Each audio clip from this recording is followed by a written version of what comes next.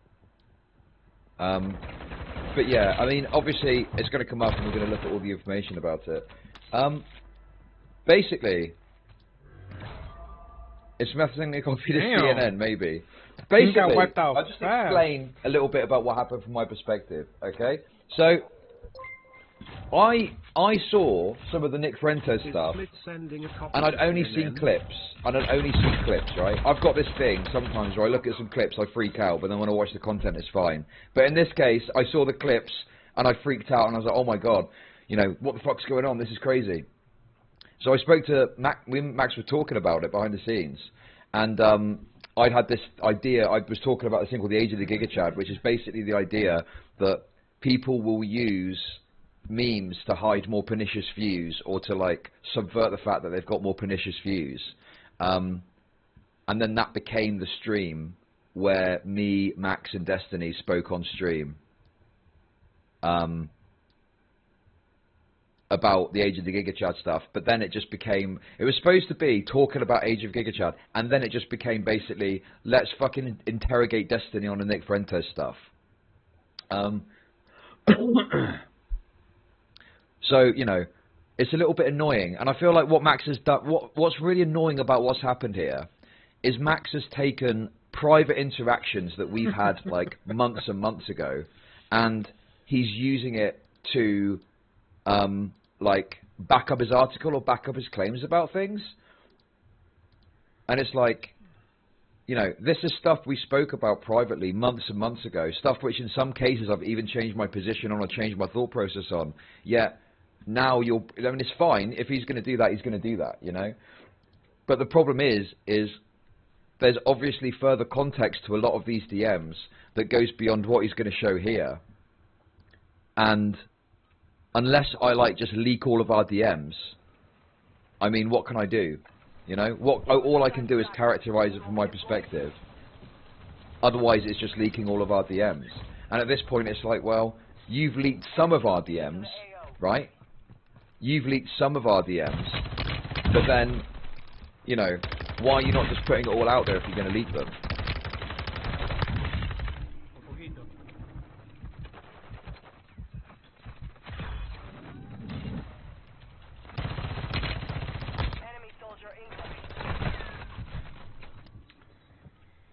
Come on, Chad, you got this. Don't worry, they'll get you to 5K. Oh. Anyway, come on, let's get into this. Logless became a member. Me and Destiny's platforming of Nick Fuentes. My 6th grade teacher had us do a family tree assignment as homework. Other than calling me the brown boy growing up, this was the first time I'd ever thought about my ethnicity. I took down my father's oral history of his side of the family. He told me, in Vilna, Poland, your great-great-grandfather wrote one of the first Hebrew encyclopedias. I jotted it down, thinking it sounded like a noteworthy accomplishment. When he was in his 70s, the Nazis tied him to the back of the truck and dragged him to the streets until he was dead. Then a few people escaped on a boat, in my father's words, everyone else died. I have before, but... When my great-grandfather immigrated to the US... Sorry, I need to mute the things. Oh, hey, Ziley, thanks for the $5. I need to... Sorry, guys, I need to mute this so I can read. When my great-grandfather immigrated to the US, he kissed the ground at Ellis Island and changed his name to Abraham Lincoln Liberty. My grandmother's family, thinking that was a bit weird, adopted a more Jewish-sounding Liebert. My brother's middle name is Liberty. There's a brand of Holocaust remembrance that says Nazis were a singular evil. Anti-Semitism is a vile sickness that must be contained and extinguished. Israel is the motherland of all Jews and has an inalienable right to exist. I was taught the other brand. The Nazis were normal, everyday people. Banning anti-Semitism only increases a conspiratorial thinking of people who hate Jews. And Israel is an ethno-state where Jews have more rights than non-Jews. Jews taught the first brand of Holocaust remembrance. Proud Jews picture themselves being chased, hiding in attics and cellars, and being herded into gas chambers. Can you please say the Holocaust was bad? The Holocaust was very bad, okay? I do not agree in any way with the Holocaust or the actions of Adolf Hitler, to be absolutely clear here, alright?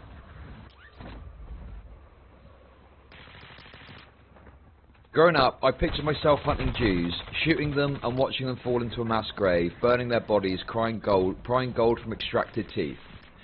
To call a Nazi evil is Holocaust denial. To dehumanize Nazis is Nazism itself, and doing so gives people the ludicrous impossible idea that somehow we know when we're wrong. The Nazis did not know they were Nazis. Enemy dropping into the AO.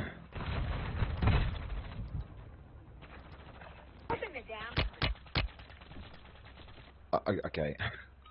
Never forget to me always meant never forget to look in the mirror. On January 2022, when I did my first live stream on Twitch, I averaged around 500 concurrent viewers, and over the months the number gradually increased.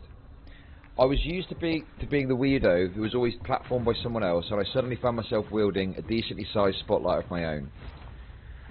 Lauren Southern asked me to play Call of Duty, and I readily agreed. I knew she was controversial, but so was I. My controversial 2020 review of the movie Cuties had made thousands of people think I was a pedophile. People called her a Nazi, they called me a pedophile, fuck political polarization, let's play some video games. Then I learned that in 2017 she protested on a raft in an attempt to block a rescue ship and from leaving port in Sicily and filling up with illegal immigrants.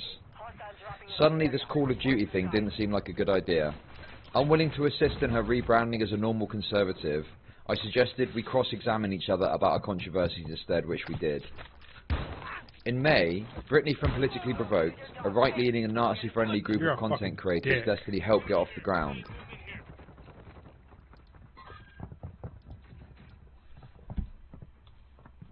Wait. Wait. I'm not sure if that's true. Does he just mean, like, had debates on their channel?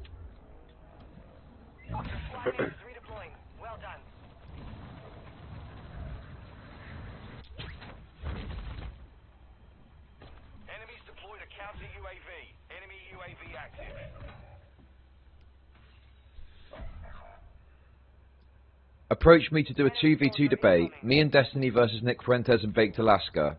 The topic would be the January 6th Capitol insurrection. Before the insurrection, at the nearby Freedom Plaza, Fuentes told his followers, "Our founding fathers would get in the streets and they would take this country back by force if necessary, and that is what we must be prepared to do." Baked Alaska live-streamed himself inside the Capitol and was sentenced to 2 months in prison in January 2023. At this point, though I loved Destiny on a personal level, I'd come to the conclusion that he was incapable of taking anything seriously except himself, the only topic about which he has zero sense of humour. The three of them would have enjoyed some jovial sparring while I indignantly poured my heart out about my love of America. I turned down the debate. I was replaced by an 18-year-old progressive Swedish streamer named Rosewrist. Don't let his age fool you, he's the best debater I've ever encountered, weakened only by his admiration for Destiny, which I suspect he will grow out of if he hasn't already. The debate was streamed on May 22nd and uploaded by Destiny with the title, Destiny and Rosewrist Trigger Fuentes and Baked Alaska in January 6th debate. It went as I expected it would, with Destiny and Fuentes snickering throughout and trading playful jabs. I became concerned that, despite his oft-repeated goal of putting audiences to the left, Destiny was sanitizing Fuentes by treating him like he's just another wacky streamer, rather than a racist and fascist politician with a sizable following. The gravity of January 6th was not at all apparent in the debate. Listening to the typical debate bro sparring, you'd have no indication that just 4 months earlier, Fuentes had been subpoenaed by the House Committee investigating the insurrection. Nor would you have an inkling that in November 2022, 6 months after the debate, Fuentes would be having dinner with Kanye West and Donald Trump. When Nick said, "I say that we should not leave this Capitol under Donald Trump is inaugurated," what did he mean by this? Destiny laughed. He meant in 2024. Rosewrist laughed.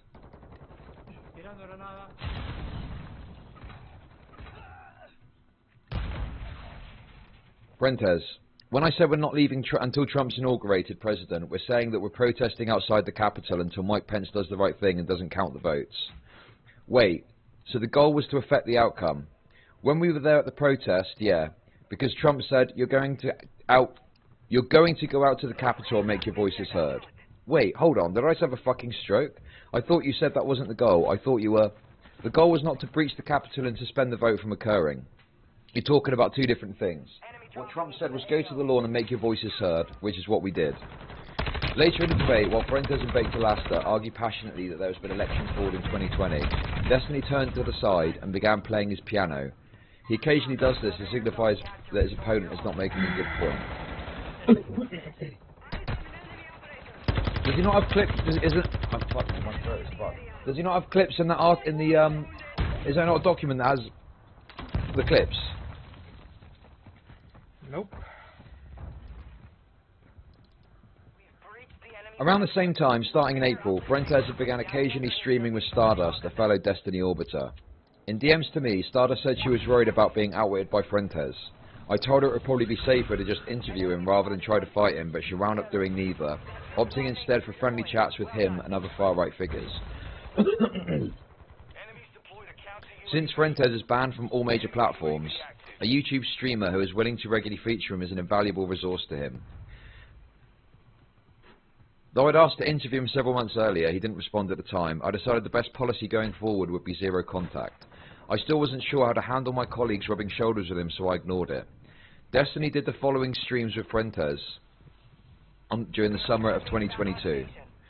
An excerpt. Destiny, while playing a video game. Let's say that you could wipe away all of the, like, Jewish interests. This is a really hard question, obviously. Like, what percentage do you think of the problems would that fix? Oh, for you, would that... fuck's sake, I can't read! What percentage do you think of problems for you that would fix? Or in terms of, like, building your dream America or your dream society, how much does that go towards making your world what you want it to be? Oh, I think one of the VODs got hit with a copyright thing. I think all the content's going to be out at some point, so... that's a good question. I don't know exactly. And I'm not talking about, like, a genocide. I'm just saying, like, you snap your fingers and it disappears or whatever, right? Yeah, I'm not trying to Holocaust or whatever. Fuentes, laughing. Yeah, well, I see what you're saying. What percentage of the problems can be attributed to influence of power? You know, hypothetically, if we're conceding if we're conceding there is that for the sake of argument, probably like 30 to 40%, maybe 50. So still a sizable amount. That's a pretty big amount. Do you feel like your community and you are 95% in line with what you believe in regards to this stuff? Fuentes. Yeah, I think for the most part there's agreement. Okay. July 18th, talk with Nick Fuentes about Lauren Southern and a manifesto. War on Women panel with Fuentes, Taftaj, Stardust. Sneeko connects with Nick Fuentes. Talk with Nick and Lauren about their beef. Race debate with Sneeko, Abba, Gideon, Young Don and Nick. In this stream, Sneeko had brought Fuentes onto a panel with 3 popular black creators, introducing him as a friend. Fuentes, a skilled rhetorician, began to proselytize about race with little pushback, and in some cases bemused laughter from the black streamers.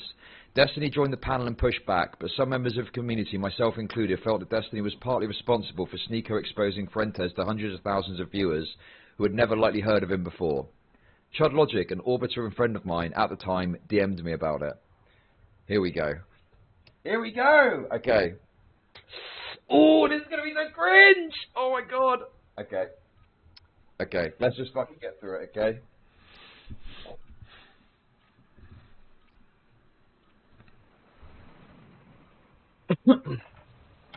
Ex-friend. Ex-friend. Oh man, it is so fucking cringe. I remember these conversations, man. Oh, I was freaking the fuck out. I was freaking the fuck out at the time about Nick Fuentes.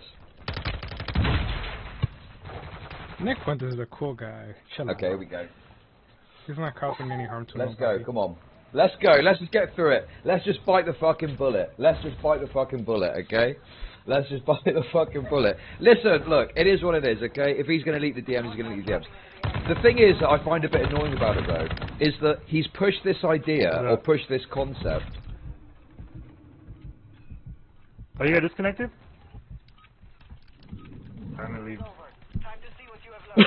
The only ever leaks DMs if someone burns him first in terms of leaking DMs. I don't think I've leaked any DMs. The worst I've done is shown like a screenshot of me saying to him, don't go fucking ballistic or something like that. Anyway, let's get into it, okay? Let's just bite the fucking bullet. Here we go. Man, wait. Okay, did you watch the crazy panel last night? Man, it's kind of worrying how people fall so hard for Nick Fuentes. I saw 30 seconds of it and couldn't watch.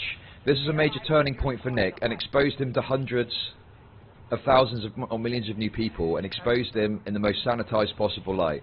Man, I feel like Destiny has this kind of habit of like giving some cover to the worst people, then swooping in to debate them at the last minute. It happened with Lauren Southern, happened here too. I mean, I've got to be honest with you, with new information, the Lauren Southern thing I view in a very different light now, okay? Let's just say I'm viewing the Lauren Southern thing in a very different fucking light now with what has been revealed. But nonetheless, let's continue, okay? Let's continue. But it's difficult to provide this feedback in a way that people don't lose their shit over. Max. Destiny has helped Fuentes and Southern immensely. Even if he destroys them in a debate, the fact that he's debating them at all and being friendly with them 90% of the time lends them a ton of credibility. He repeatedly said he wants to talk about whoever he wants and sees it as a responsibility though. I wouldn't go on that panel. Destiny's audience seems to be like that he doesn't take on that responsibility or put it on others. Chudlogic. People keep sending it to me to watch. Keck top memes like, Nick Fuentes is a fucking racist man. Is it really memes? Yeah, it's all a joke. Even though we know people get completely and absolutely radicalized by the political content they watch. When did it become funny to just be racist? Oh my god. Fringe! Okay.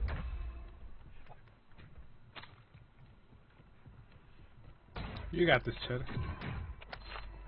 But, I will, listen.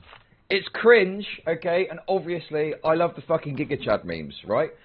But I do think that there was a period of time where it was like, you know, Nick Fuentes' what I saw as like serious statements about race and about stuff like that, right?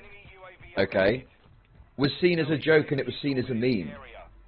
Do you know what I mean? And I think especially if you look at the context of what's happened since those streams happened, especially like now people are going, oh yeah, Nick Fuentes is a Nazi, isn't he? And it's like, yeah, he was always a fucking Nazi. He was always a fucking Nazi. He's not. That's the one thing you guys always get wrong.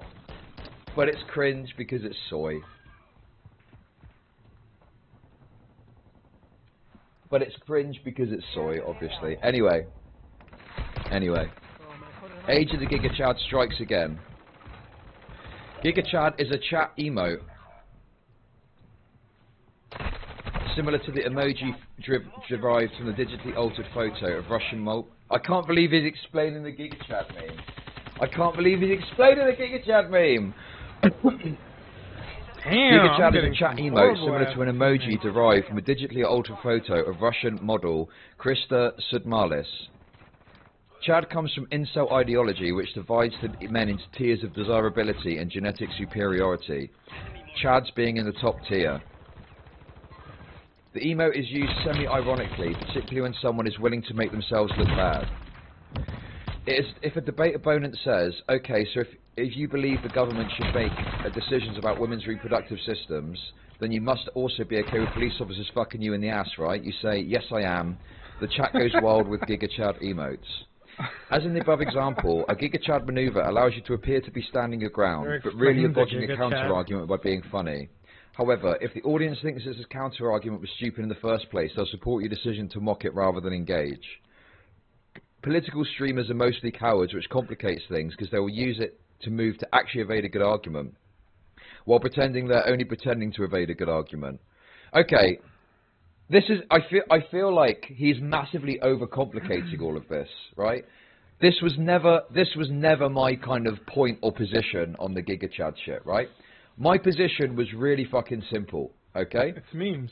It was that it's all about the memes. You had someone like Nick Fuentes, okay, who would unironically say some fucked up shit that he believed, right? People would think, oh, is this a joke or is this a meme? I don't really know. And would then like GigaChad it, right? But it's like, no, Nick Fuentes truly believes some of the stuff that he's saying. right? That was always my point with the Age of the Giga Chad stuff. So, obviously he's got his own view and analysis on it, but like...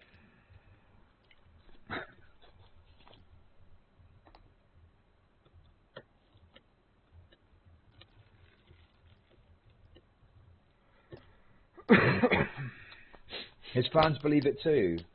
Well, that was always the point. Is like, so you had Nick Fuentes going on a Destiny stream, right? You would have, he would say something about Jewish people, right? He would say something bad about Jewish people. Maybe there'd be Pepe posting or something, right? But his audience would obviously love it and think, yeah, based, F the Jews. But then people would also, you know, act like they kind of supported it because it's like so extreme, but he actually believes what he's saying. Does that make sense?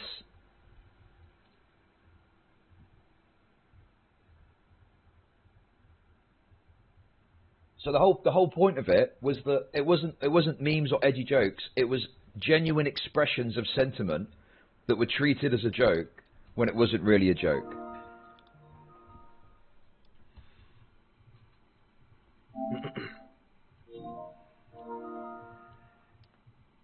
Part of your argument, I thought, was also that you couldn't have any real conversations because real combos were soy. Yes, that is another thing as well. And I'm experiencing it right now. I'm experiencing it right now. Very meta, but I'm experiencing it right now. I saw you called and then you didn't answer your phone. And to talk about some of the issues, people are going to think as soy, and they're going to mock you for doing that. Even though there are some genuine points to be made, where you've got people who are unironic racists, unironic Nazis, etc., making jokes. It creates this dynamic where if you're engaging in unironic bigotry, there is a level of protection that's afforded to you in the discourse, because it's like you're saying it so blatantly it's seen as a funny meme. Hours and later, it was like less than an hour. This person's actually racist. I saw the time you called. Oh, look at this soy motherfucker. Oh, soy, not da da da. There's even a dynamic of it in my community that pisses me off. Of course, I woke up and I saw the time and I was like, and I just get the fucking soy nod. Now look, at the end of the day, what it comes down to with me is it's just memes. Like, it doesn't really bother me that much. It's funny to get annoyed about it. But when you're talking about someone who is like a genuine political operator, I do think it's worth just being a bit more... No, but I was trying to run zombies yesterday, and then I think I woke up kind of late, and then by the time I got on, I didn't see nobody else on. And then I think... you intentionally created that dynamic. I think my cousin was going to get on. Yeah, but with me, the stakes are very low. I was just playing with me, the stakes are very low, right? If I give a trait, you know, if I do some Giga Chad racist shit, obviously I'm memeing, right? But then if I do something where it's like, guys, you know, I'm looking at this rape thing and going on about it, you know, this guy actually raped a woman, like, this is crazy, and everyone soy nods me, right? What does it fucking matter? Like, there's no stakes there, you know? It's not like anyone's going to fucking die off the back of it. Or it's not that there's anything that's going to happen. Whereas, like, with Nick Fuentes, although I do still think there was an extremity of, like, this idea there's going to be a Holocaust because Nick Fuentes is going on Destiny's stream. You know, I do think there's a dynamic that's worth recognizing when it comes to, like, discussing that issue, you know? But, yeah. So, wait a second. Hey, Cowboys, thanks for the 9.99. So should we just wait until you grow enough that your festering chat becomes a problem? My chat isn't a problem at all. My chat isn't a problem at all. There's been at least one explicit white nationalist that left my community when he realised that I didn't agree with him that European equals white. So what's up? We're gonna play zombies later or what? No, not today. And not today. Let's just start a game. Another one as well, I think. I think he still watches. What do you mean? Oh, it's safe for you, huh? I think he still watches. Anyway, come on, let's continue. While pretending they're only pretending to evade a good argument, it's costly to take a hard stance on anything, so streamers will avoid if possible.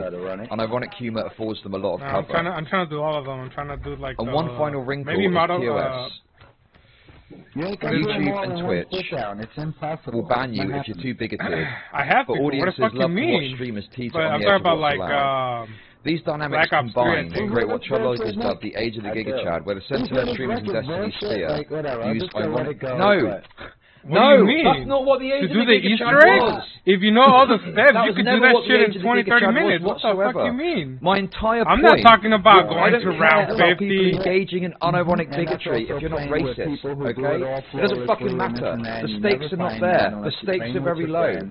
It doesn't fucking matter if a centre-left streamer does some edgy racist jokes. I do fucking stupid edgy racist jokes all the time. Like, let's be honest here. Use ironic bigotry to gain status and avoid appearing soy, effeminate sensitivity, and thus implicitly endorsing progressive cancel culture. As it stands, the community is ill-equipped to condemn actual bigotry as long as it's funny, and Nick Fuentes is funny. No, that was and they plan on playing Call of that was never my fucking point, right? My point was never, oh, no progressive streamer that does edgy stuff can you know, challenge bigotry. That was never my fucking point with the age of the Giga Chad shit. It's so fucking annoying. It's so fucking annoying that Max's interpretation of this is that when we just ate and shit, and Little Ride just turned on his PlayStation. I was like, yep, I'm going downstairs and I'm gonna get some Call of Duty. Man, it's really fucked up. I think I'm feeling a bit burnt out, to be honest. Yeah, called me before. Oh yeah?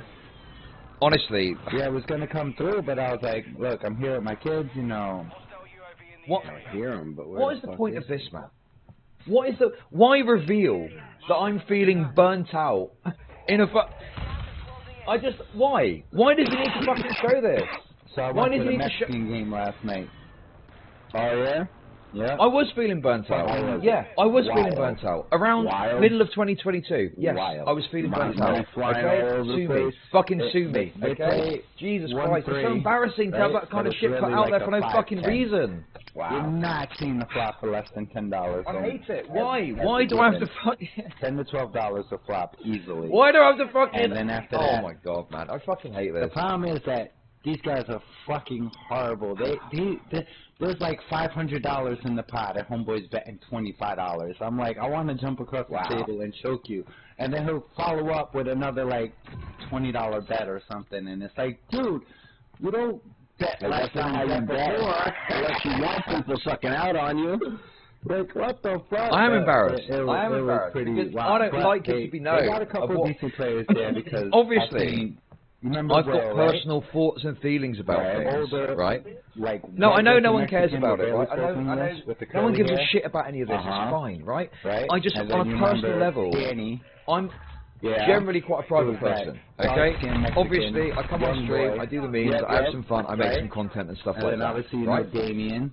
And yes, at times, even though it seems easy, some of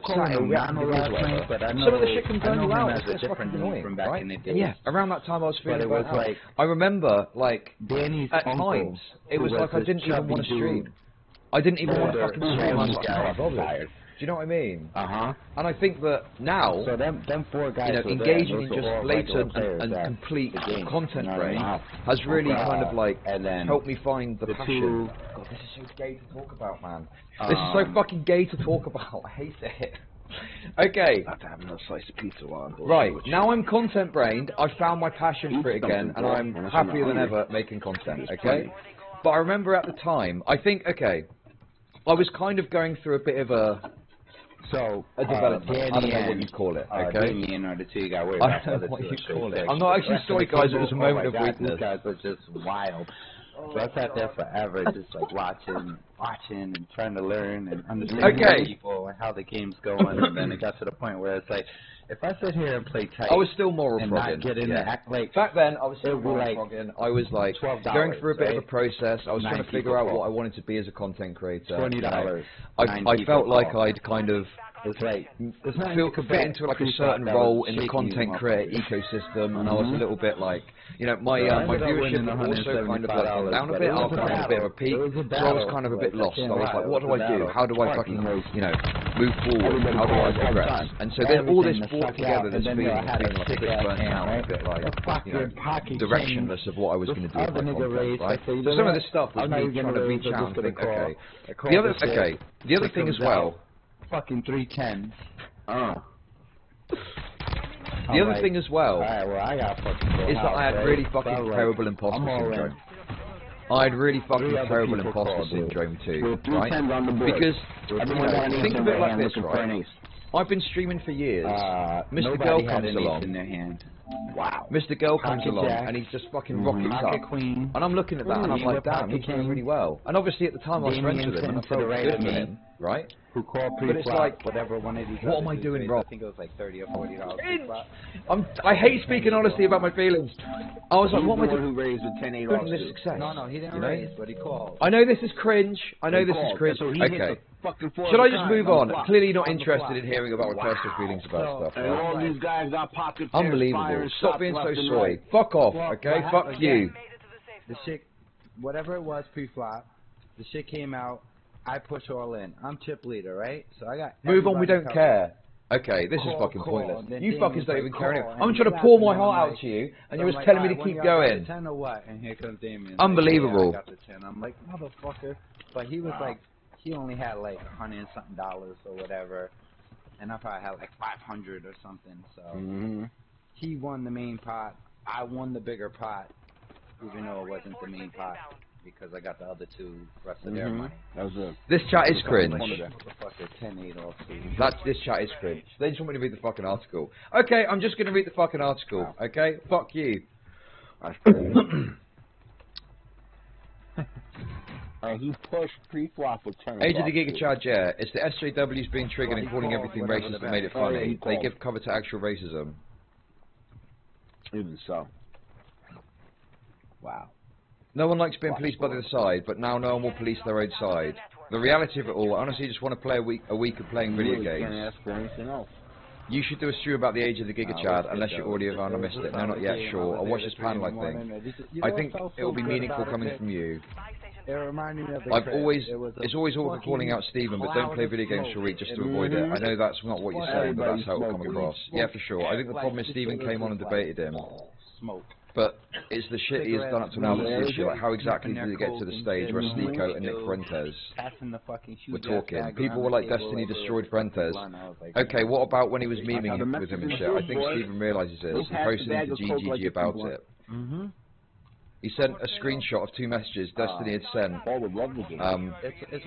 his offline chat. I got to lean in harder against Nick with so many dudes present. Can't let him preach to so many people like that. No. So maybe I'm reading too much into it, but this comes across as him realising shit's getting real and wanting to rein it in. Man, these clips are stomach churning. Yes, it almost doesn't matter what he says now. Sneeko wouldn't have even known Fuentes existed. I haven't watched any clips, but I keep seeing screenshots of everyone laughing together except Stephen. This is the largest panel I've ever seen Stephen streaming. Nick says racist thing ironically, but we know he really believes it. Every black person starts laughing. Oh shit, I didn't even tell you. I'm in a group chat with DGGers. Nick Fuentes is in there. Had a super fucking basically, you might have seen some drama about some of these DGG group chats, but I was in this group chat, and Nick Fuentes was just chilling in there. Back here for a while. Nick Fuentes was just chilling in there. It was so fucking weird. Wow, should have called you. It was so fucking random. It was like, why the fuck is Nick Fuentes in here? What the fuck? And everyone was just like laughing and memeing with him. Anyway. Shit. Nick is allowing them to believe that he feels about the white people the same way they feel about black people, but that is not true. The black people on the panel want equality. Nah, but it's a pretty... And maybe some of them want their own spaces. They do not want an ethno state where whites are enslaved or killed. Yeah. Since I realised I'm not going to post it there, I don't want Nick Fuentes know my business, what the fuck. People wishing him happy birthday. Honestly, I think I'm disturbed by it. Like, it has a profound effect to see it firsthand like that. This guy is bad fucking news. Yeah, I can tell you freaked out. Yeah, sorry, man. MrGirl, ever since I saw the clip of him saying explicitly that you have to pretend you're joking when you talk about Jews or denying the Holocaust, I've been horrified by this adept use of humour, and yeah, the path to power and prominence afforded to him by the age of the Giga Chad. Racist jokes are supposed to be funny because you're making fun of racist people. Nick just seems like a sociopath who knows how to work a room and accomplish multiple complex goals at the same time, while seeming like he's just screwing around. 2 days later, Chudlogic told me that he'd watched the full race panel and that it wasn't as bad as he originally thought based on the clips. Why has he not included that part of the conversation? I didn't realize there was an upper area until after I killed him. I don't even bother with flashbangs. Why has he only included the part of me being Giga Soy? That's really fucking annoying. But yeah, I watched the panel and I was like, okay, I was a bit freaked out about this, but actually it's nowhere near as bad as I thought. And actually there's like pretty reasonable pushback. Why include any of it? I mean, because he wants to destroy me, right? Obviously he gets destroyed. Max gets destroyed by being called a rapist pedo, okay? I get destroyed by being called soy. I get destroyed by being called soy. That's what's going on here. A little behind me. I started earlier yesterday. I feel like I should just leak all of our DMs. Like, if he's gonna selectively leak DMs to paint a certain narrative, why the fuck shouldn't I just leak all the DMs and you can all see what's what? It's so annoying. It's so annoying to have your DMs selectively used. Wow, you have a sliver of life. Wow. Oh, you guys are... Wait, you guys are playing next to each other? Who's here? It's so fucking annoying to have your DMs selectively used to paint a narrative that, by the way, I don't even fucking support, okay? I don't even fucking support this narrative that he's perpetuating. But yeah, because we spoke privately months ago and I was a bit fucking sorry to him in DMs, that gets put into an article and is used to support a narrative I don't even agree with. It's so fucking annoying.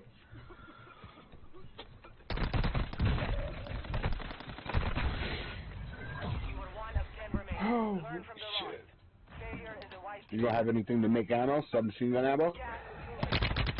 Oh. You got some salvage for shotgun shells. Oh, but you don't have enough. Yeah, you can make some machine gun. There you go. Don't worry, your boy got you. Fuck that nigga up. Do it again. Oh, right in the eyeball. That's on his back.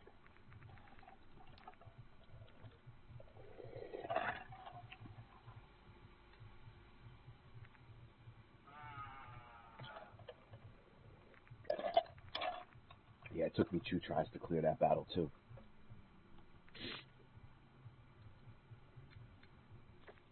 I'm fine.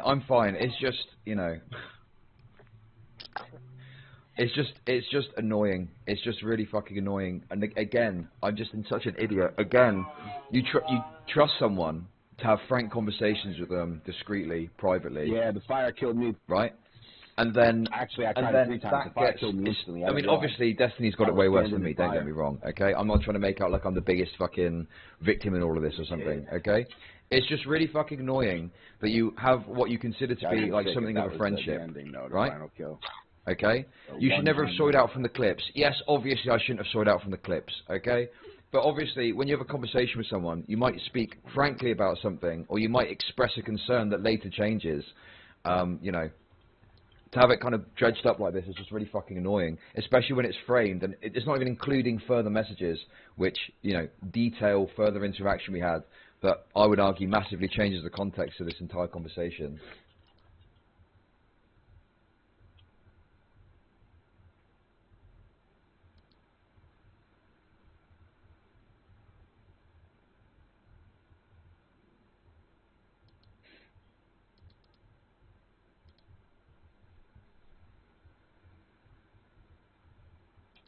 Yeah, I'll stay in here and bullshit, which is somewhat, you know, I'll go in and out.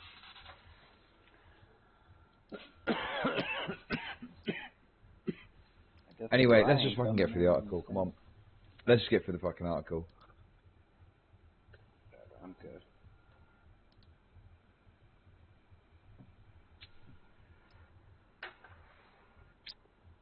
I don't know, man. It's just really fucking annoying.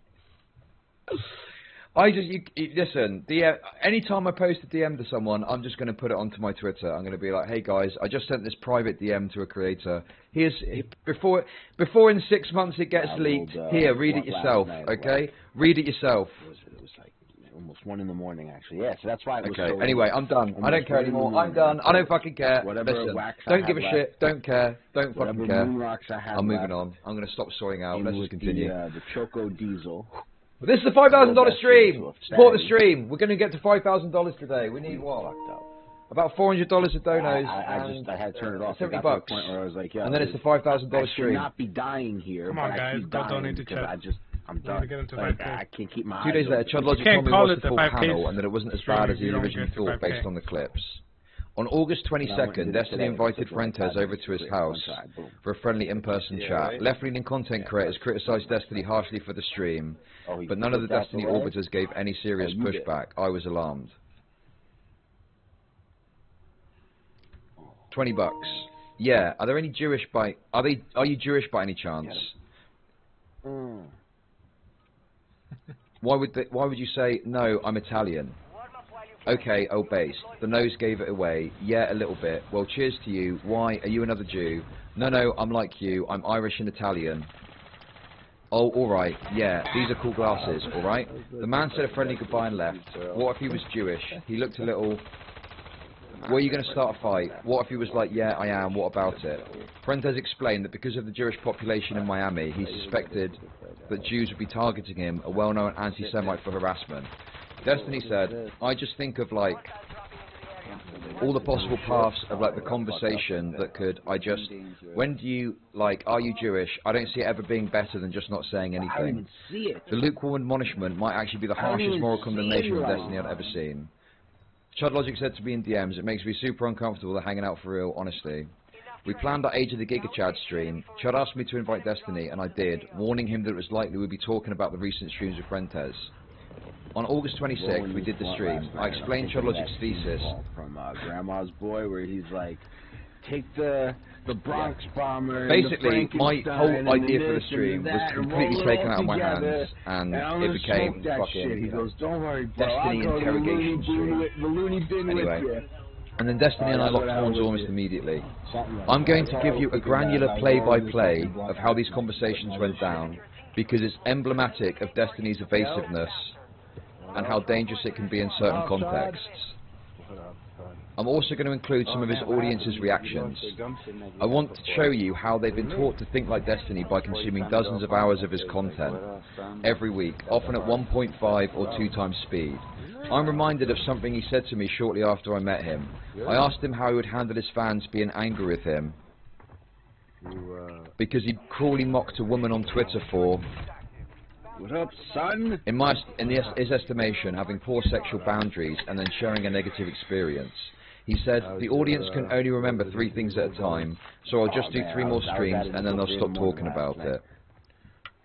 Wait, DK, what was the schism? Was this stream when there was massive drama in my Discord as well?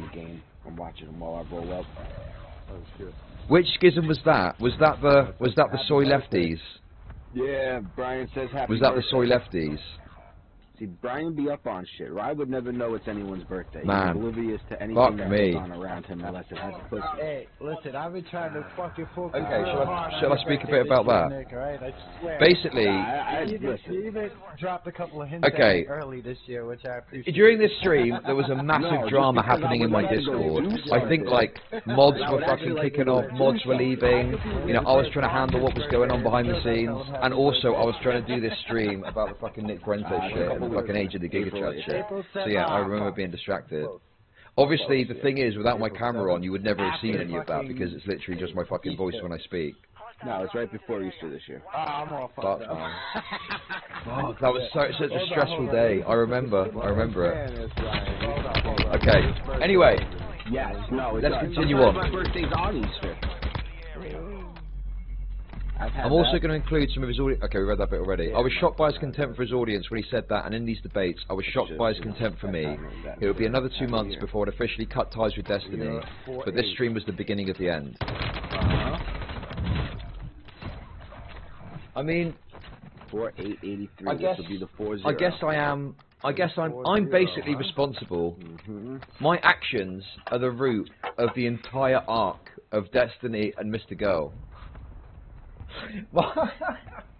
Me freaking out about the Nick Fuentes streams in MrGirl's DMs actually led to all of this happening. I would imagine Brian saw it on Facebook. I'm the architect of all of this. People's birthdays. That's insane, man. Use Facebook, but Is that true? I don't want to take credit too much. Was I the seed of chaos? Yeah, it's pretty much the only thing it's good for these days. Fuck, man. Yeah. That's wild. Look. I was genuinely freaked out at the time about the Nick Prentice stuff, okay? I was genuinely like, oh my god. I wasn't just doing it for content, okay? I wasn't doing the long game. Oh, if I fucking freak out about Nick Prentice to Max, we'll arrange a stream with Destiny, it'll all kick off, and then 2 months later, they're going to split up, and then he's going to write an article, about Destiny, and then I'm going to be able to cover it for the $5,000 stream.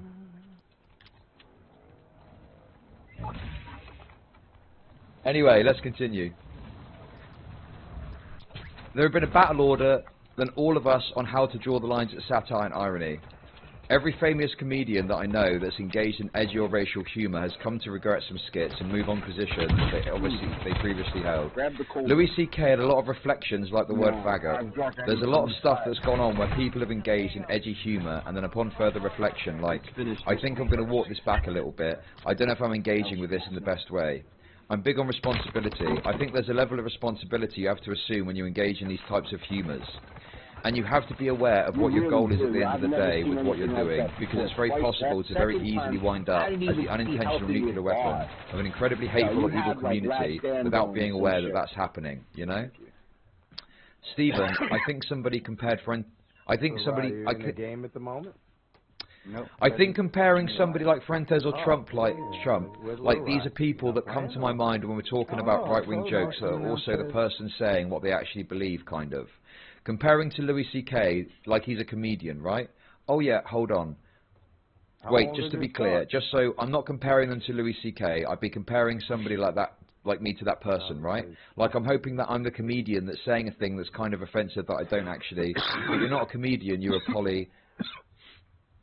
You can cope like that all you want, but comedy is part of that. A part of what we do, whether you're, no, I'm not coping, motherfucker, okay, Jesus. I'm saying that your existence online is not, you're not a comedian. People don't say, who's Destiny? They don't say, he's a comedian, right? Sure, you're wrong. You're just wrong. People that do YouTube, no, actually, I'm right, for entertainment, right? That involve elements of comedy, that those aspects of comedy can involve irony. Yes, satire and irony is not reserved for people that write comedian on the tax forms. I'm not saying that this. I'm not saying that is it. Oh, you're in here? Yes, sir. Chud is the wait. Chud is the sum of a remainder of an unbalanced equation inherent to the stream. Despite my sincerest efforts, I've been unable to eliminate from what is a kind of harmony of mathematical precision. Why are you matrix posting? Why are you matrix posting? That's a Matrix meme. That's the fucking architect. Oh, I get it, because I was memeing about the architect thing earlier. I'm not saying that is. I'm saying you're literally, if someone asks you who you are, who's your buddy Stephen, I don't say, he's a comedian. Yes, okay, maybe. I'll phrase this in a way, because I don't think, there's no way you can possibly disagree with me here, so let me. Just call me stupid, let it flow. No, it's not stupid. You're playing semantics games.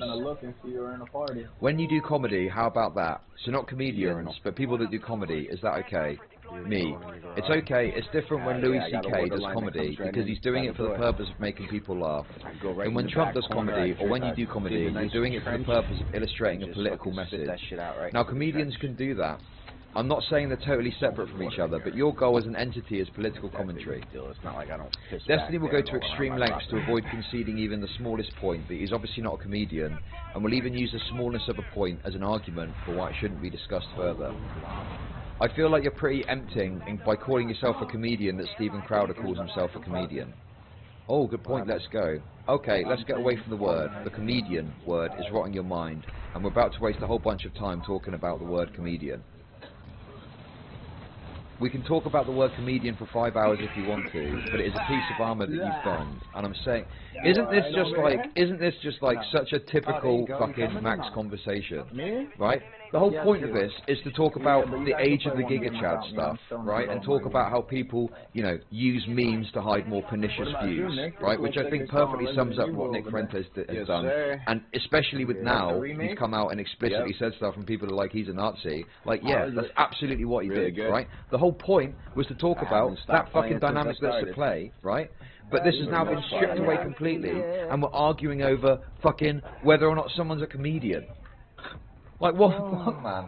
It is literal classic Mac shit. We've moved so far away from the topic to have a meta conversation about the conversation. It's fucking the most insufferable shit. Anyway. I want to acknowledge that you're putting on that armour because I don't think you or me or Chud deserve that armour. I don't think Steven Crowder deserves the comedian armour either. I think a comedian gets a certain leeway to say more outrageous things for the sake of a joke than a political commentator. Okay, I totally disagree. Who is the affair with? So I don't even know where to go from there. What other thing I wanted to throw in there too is there isn't a court case for Tucker Carlson. There isn't a court case for Tucker Carlson. I mean, he didn't say he was a comedian, but I think it was something along the lines of nothing he said is supposed to be taken seriously. Me, I think that is defence often used by infotainment people like us. We're telling you stuff that's happening, and we're telling you what we think about it, and we're making jokes along the way, but I think you don't get your news or political takes from a comedian, but you do get them from Destiny. What would you consider Jon Stewart, The Daily Show? Oh, you're getting suplexed. Infotainment, Jon Stewart ain't the same as Louis C.K. I think the Steven Crowder thing is probably the best example, because Steven Crowder calls himself a comedian. What defence, if any, does that give him, and why would that not apply to you as well? The same defence it would give any of us, I would say, 100%. Well, that's why I don't think I should do it. Okay, you can argue that point if you want. I would just disagree. I think that one problem in your head is you think that when I say that it's comedy, that gives you carte blanche to say or do anything. You can still be responsible within the realm of comedy. No, I understand. We all do comedy from time to time. I'm just saying we're not comedians. Okay. Fuck you. What is the difference between responsibility of a comedian versus just a normal person? I'm just curious, what do you think is the difference? Because I don't see any difference in the responsibility whatsoever. You're not a normal person, you're a political fucking giant. You're not a normal person, and like Trump isn't a normal person, right? People with huge followings and huge amounts of political influence are not normal people. I would say me and Chud aren't even normal people. I don't disagree. I'm trying to find a difference in what you think the responsibility should be between me and a comedian. The difference is that people are looking to you to figure out what they think about politics, and people are not generally looking to Louis C.K. to figure out what they think about politics. Do you not think that people are influenced by the types of jokes or things that these people say? They are, but there's similarities. You're asking me the differences. You're asking me about differences. The difference is a fan of you or a fan of me or a fan of Chud is looking up to us politically. Okay, I understand what you're saying, I just don't think there's a difference. Okay, so I guess the concept is, then because there's some level of this, looking at this happening, the concern is rooted in the idea of like going for a friendly meal with Nick Fuentes, even if, you know, having a disagreement with him at some point is a problem, right? That's kind of where we are with this, I guess. Awkward silence. Well, what do we want to say? Chudlogic seemed to be stalling out, so I decided to speak for both of us again. Okay, I have some things to say about... Okay, again, the whole point of this conversation is to talk about this dynamic of the age of the Giga Chat, right? I didn't come into the conversation to argue with Destiny about whether he can refer to himself as a fucking comedian or not, right? So obviously this conversation is fucking rapidly flying away from like where it's supposed to be. So yeah, of course, I'm thinking, I don't want to fucking argue with Destiny about fucking whether he's a comedian or not. This is supposed to be about the dynamic of people using edgy humour to hide their shit. Anyway. Not according to Max. Oh, what the hell is that? Okay, I have some things to say about... Chudlogic interrupted me and folded immediately. The thing that, okay, right, we planned this ambush very, you know, in a lot of detail. We just spoke about it behind the scenes. I'm sure MrGirl doesn't mind me revealing a few non-specific details that, you know, flesh it out a bit. But, you know, there's been a few times where, like, you know, I've sorted out a bit when I've seen something you're doing, and I'm like, what the fuck is this? This sounds crazy. But then when I watch the content, I'm like, okay, this doesn't seem as bad as I thought. Like, some of the ways it's described on Twitter and stuff, obviously you buy into it a little bit. And then lo and behold, you look, and you're like, no, Destiny has gone on and fucking slammed Fuentes in this, you know, Sneeko conversation, you know? And then it's the same thing, where I'll be like, fuck me, you went for dinner with Nick Fuentes, what the hell? And then I watch it, and I'm like, okay, this doesn't seem quite as bad as I thought. So I keep having this problem where I have a reaction to it, and there's been times where I've messaged MrGirl and be like, oh, did you, what's going on here? What's this about? Have you seen this? This is crazy. And then I watch it, and I'm a bit more like, okay, well, that's fine. What? And then MrGirl gets freaked out because, you know, I've watched it, and I'm not freaking out like I was before. Do you know what I mean? And it's like, but I do understand having an emotional response or emotional reaction to the idea of it happening. The problem I have, what's the actual harm, or what's the actual outcome off the back of, even if you think it's bad, even if you think there's bad things happening, what is actually going to happen on the other end? Like, are we going to have the Fourth Reich? Are we going to have a Holocaust? Like, probably not. So what's the issue, you know?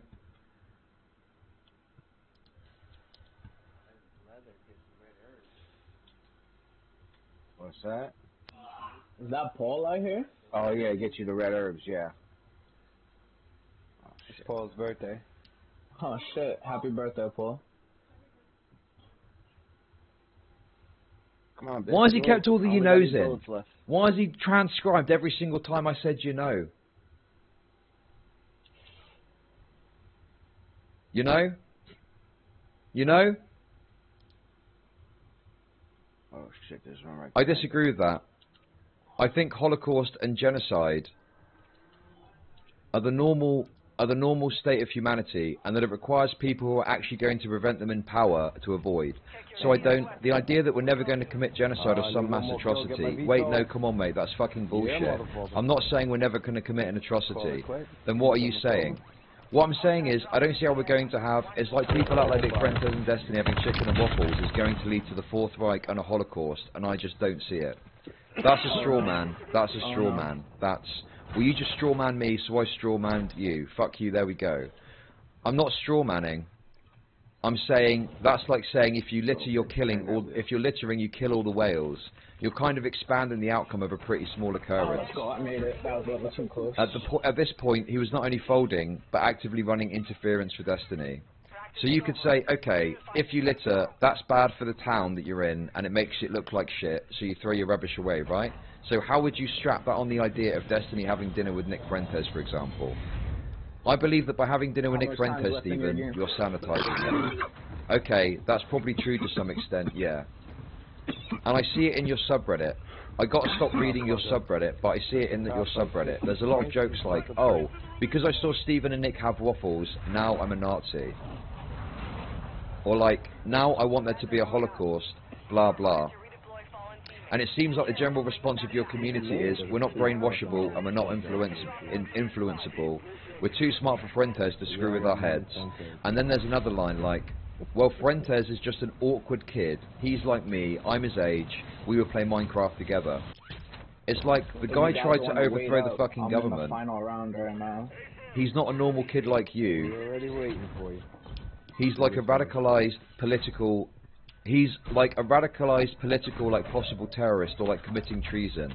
Yeah, he might play Minecraft. Yeah, sure. It's weird to see somebody who does things like that and then see the human normal side and be like, oh, they're like a normal person.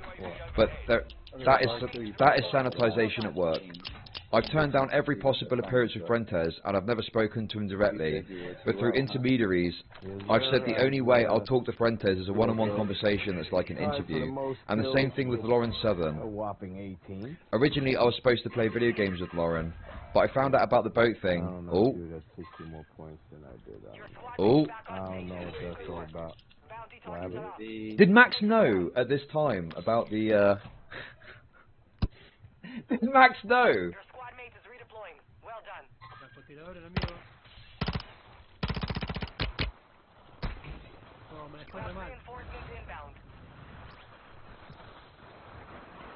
Look, okay.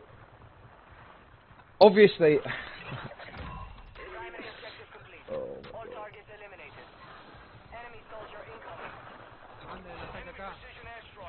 it's okay. There's no confirmation. It's an open. People say it's an open secret, right? People say it's an open secret of the affair thing. You know, I don't know if there's any hard evidence that exists, but you know, let's just put it like this. When we were talking about it yesterday, there was a lot of people in chat saying Lauren Southern in chat.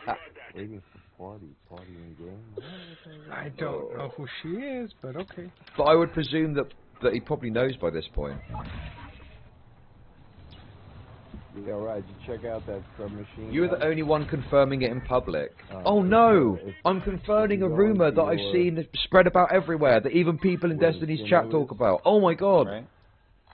I don't know how far along you are with your battle pass. Honestly, I feel like people are just freaking out at me because I'm just saying what everyone wants to hear because it's probably true. Okay?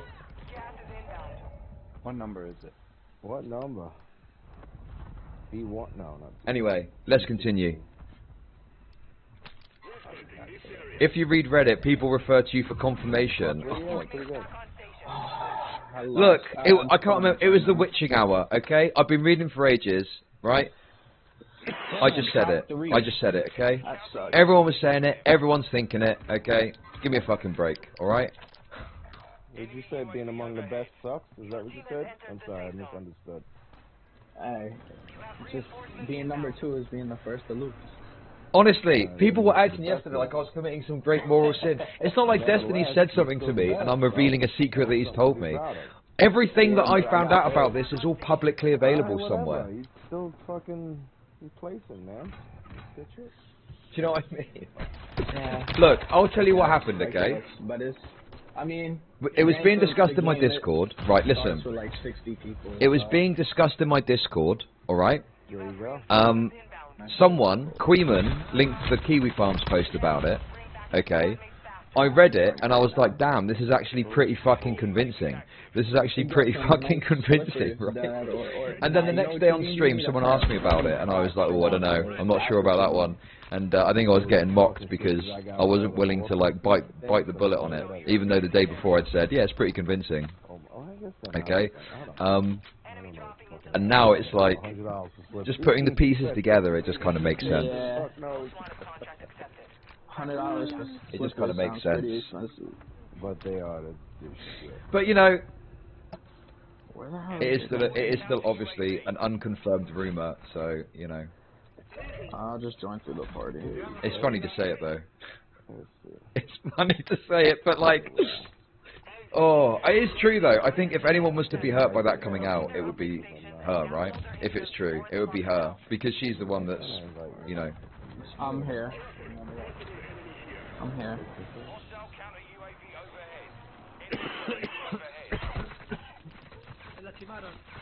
Alright, the question is, what the hell was I doing? I'm trying to get my shot. Right, oh. Right. Yeah, but you can. Okay. Oh, look, I went first. Let's just keep going, okay? If I betrayed anyone, it's MrGirl. Okay, I was saying that Nick Fuentes is going to bring about the 4th Reich, and then when we get on stream, I'm like, nah, it's fine, don't worry about it. Oh my god! Okay, let's continue. Let's continue. We're in the $5,000 stream. Come on, give me some more money. Give me some more money. Come on, guys. You guys. By the way, I just want to point out as well, I'm pretty sure that I said to Max before this, I don't think that Nick Fuentes is going to bring about the 4th. I don't think that Destiny and Nick Fuentes talking is going to bring about the 4th Reich. So, yeah, sure, I appreciate, you know, this looks a bit kind of cringe on my part. It looks like I've got all these takes and then on stream I'm like, you know, backing away from it. I think the thing is I'd watched, I remember before the panel started, I'd watched the video of the Nick Fuentes Waffles thing, and I was like, this seems fine. Like, it wasn't nearly as bad as some of the clips had made out. They were debating and they were arguing, and I was like, I'm about to go on stream to argue why this is bad, and it seems fine. And then when we all spoke, I think a lot of this is missing the conversation. But Destiny had some like pretty convincing arguments about like what he was doing with Nick Fuentes, and it seemed to take into account some of the concerns that I'd had about, you know, Nick Fuentes doing certain things to try and ingratiate himself with his community. So, you know, I was just like, I guess I'm running around this map. But then obviously it looks like I've come on the stream. Like, Max, we got to stop Nick Fuentes. Come on, let's get on Destiny's stream and put a stop to this. And then we get on and I'm like, yeah, this is fine. Oh. I do feel bad about it. I do. Look. In all seriousness, I remember at the time, I felt like bad about it, and I felt like I'd sold him out. I obviously don't care now, because fuck Max, but you know, I did think like, you know, I was supposed to be on his side, and then I was just like, damn it, I just got... Oh. Shot. Anyway, come on, let's continue. Charlie, God damn it. Chud the Betrayer. Chud the Betrayer. Out of me, too. I don't know. Look, I did have some concerns. Look, to be serious, I had some concerns. I freaked out excessively. When I reviewed the content, it didn't seem as bad. Destiny seemed to have a handle on it. It was not as bad as I'd originally thought. But obviously, to Max, I'd said to him, this is going to bring about the fourth right. We need to stop this. And then I was like, no, it's not. So Max's perspective was that, you know, I'd folded and stabbed him in the back or something, right?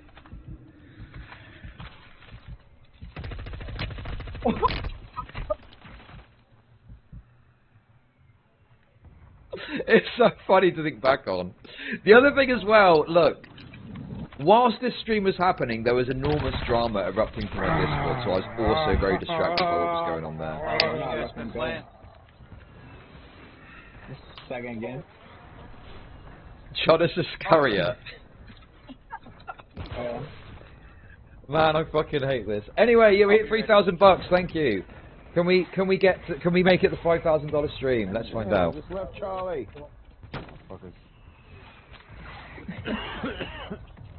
Oh shit! What the hell was that? I don't know.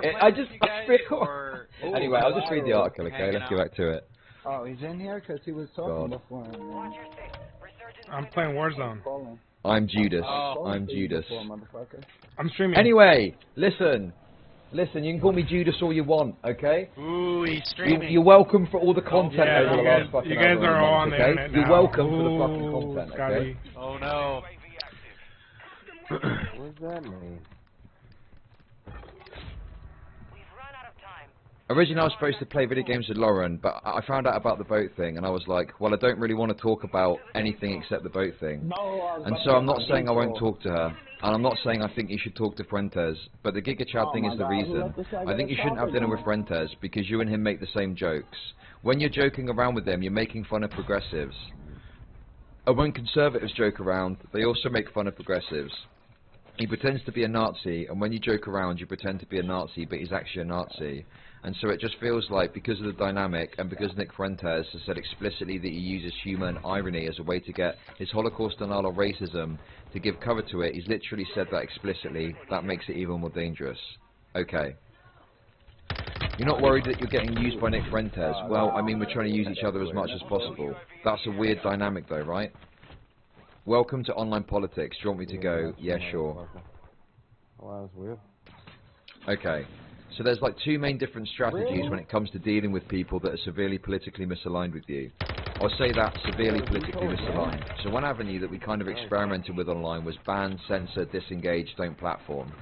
And we did it relentlessly for 3 to 4 years. When I look at the communities that are in charge of that, all of them are dead and gone. BreadTube is gone. That subreddit, if I go back and check, probably like there's no more engagement there. All of the big BreadTubers, when people were talking about them rising up and taking over, there's 114 active users on BreadTube right now. So it feels like that project of deplatform, disengage, don't address people. One, not only are they all dead and gone, two, I don't think any of these people converted anybody. I mean, I don't know, this is just true. This is just true. Maybe they got real radical people from the right.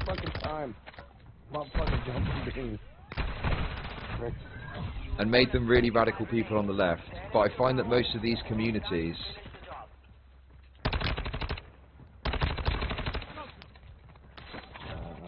I don't even know what the fuck happened. What's this? What's this? What's this? Huh? What map? What's this? Wow, you got both. What's this, motherfucker? What's this? All the people saying, "Oh, chud, chud, chud." Fuck you. Y'all sound like me now. Just to demystify this, Lauren was having a tough time with her family. Her and Destiny got close. Mel didn't like it. They backed off, but it still blew up because of how close they got emotionally. Fuck you, gamer. Complete and ultimate vindication. Okay? Fuck you. And Queeman also vindicated. Queeman was a big, pusher of this theory. Modern Warfare 2 is for babies. You gotta get on Warzone if you want to play with the big boys. Counterpoints, why are you saying... Should you be saying this? Listen, mate, look, I fucking love you, man. Should you be saying this, though? I'm not sure if you're supposed to be saying this, but okay, whatever. Look, I'm just presenting the information that's presented to me, okay? That's it. That's all I'm doing. That's all I'm doing, okay?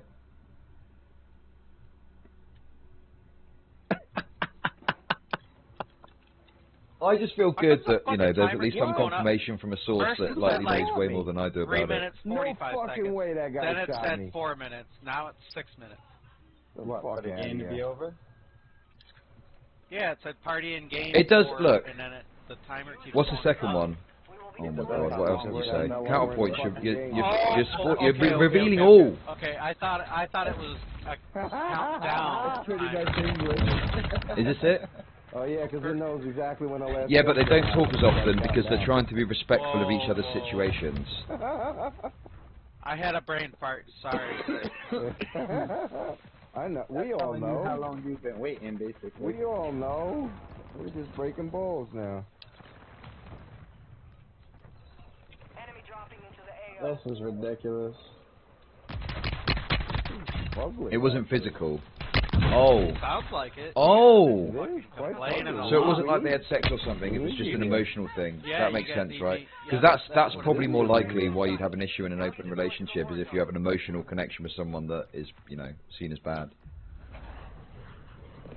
Oh, you're shredded. But anyway, I can't speak to the physical thing. I don't know either way, obviously, but I mean. Guy in B with a shotgun. Oh fuck! Really? I just left there. Well, counterpoint. Okay, I just want to point out. Counterpoints has put things in my chat, and I'm showing them on stream. Okay, that's all that's happening here, right? I'm just a conduit of information. All right. Listen. I said the name because of the conspiracy theories that I've read online. Counterpoints merely confirmed it. All right. I do. Oh my god. I do feel. Look. Oh god. I do feel bad. I do feel bad about it. But listen. 45 kills. Don't shoot the messenger, okay? I'm just a conduit of information. That's it. I'm just... This is so funny, man. Oh my god, I'm a piece. Oh. Nice. I tell you, it's not funny for Lauren Southern's husband. I bet he's not fucking laughing now. Okay, stop it, right. Come on. Oh, fuck you. Come on. If I keep playing the way I'm playing, I'm sorry, fellas. Stop it. Alright, we gotta Chudus Iscariot and Pontius Point. Or take C, that works too. Stop it! Right, come on, let's read this fucking article, okay? Oh my god, for fuck's sake. Holy shit. Did I just get killed by a fucking VTOL? Yes, I did.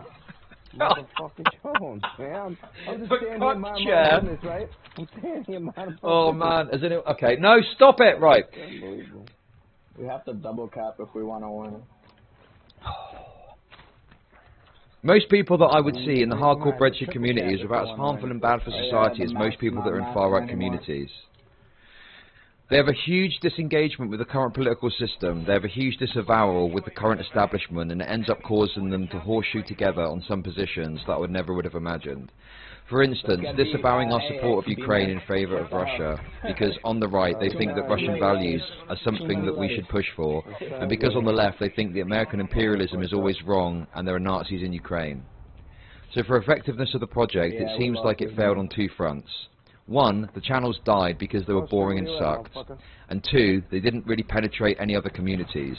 You didn't see these people besides really me and Bosch making headway into arguing with other people or gaining respect or gaining some kind of hold or having some kind of penetration into the other communities on the right.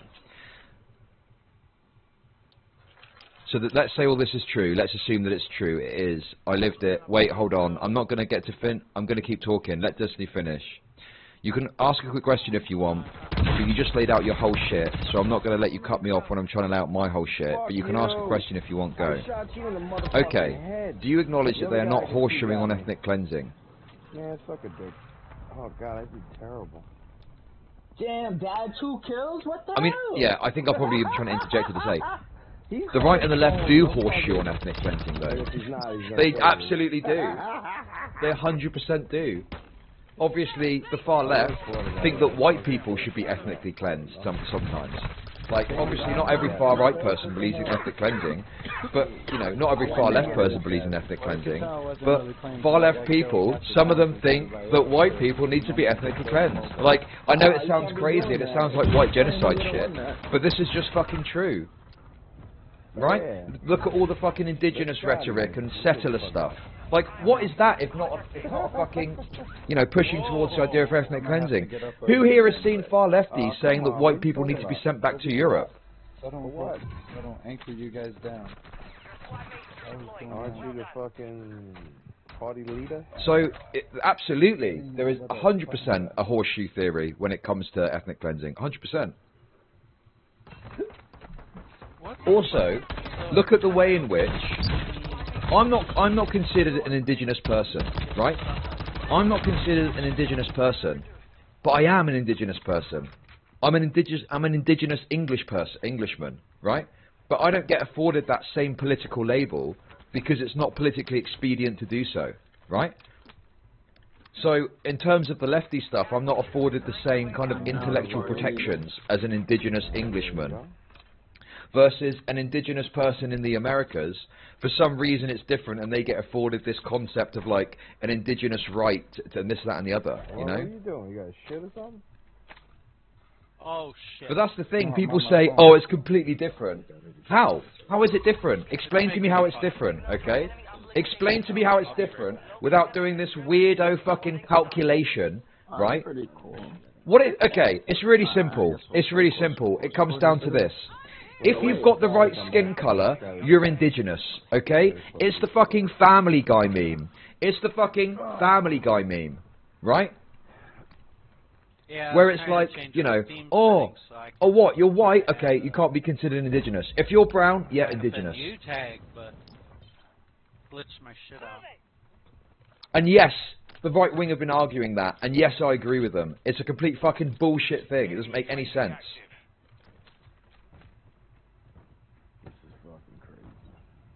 Does he understand history? Look at GK, the little rat. I'm going to get one guy.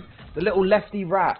The lefties have got this most retarded analysis in the world, where you need to look at the arc of history to figure out what's going on.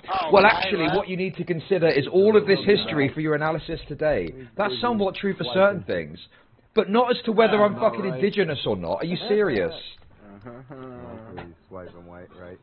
Oh, well, have you considered that 200 years ago, your ancestors...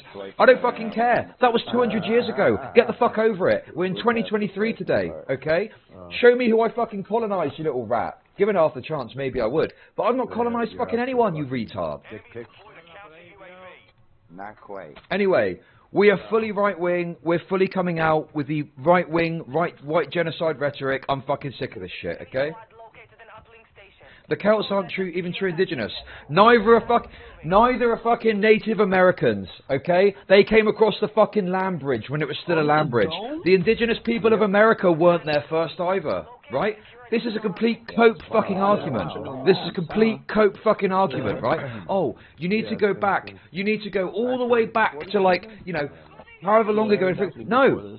For the purposes of fucking analysis in 2023, I am a fucking indigenous person of England. This is true. I'm telling you. Listen, I know it's hard to understand. I know it's hard to understand because you've got the lefty brain rot of, oh, how can you be indigenous? You haven't got brown skin. Chud, how can you be indigenous? You haven't got brown skin. Well, it's because it's not to do with fucking skin colour, unless you're a fucking race realist or something, right? It's nothing to do with fucking skin colour, okay? It's to do with your ethnic heritage being deeply rooted in the country that you reside in. Okay. I got shotgunned. Oh, indigenous people of America were abused. Indigenous English people are being abused today. God, you people are so disgusting to me, right? You are no better than the race realists. Notice as well, notice this.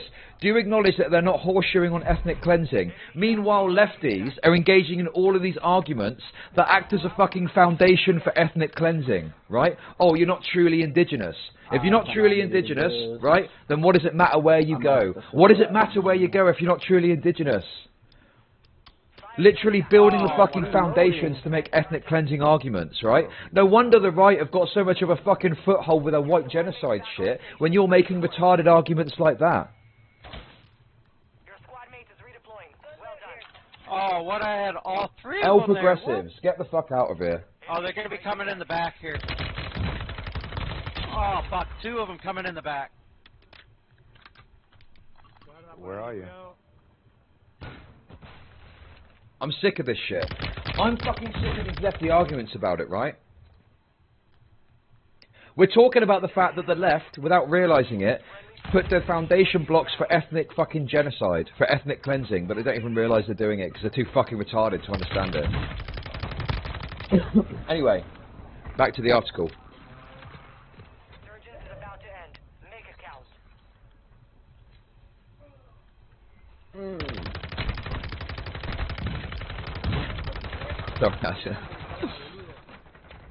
Okay, do you acknowledge that they are not horseshoeing on ethnic cleansing? I don't know, I'm not sure about that one now. When I see all these huge tweets blowing up about how important it is that black people can maintain bloodline purity, when I see talk about getting rid of colonizers from Western countries, that type of stuff is getting very close to it. A lot of that rhetoric is indistinguishable from, actually it's more extreme than what Nick Prentice was saying now, so I can't answer that question. The trouble is, I do think that... No, wait, I want to continue to finish my thing. So when I look at my engagement with these other communities, I'm trying to contextualise it in the realm of what is happening today politically in the United States, and largely in the entire Western world, okay? Whatever. So right now, I feel like our biggest problem is everybody's becoming more and more divided over how we see the world. That more people are moving into these very homogenous, ideologically pure groups, and that kind of trend that we've been working towards. So if that is the case, my goal that aligns with that, with what I would want to see happen politically, and my unique talents, is I'm not going to be able to go to other communities. I'm able to maintain my ideological purity. I'm not a fucking Nazi, I haven't turned into a conservative, I'm not turning into a white supremacist, and I'm able to penetrate these communities using things like humour, affability, willingness to have a conversation or debate. Damn, we got destroyed. We lost that one. We'll come back stronger next time. And willingness to debate on hard grounds like fact and logic. I'm able to make headways in these communities like nobody else from my side of the political aisle has ever done before. If you want to criticise it, there are times when I'm a bit too kind, or I don't push back enough. There's tons of criticisms there. But I think that I'm in a unique position that nobody else on the left is able to be in. And I'm not going to go back like, oh, deplatform, get rid of, blah, blah, blah, because I see that as an entirely failed model for all of Western politics. And I don't want to go down that road again because I feel like it's already failed. Not if he has battle hardened. Well, I don't want to go down that road either. Yeah, I don't think Nick Fuentes should be deplatformed. One drop right next to it. I should, though. I should be deplatformed. Okay, but you don't have to grow him either.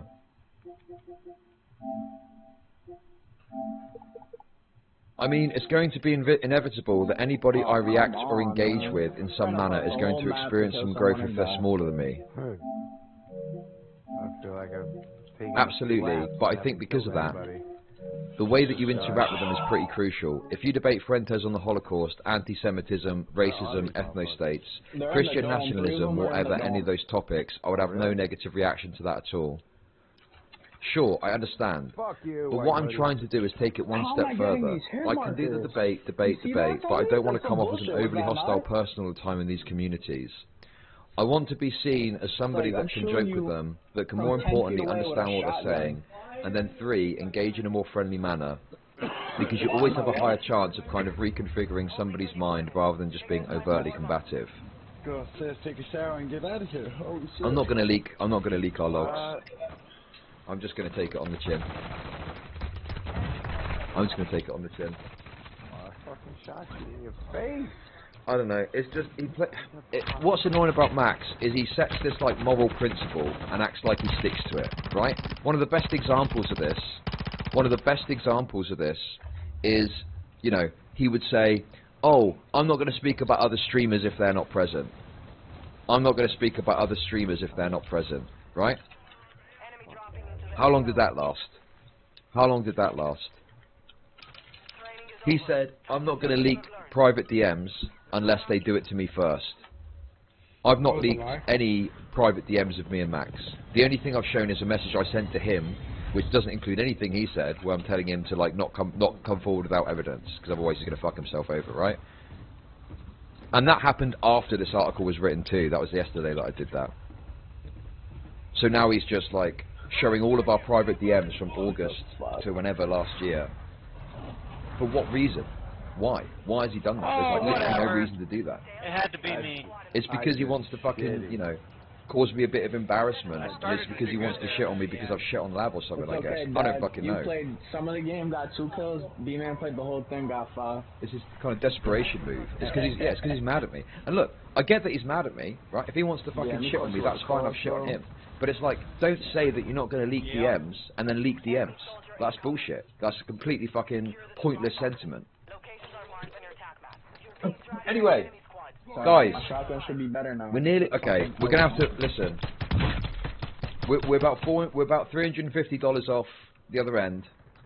Okay, and I want to make this, and I want to make as much money as possible as I can from this stream.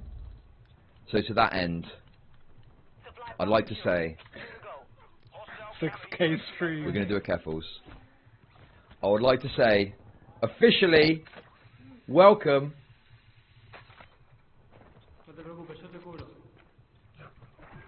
to the $6,000 stream. This is now the $6,000 stream. Welcome, welcome. Thank you very much for coming. This is now the $6,000 stream. I'm here going through the article. We're going to keep reading it. We're going to get to the end. Let's fucking go. Get your super chats in. This is a $6,000 stream. Thank you. I love you very much. Okay, let's continue.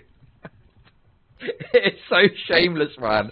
This is the most shameless I've ever been in my entire streaming career. This is the most shameless I've ever been in my entire fucking career, okay? Honestly. Holy shit. Unbelievable. Right. And you may be thinking, yeah, I'm shameless, okay? Why should I give money to you? Let me put it to you like this, okay? Right? Max has tried to fucking do a little bit of funny business with me. But I'm going to destroy him by making shitloads of money off of this, okay? You've tried to cause me pain and embarrassment by leaking some of this stuff, and all that's going to happen is I'm going to make more fucking money than you, okay? I'm going to make more money than you little fucking bitch, okay? And your career's going to be in fucking tatters and ruins. Your career's in tatters and fucking ruins as mine is flourishing, as mine continues onwards, okay? I won! I won! I also love the fact I'm making this all about myself when the main thing is destiny. Anyway, nonetheless, let's continue. Let's continue. Is DK getting a bonus? Well, basically, these super chats, less obviously the YouTube 30%, the super chats get split 50-50 between me and DK. Any revenue on the YouTube channel, he gets 50% of. So, you know, out of this $3,000, he'll get a straight half of it. So, you know, obviously, yeah, that's like a bonus, right? It's money that we wouldn't be getting if I wasn't doing this, so.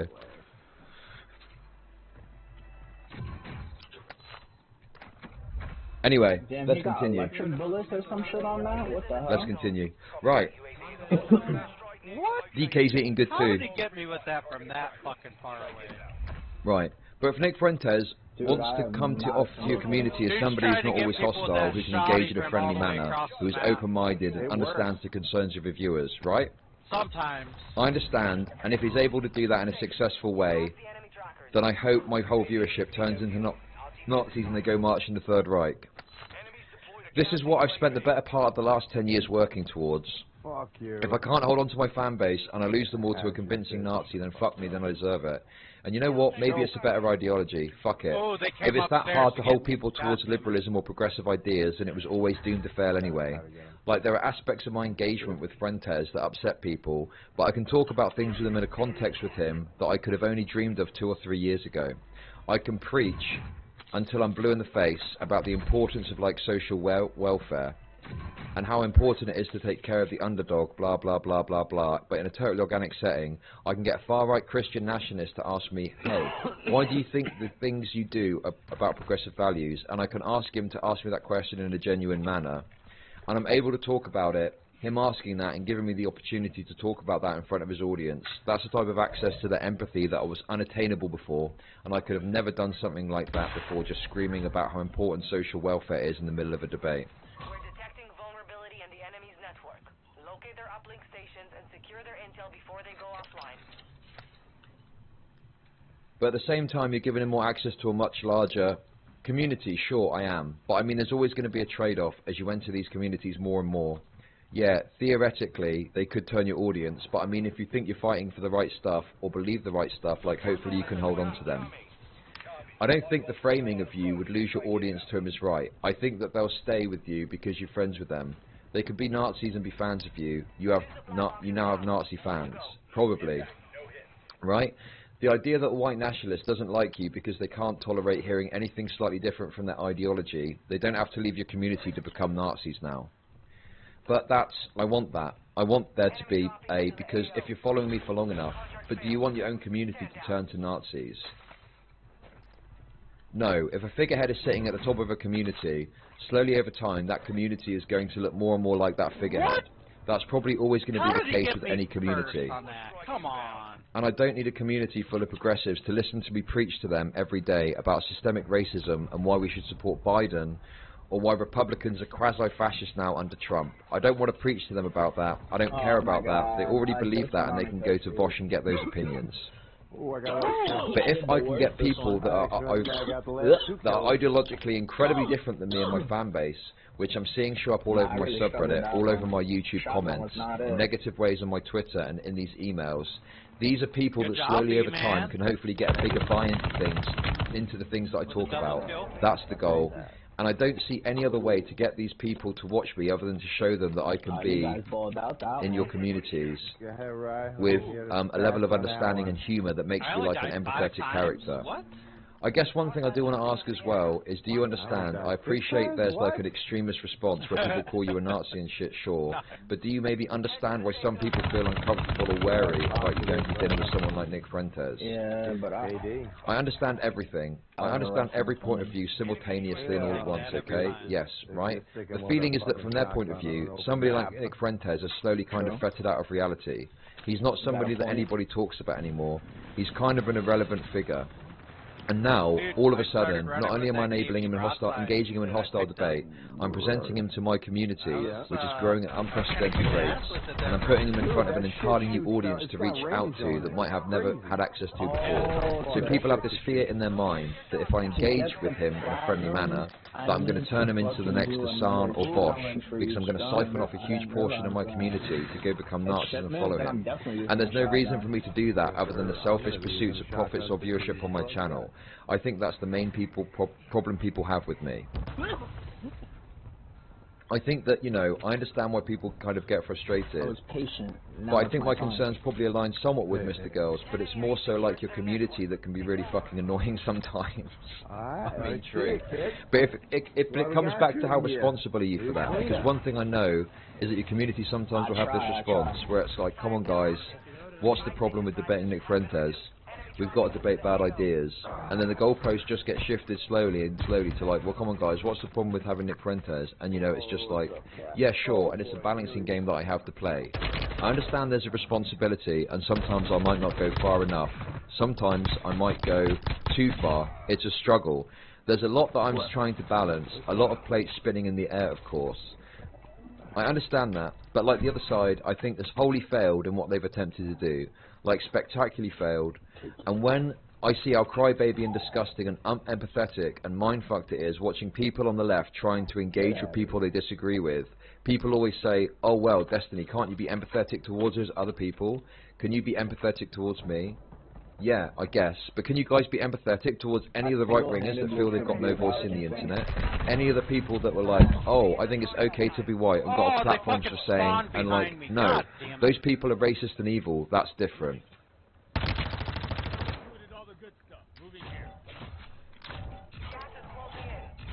Yeah, I remember this.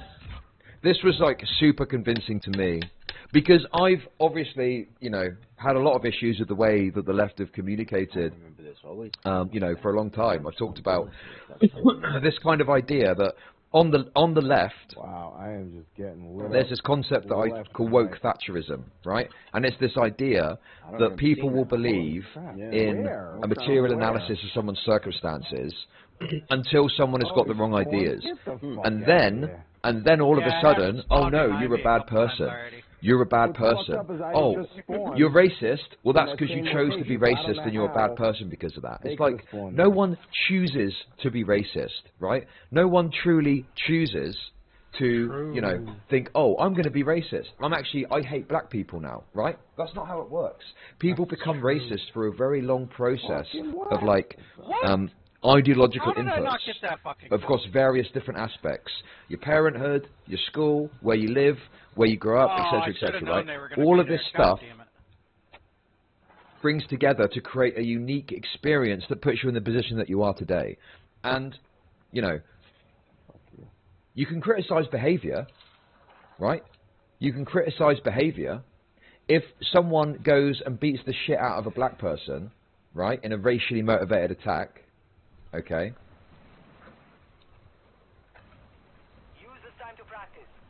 Oh, fuck off. That's not funny. Then definitely funny. You criticize that behavior. What's more important in that situation? Is it that they're racist? Is it that in their head they've got racist thoughts? Or is it that they've gone and acted on that and caused harm to another person? Obviously, it's the fact they've caused harm to another person. So you criticize that behavior. True. You criticize the behavior that they're engaging in. But the left, you know, have got to the point where it's no, the person is fundamentally and foundationally evil. You criticize people about just not their behavior. Like easy soup, you're too retarded to understand the point that I'm making, okay? If someone is racist, if someone has got racist thoughts, that's not a conscious decision that they've made to be racist. So what's the point in criticizing the person? You're racist. They're racist because of a complex combination of ideological influences that have led them to the position that they're in today. So what's the fucking point of that? You're racist. Why are they racist? They're racist because their parents were racist. How the fuck is that their fault? How is it their fault that they grew up in a household where their parents were really fucking racist? That isn't their fault, is it? If they take an action or engage in certain behaviour off the back of it, that is where you can say, okay, well that behaviour is wrong and it's rooted in racism, it's bad, da da da. But just criticising someone for being racist in and of itself is fucking retarded. I'll see y'all later. So no one has agency, everything is environment. People have agency over their actions and what they want to do. Now, you know, I'm probably more determinist in my perspective than that would say, right? I probably have got a more deterministic view, and I think that everything can be put down to factors, even like little minute decisions that you make. But that's not really a good way to engage with the world, because that gives cover to people doing crazy shit, right? So I'm happy to have a little bit of a balancing act there, and you say, listen, right? No one has agency in being racist. Okay? That's not a thing that happens, okay? Nobody on this fucking planet wakes up and says, I'm going to be racist. I've looked at all the information and I've decided that I'm going to be racist because that's based. That is a retarded way to view the world, and that's not how it works, okay? Good job, Chad. People are racist because of their influences and their thing, and the actions they take. That is where you can argue for a level of agency in the actions that they take, and that's why you can be critical of behaviour, because you can make strong arguments that they should change their behaviour, okay? But, you know, you're more likely to convince someone not to beat someone up because they're black than you are to convince them not to be racist anymore, right? Convincing someone of why it's bad to hit someone because they're black is a far easier task than convincing someone this is why your racism is incorrect, right? It's that fucking simple. It's that fucking simple, okay? Oh, what the fuck? Yeah. So, you know, this is exactly what I mean. This is exactly what I mean by woke Thatcherism, okay? You've got a criminal, okay? They have gone and robbed and murdered and stolen and killed people, okay? The left will invoke, and that's terrible behaviour. That's terrible, awful behaviour. That's terrible, awful behaviour, okay? And the left will come out with every fucking excuse under the sun as to, well, socio-economic circumstances, they grew up in a bad household, you know, list off the fucking excuses, right? When it's a literal hardened fucking criminal that's murdered people, okay? But then, oh look, this person is on a march and they're racist. They've not hurt anyone, they've not punched anyone, they've not engaged in any violence, they've not engaged in any racial abuse. They are just racist. They've got racist thoughts, okay? And they are more morally condemned than the hardened criminal that has murdered 5 people. They're willing to engage in all of the fucking material analysis in the world to explain why that criminal has murdered 5 people. But someone having racist thoughts, that all fucking goes out the window, and everyone is a complete arbiter of their own moral destiny. And actually, no, they've chosen to be racist. This is just true, correct, and accurate. It is an absolutely a massive problem with the modern left. It's something I've spoken about for a long time, and I've thought about it a lot, and this is just correct. No, that is definitely correct. Always when I'm on the kill streak.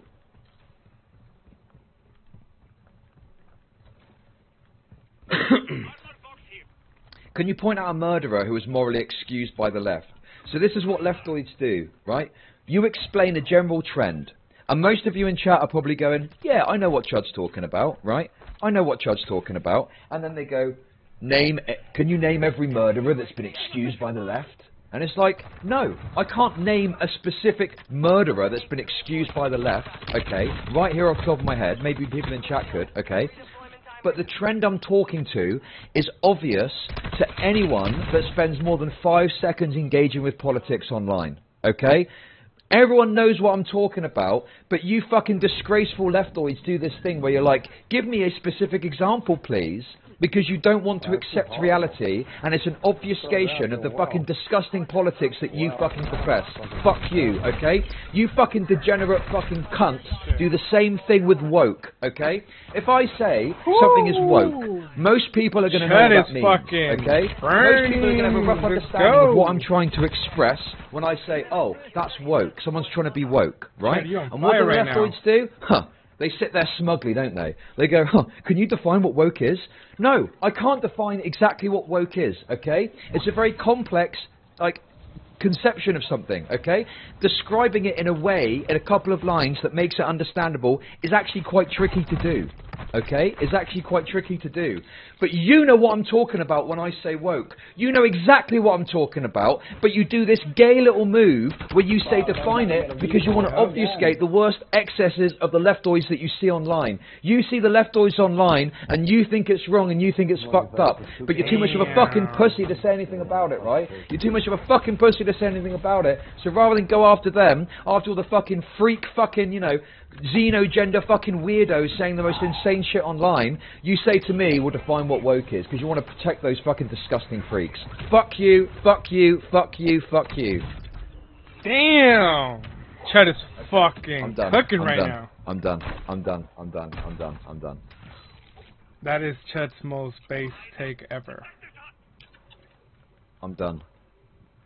I'm done. I'm done. Fuck me. I think I got my point blank. Oh my god. Done. That's nice. I've thought about this a lot, by the way.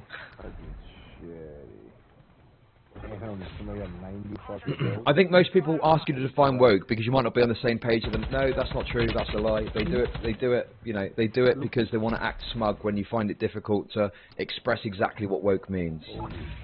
That is very true. That's just not true.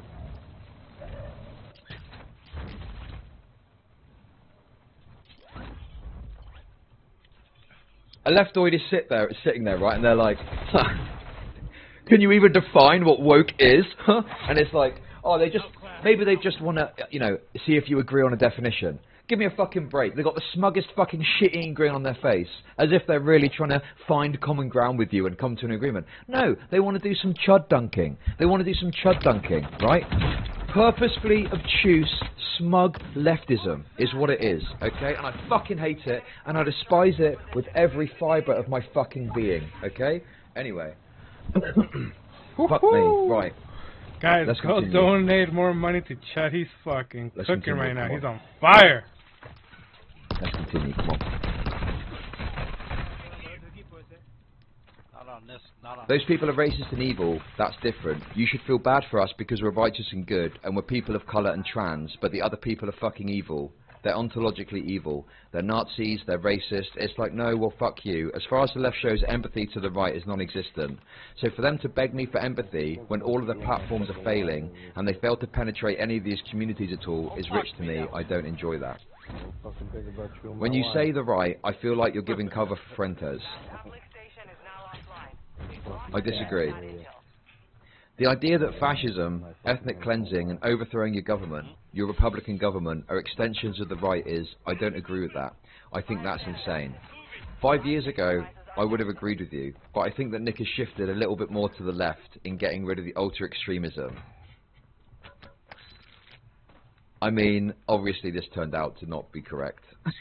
This turned out to, like, not be correct at all.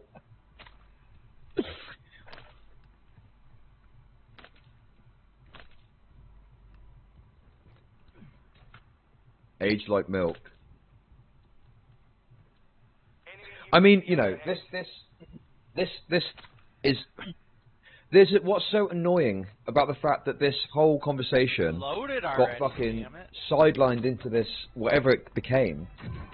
Is that this is like the fundamental kind of point that I think is interesting, right? It's the idea that Nick was using comedy to try and obfuscate some of his more extreme views. Do you see what I mean? Like, this was something that was happening. But we moved so far away from that.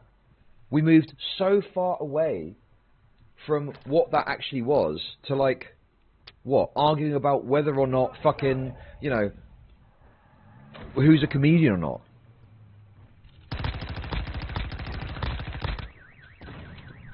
Here's a specific example. The left to call Rhino. Oh yeah, that's true. That's a pretty reasonable example. At least the anti-Semitic rhetoric, and I think that the main Republican Party has shifted significantly to the right. So when we talk about problematic things that Fuentes says, that's true, but today 70% of the Republican Party thinks the election was stolen. I think the Republican Party thinking the election was stolen is different from storming the Capitol. No, sorry, that is not true. There's a 10-foot bridge from A to B. The Capitol was stormed because they thought, 10 foot, no, that's insane.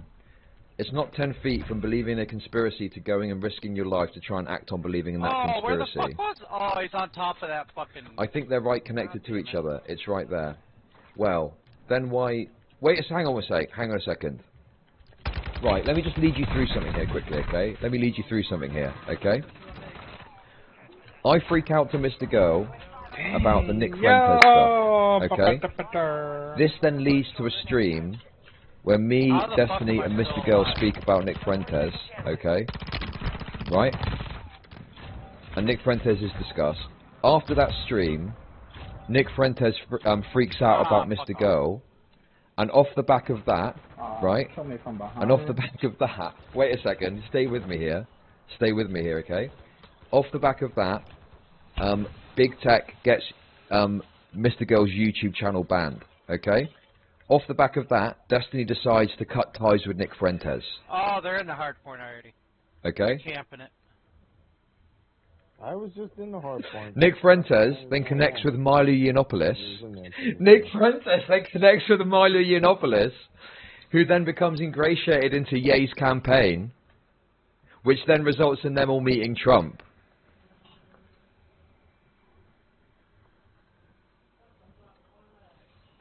Am I... Do I bear... Wait a second. No, that's too much. That's too many leaps.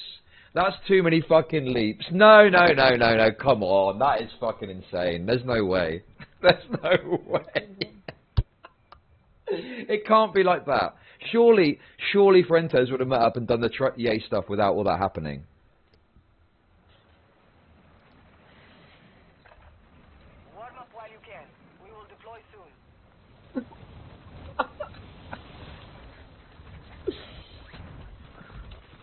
The Chudderfly effect. Yeah, I think the Milo. Listen, I do think the Milo stuff happened independently of all of this, and obviously I need to hold on to that because the idea that I could bring about, the idea that I may be responsible for bringing about a fascist uprising in America, is too much of a good meme.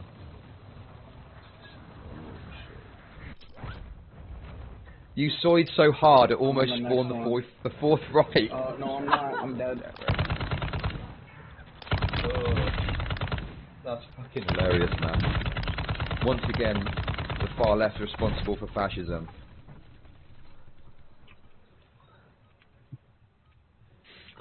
That's a good meme. That's a good meme. I'm the freezer door. It's that domino meme. It's that domino meme of like, you know,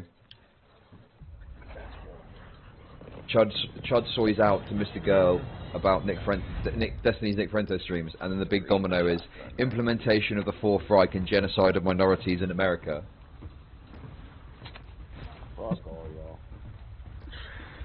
You are the arse degree linchpin to Frentos. There's like no room. They got the whole I don't know. full of their fucking messages. Anyway, listen. I know MrGirl thinks I folded.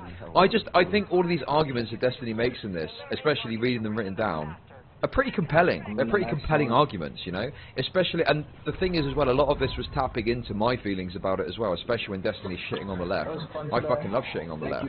So this is just true. Destiny's saying correct things here, and yeah. Who would have guessed? Anyway. What the fuck ever, dude? Can we just also, I'm getting very fucking self-absorbed with my own shit in this. Can we just reset a bit as well and come back to the start and just think about this for a second, right? The point of this article, I mean, obviously, you know, some of this stuff here is turned out to be incorrect analysis, right? I know Destiny's done the whole, oh well, he's a Nazi. Like, he was always a Nazi, okay? He was just hiding his, you know, effectively hiding his beliefs with enough plausible deniability with memes whilst this kind of stuff was going on, right? That basically is the reality of it, okay? But that's besides the point, right? Put that to one side for a second, okay? Put that to one side for a second, right? What was this article supposed to be about? What was this article supposed to be about? Can you remind me what the article was supposed to be about? The article was supposed to be about the abuse faced at the hands of Destiny by MrGirl and other women and stuff like that. And yet, a big section of this that I'm reading now is about a debate that me, Max, and Destiny had about Nick Fuentes. Why? What the fuck has this got to do with anything? This is completely superfluous to requirements, okay? Even if you want to argue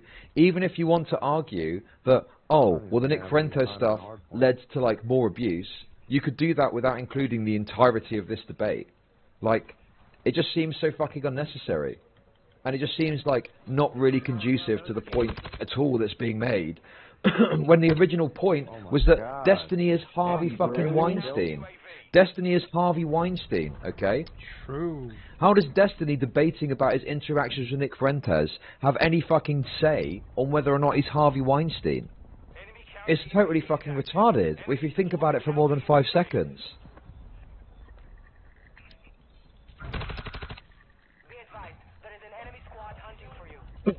He's trying to show that orbiters will run interference with Destiny. Yes, I know what he's trying to do in that respect. He's desperately trying to show that every orbiter is just a fucking brainwashed idiot that just repeats Destiny's talking points. They are. And that's all that they do, and they back up everything he ever says.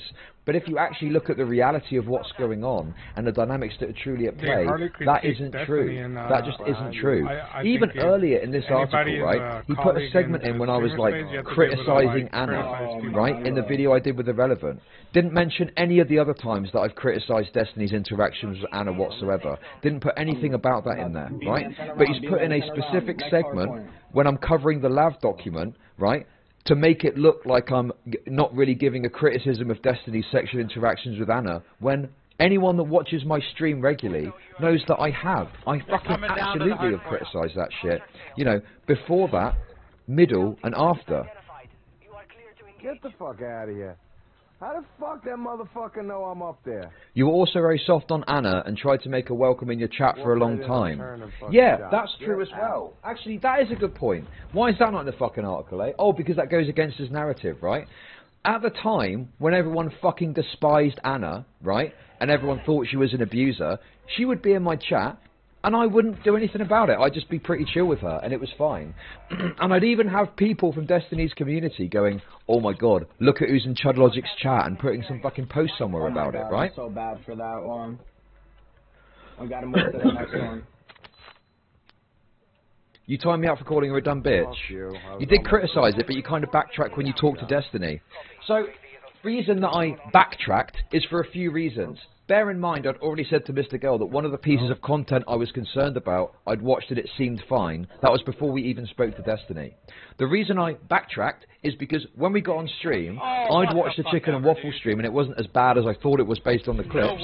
And then when I spoke with Destiny, he had some pretty reasonable explanations for what was going on. And I was like, okay, it seems like he's aware of the risk. It seems like he knows there could be some problems.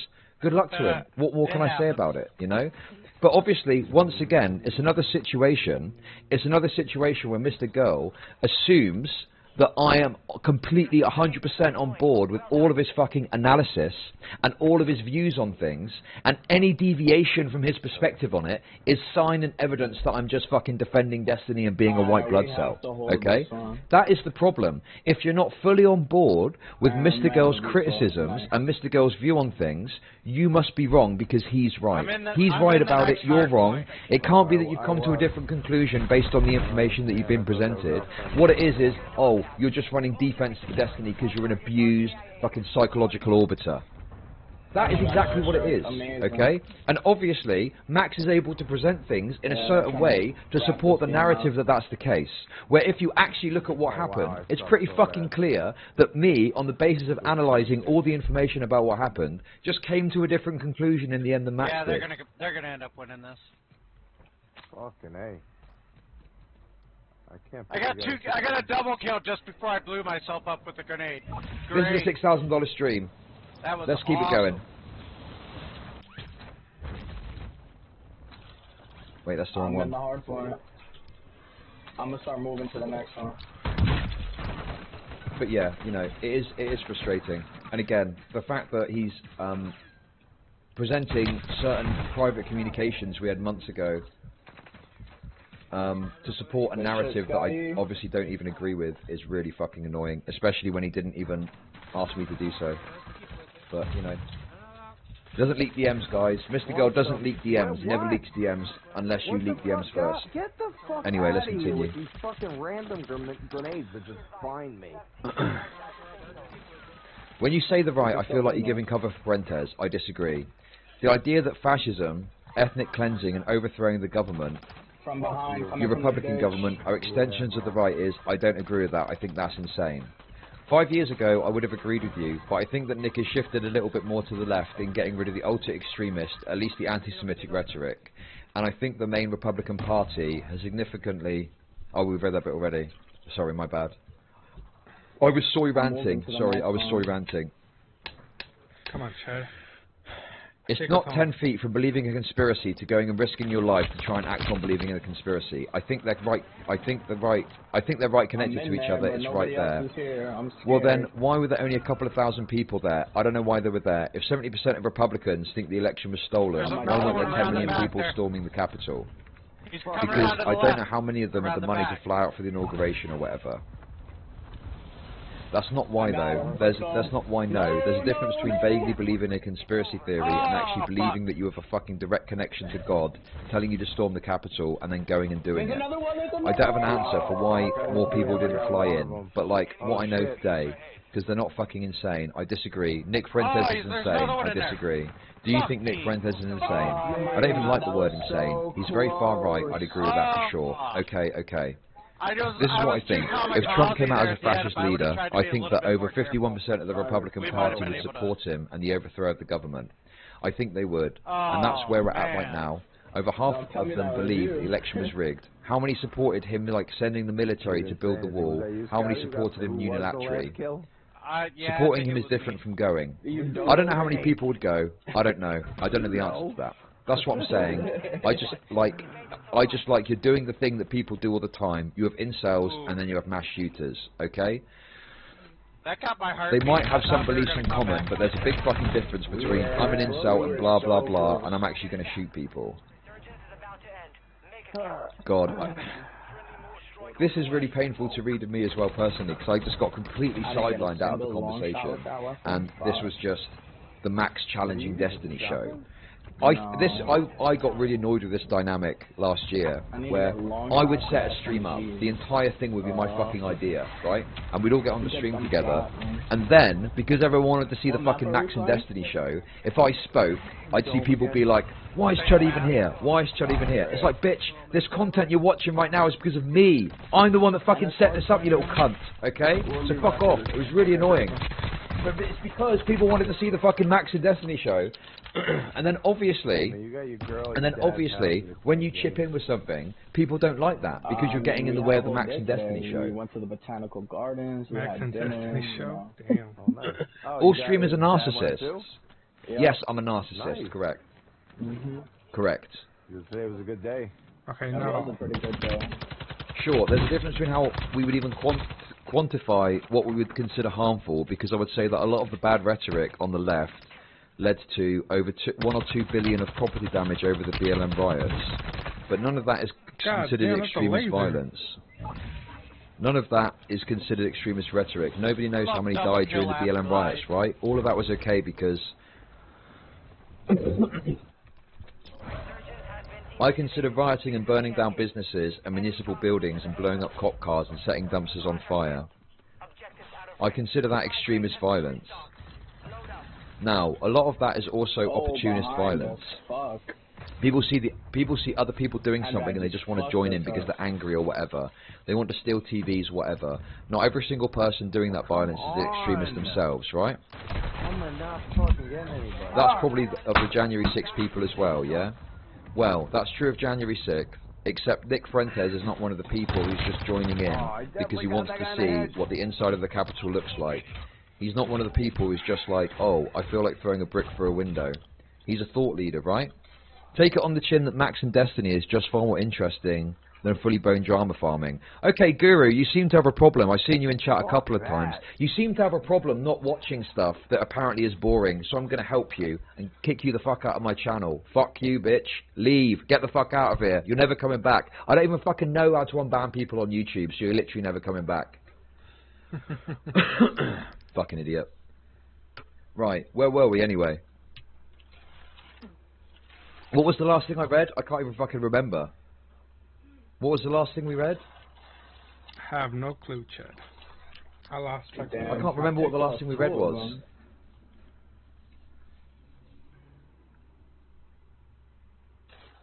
Really? Fuck that. Thought leader. Oh yeah, yeah. How am I shooting somebody with a fucking light machine gun in there? Here we go. He's a thought leader, right? He's a thought leader, he's an instigator, and he has said he's proud of that role that he played. And again, it's the fucking Capitol building, and they were going in to try and kill Mike Pence. And they're not raiding a fucking Foot Locker.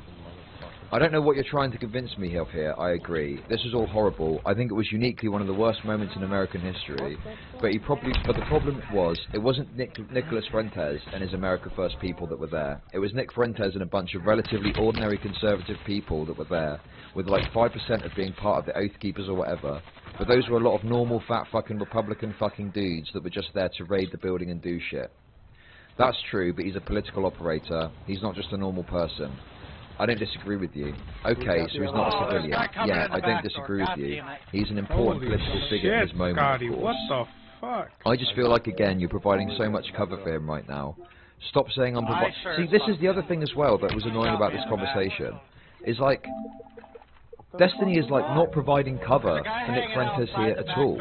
The worst thing that Destiny said, which turned out to not be true, was the thing of like, oh, he's a bit more left now. When clearly he was never really truly left. It was all fucking optical shit and, you know, hiding behind me and stuff like that. But other than that, like, this is like pretty hefty criticism of what's going on.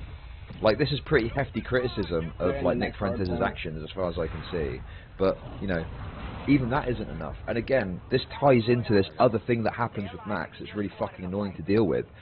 if your criticism isn't good enough, if it's not strong enough, if you're not shitting on someone adequately, you're providing cover for them. And this is something I've experienced between me and him in regards to Destiny now, where, you know, not criticising something enough is considered as defence of that thing.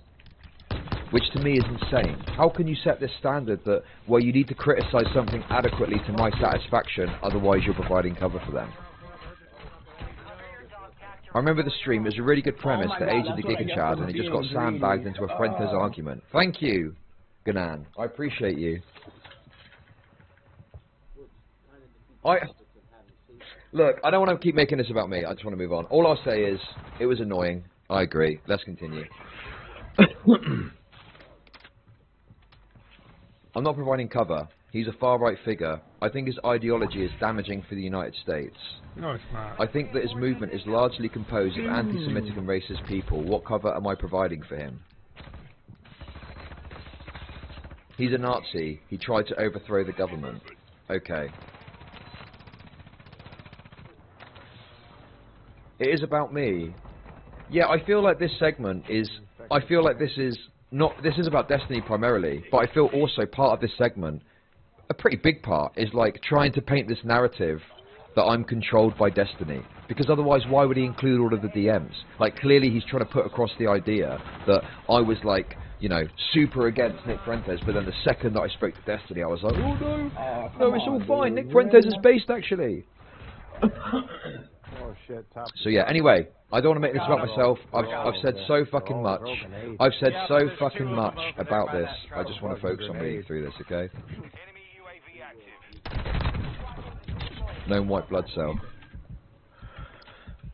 If somebody asked me, who's Nick Fuentes? Wait, where were we? He tried to overthrow the government. Okay, who's Nick Fuentes? I'd say the Nazi who tried to overthrow the government. He owns a streaming platform. He has been banned from all these places, and he's a friend of a friend. I guess I'd say, I wouldn't say those things about Steven Crowder. Everything you just said to describe Fuentes is true of Steven Crowder. No, I don't know if Crowder's fans are as racist or anti-Semitic in the same type of way that Fuentes fans are. It's a different flavour.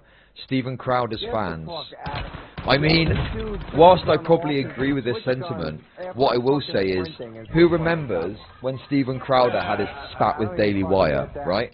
What sort of things were some of Steven Crowder's fans saying about that? What sort of thing? Do you remember? All the fucking Pepe posting about Ben Shapiro that Steven Crowder fans are doing. Holy shit! There is a lot of fucking Pepe posting going on. Whilst I probably in principle agree, I think that when that happened, it was obviously, you know, a lot of people came out of the woodwork that had some problems with Ben Shapiro's Jewishness. Let's put it that way. My gun and my other clip. Crowder fans are not Nazis, they're just far right. Sure, Nazis or whatever the word. I don't even know what the fuck people mean when they say that. A Nazi is somebody who wants to round people up in camps and kill them or get them out of the country. Yeah, that isn't what a Nazi is at all. There are people that want to round people into camps or kill them or get them out of the country that aren't Nazis. That's literally like, for example, certain far-left progressives. Certain far-left progressives that think that whites should go back to Europe. Are they Nazis? I mean, you know, anyway. I'm going to stop doing the white genocide shtick now. We're done with it. That's not at all what a Nazi is. There's tons of people that have done that. Mao did that in China. Oh, he's making the point there. Oh my god, I'm literally saying Destiny's point. White blood cell confirmed. People did that in Japan. We rounded up people in camps in the US and internment camps in World War II like that. That's not a Nazi. We did that with Native Americans, so no. Just by saying you've already proven you don't know what a Nazi is. Okay, so let's dump that term because it doesn't describe anything. It's a fascist who believes in racial and ethnic cleansing. A Nazi specifically wants to cleanse out the Jews and other people of color. Alright guys, I'm gonna get out of here. Sure. So Fuentes doesn't, at least openly, advocate for that anymore. So when you say that you automatically lose anybody that's part of his movement, that might be like a covert thing that they're pushing for. Maybe if you had the perfect fucking world. Wait, explain the mechanism by which I lose somebody who's part of his movement. I guess you're arguing that his fans are also not Nazis. So then it devolved... Oh my god. Then it becomes another fucking meta conversation about the use of the word Nazi. About the use of the word Nazi. And the thing is like, Nick Fuentes is and has always been a Nazi, okay? He's absolutely 100% a neo-Nazi. He was a neo-Nazi back then, he was a neo-Nazi 5 years ago, and he's a neo-Nazi now, okay? And I think it's pretty obvious to state that. However, does it help to refer to him as a Nazi when you've got a situation where Nazi has been overused to the point of ridiculousness, where just saying someone is a Nazi gives an immediate and instantaneous ability for people to attack you on that basis? Especially if you've got a plan to try and ingratiate yourself with a certain community. I know. Well, that's Resident Evil. You're always strapped for fucking bullets, but somehow you always pull it off after a couple of tries. That's the point. That's the whole point of this conversation. So how old is Paul today? Anyway. 40. Oh, fuck. Sure, so Fuentes doesn't at least openly advocate for that anymore. So when you say, okay, wait, explain the, okay, I don't like to use the word Nazi because I don't know what the fuck anybody means when they say that anymore, right? Well, I just told you what I mean. He wants to cleanse the country of Jews and black people. I don't know if he wants to cleanse the country of Jews. That's a lie. He doesn't want to do that. I think that right now, their ideal policy positions would be to stop the immigration of black people or brown people, to maintain the racial majority of white people, and to try to do something to get Jews out of disproportionate positions of power. That would probably be the positions that they would put forward now. That's more realistic, but if Fuentes could do whatever he wanted, if he were the dictator, do you think that's what he would do? You think he would stop there? Right in there. I don't know. He's given answers before. It's hard to guess. I would imagine he'd probably be more extreme. Probably like it would involve like mass killing, sure. Yeah, okay. So then let's just call him a fucking Nazi, since you believe that if he came to power he would commit genocide. If you want to play that game, then you play that game. Then you do that. That's not how I communicate to people. It's not a game. It's a game. It's a language game.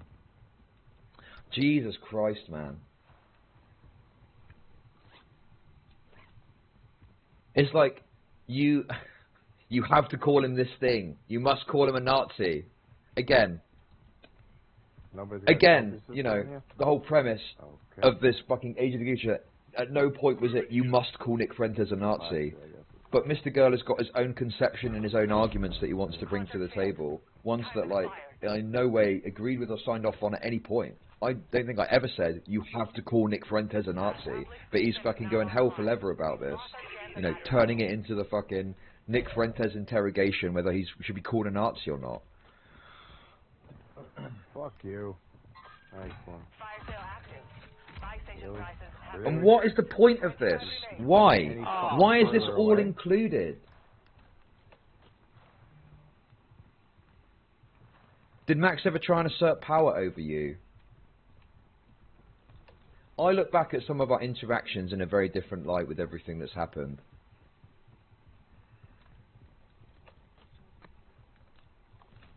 Shaylin, yeah, Shaylin did. Shaylin did, for sure. And there's conversations we've had where I look back on it and it does feel, it feels like... I do think Max is like quite a manipulative person. Max is quite like a manipulative person. And I think back to some of our interactions and I see it more clearly. I see it more clearly now. How the fuck? Get ready. Resurgence window is about to close.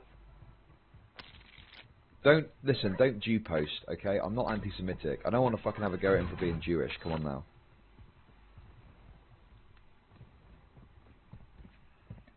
Gas is inbound. It's a game. It's a language game.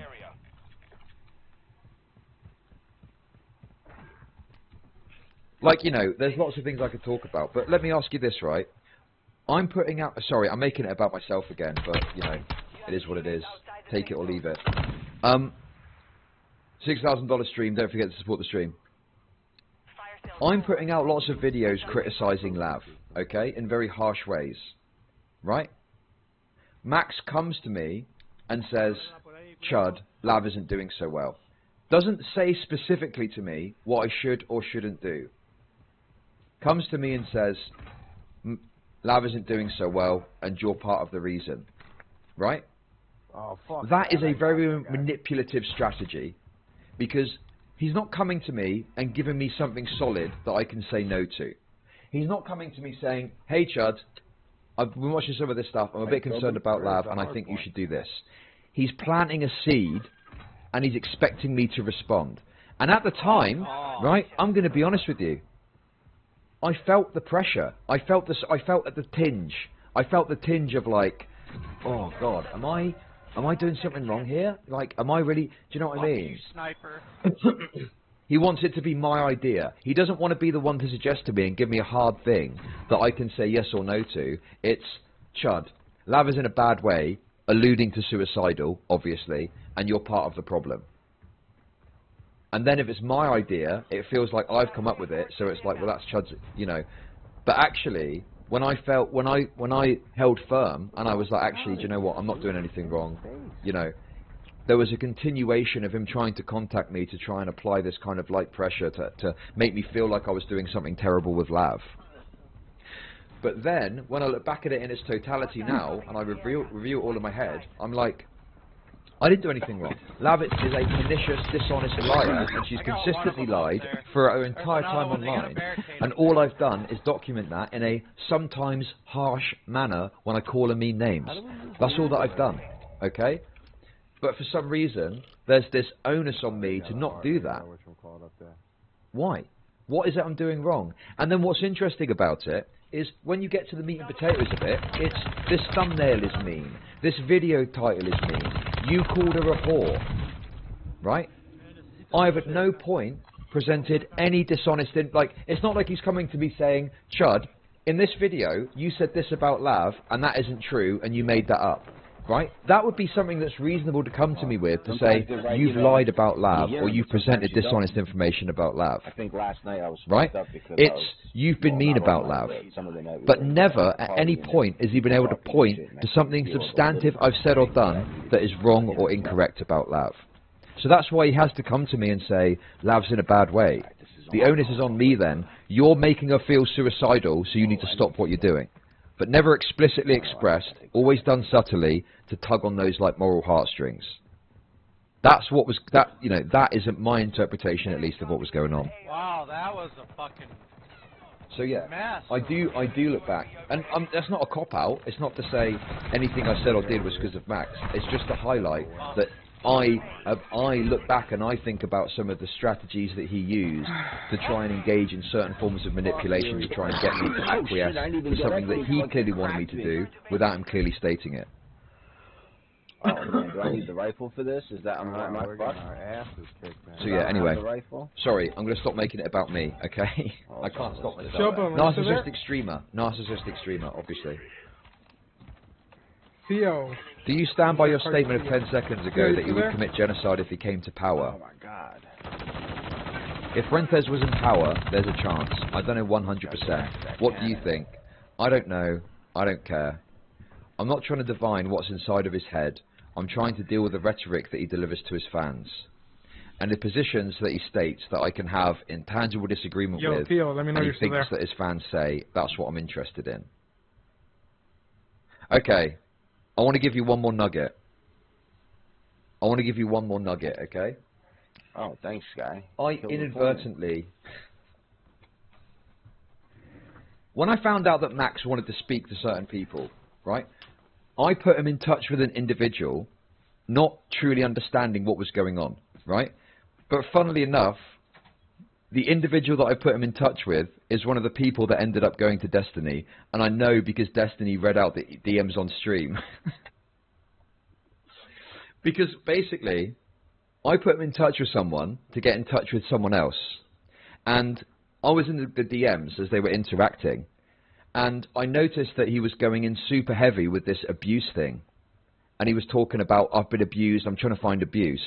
So I immediately was like, wait, whoa, Max, the people you're asking about are cunts, okay? Before you do anything, come to me and run it by me, and I'll give you my interpretation of the drama. But then it was too late. And then this person that I'd introduced him to was one of the people that went to Destiny. I didn't mean for that to happen, obviously. God, there's lots of moments in this. There's lots of moments in this where I've done something and it's like fucked Max over inadvertently. Oh man. Who needs friends when who needs enemies? Who needs enemies? Who needs enemies when you got friends like that, eh? I had to go back up. It wasn't Doobie, it was someone else. Right. No, it wasn't Doobie, it was someone else. I wasn't a double agent, right? Listen, the way he first presented it to me, I was like, okay, that seems pretty reasonable, you know? It's fine to talk to, you know, do like an investigation, like, that was fine. But when I realised he was going to people and saying like, you know, abuse, it was like, I could see the writing on the wall. But yeah, it's bullshit. It's like I could see, in a second I could see the arc of the future, and I was like, oh no, if he goes to this person and takes for certainty what they said, and then he puts that in an article, that's going to look really bad for him, because he's not going to take into account all of the drama that's gone into that leads to... Do you know what I mean?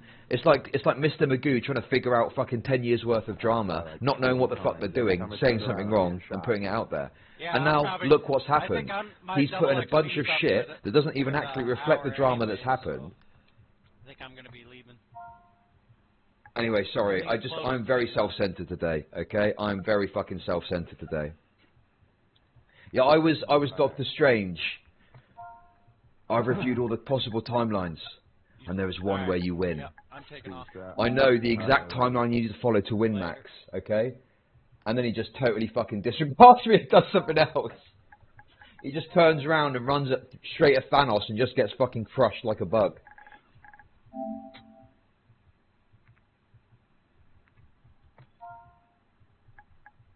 As much as there's cope about how it couldn't... I think that there could have been a way to go about this that wouldn't have resulted in Destiny's ire. I genuinely think that if you were a bit more respectable and thoughtful about how you approach this, you know, you could probably go about it in a way that didn't completely eviscerate you in front of Destiny. It's like you know, when Doctor Strange looks at Tony Stark at the end. Looks at and Doctor Strange does that one thing. I look at Max and I do this, right? And Max is like, I understand. And then he turns around and just punches Thanos in the chest, and it does nothing. And Thanos just clicks his finger, and he turns it. Destiny clicks his finger, and Max turns into dust. Damn. And I'm just like, oh no, oh no. Turn Destiny, Thanos.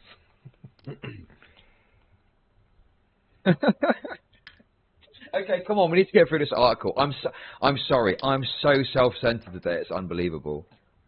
The 6 orbiter stones. 7 orbiter stones. You know, I don't know. Let's just say there's a lot of DMs of me saying to Max, forewarning him, okay? Let's move on. I don't want to talk about myself anymore. I'm sick of it, okay? This is a $6,000 stream. Don't forget to support the stream. Send a super chat my way, or give me cold hard cash there. Okay. When you say I'm going to lose his audience, making it sound like his audience would be like, how can MrGirl call him a Nazi? He's not a Nazi. He would never do anything like that. We wouldn't want something like that. That's a horrible thing to say. I don't think that's the reaction from the average fan. Because there are probably a chunk of them that don't think that way. There's probably a chunk of them that think, you know what, there are differences between black people, Asian people, white people. And I do think Jews are a little fucked. I wish we would just stop all the immigration, at the very least have white people sit at the top of the hierarchy in the United States. Let's maintain that racial majority. Let's keep back black people, brown people from immigrating here en masse. And let's do something about the disproportionate power that Jewish people have over media and Hollywood. And if they think that then, when you go into those committees, you want to fight that you thought you have to fight against that, but if you're going to go and like, you're a Nazi, they're going to be like, oh fuck you, I'm not a Nazi, and now you've lost them. It's gone. I felt this way before when people called me homophobic in 2012 because I call people fags. The reason why I didn't listen to any of them is because they called me homophobic. No. I'm not homophobic. I know I'm not homophobic. And I instantly shut those people out. It took me years to learn why you shouldn't have those type of insults. And it's because all the people that could have convinced me otherwise instantly wrote me off as homophobic, and I'm like, oh, well fuck you. I'm not going to say anything because I know. Do you think I'm using Nazi as an insult? Yes, you are using Nazi as an insult. You're choosing that word because it's the one that has the most moral weight and gravity that you can find. That's why you use the word, because it feels good to call someone a Nazi. It's like a left version of the N-word. You Nazi, fucking Nazi. It's exactly what. Have I ever called anybody a Nazi before that you're aware of? Not that I'm aware of. But when you're saying he's a Nazi and all his fans are Nazis, he's probably a race realist, Christian fucking theocrat dude. Christian monarchist, whatever. Like Christian nationalist. There's a lot of... You're lumping MrGirl in with the leftoids. Come on, man. I don't think he's doing that. I'm not trying to lump him in. That's what it feels like. I'm not trying to lump him in. I'm saying that the tactic of picking the word that is the most... It's not a tactic. I literally think he's a Nazi. You want me to use a fucking euphemism to not offend him? It's not a euphemism, just hits the point accurately. Am I misgendering him? Is that not his preferred pronoun? I think he's literally a Nazi. Okay. Didn't we have this Discord as well, where like... Yo, Philly. That's the other thing of what I remember. I just was constantly getting caught. Anyway, it's not about me. Okay, I need to get a drink. I need to get another energy drink, okay? I need to get another fucking energy drink, right? Fuck me. I am absolutely losing it over here. I need to get an energy drink. I need a Huel, okay? I need to fucking sort my shit out. So, can we just... Look at this, to a mental facility. Look at this woman. Look at what this woman did. And I'll be back in a sec. You need to be checked into some sort of hospital. Yeah, we're both bisexual, we're both ADHD, and we both have BPD. How great is that? God, her family is rife with mental illness. It's that her mother. It's that Mumsy. It's Mumsy just popping into frame. You're looking at me and telling me that you're hurt and crying, but you're doing the nene. It's a defense mechanism, you dumb I know what I know what it's I apologize for this. I'm going to separate my girls. Oh! Oh! What's going on? Because your boyfriend is underage! Yes! Oh my god, oh my god.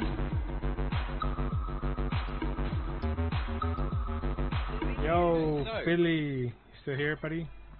What's going on there? Well, if you want to find out, you're going to have to watch the video, which I've linked in my YouTube chat. Go and check it out when you get a minute. I promise you it's a banger. Right, let's get back to reading this this fucking 8-month-old debate. Let's go, however long it is, I don't even remember. Right. Okay. We're here. We're here. Oh my god, look, look, look. Look up, we're nearly done. We're nearly done it. We're nearly there. We're nearly there. We're nearly there. We're nearly there. We're nearly there. Didn't we have this Discord as well, where like, you just said you think he would commit genocide if you're a dictator against Jewish people. What other word do you want to use to describe somebody who believes that? Far right is sanitizing.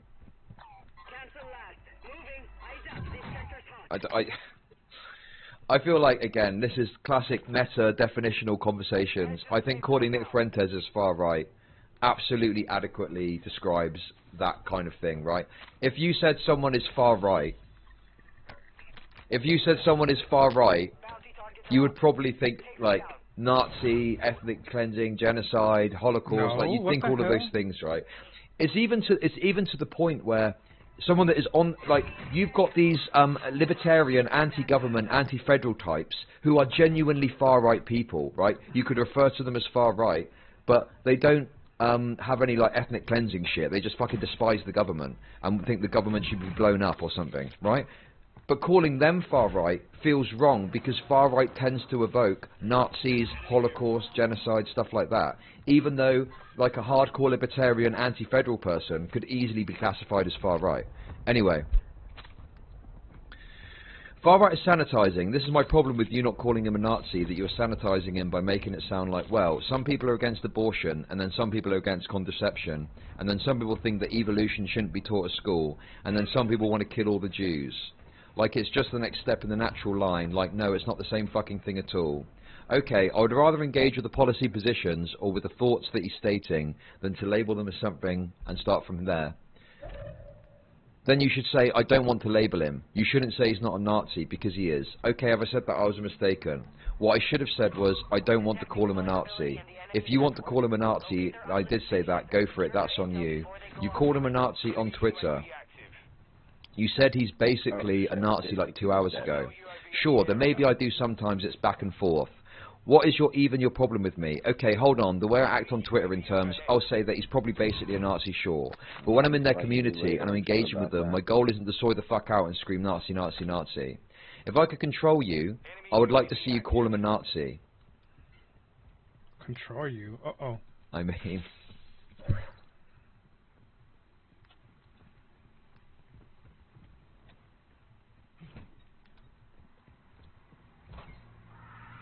But that doesn't mean if you have to soy out. You don't have to scream at him.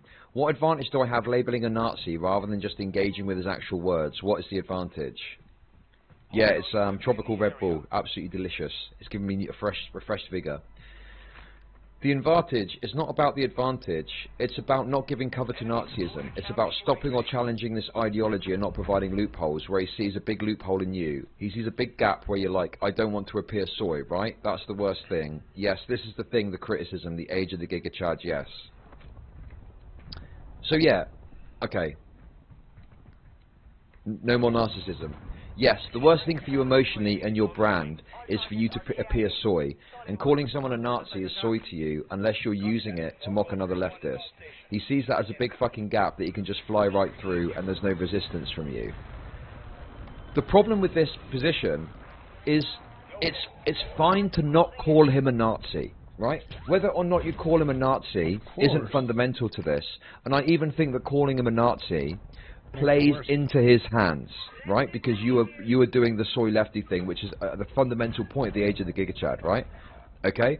But what you can do is make sure that if you're interacting with someone like Nick Fuentes, you're making sure to call them out on any effort they make to try and use humor to cover their views. No, you know? And I think that from my watching of Destiny's interactions with Nick Fuentes, especially on that panel where he goes on when he's speaking to Gideon and stuff, he seemed to pretty adequately do that without having to call him a Nazi, right? I have a sinking feeling there won't be a single rape in this whole doc. The best thing to do is just to really question people and be like, you know, so, you know, what is it you believe? And then if they try and give a jokey answer, you pin them down on that, etc., etc. And it feels like Destiny kind of did that in the things that I watched anyway. This idea that you have to call someone a Nazi is not only retarded and I don't think true, but also kind of, you know, is playing into the Giga Chad thing to their benefit when you're not supposed to do that. That's the whole point. Anyway.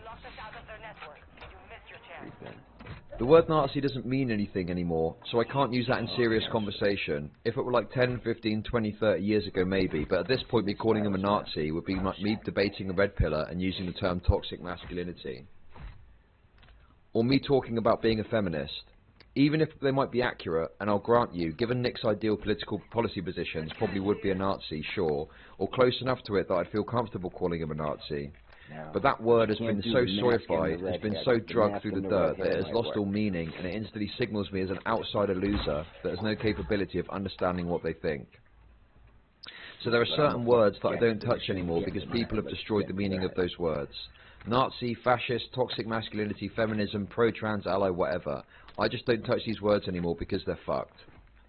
Okay, I think this is a problem. Because SJWs have overused that word, right? And conservatives have overused the word SJW. These are all terms that we don't want to touch because they're lame and they discredit you. But we're in this environment of like algorithmically charged, psychologically manipulative content. The content feeding machine that does advance bad ideas over good ideas. I agree with you in an ideal like ancient Greece we're all sitting around a table talking about ideas. Then yeah, maybe good ideas win, but that's not where we are. We know that fake news spreads faster than real news because it's more psychologically gratifying and emotionally evocative. But then the way it's delivered with the social media algorithms multiplies that by 1 billion. We have these social media companies complaining about Andrew Tate, banning him when they made him. I disagree with both of these concepts.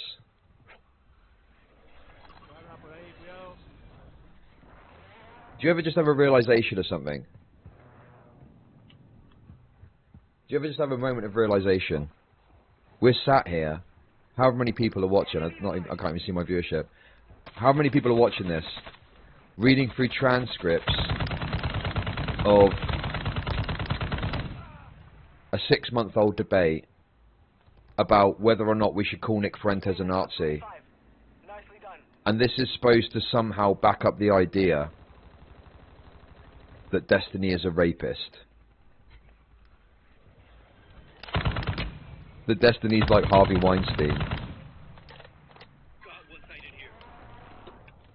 I'll be honest, I don't think we're going far enough, okay?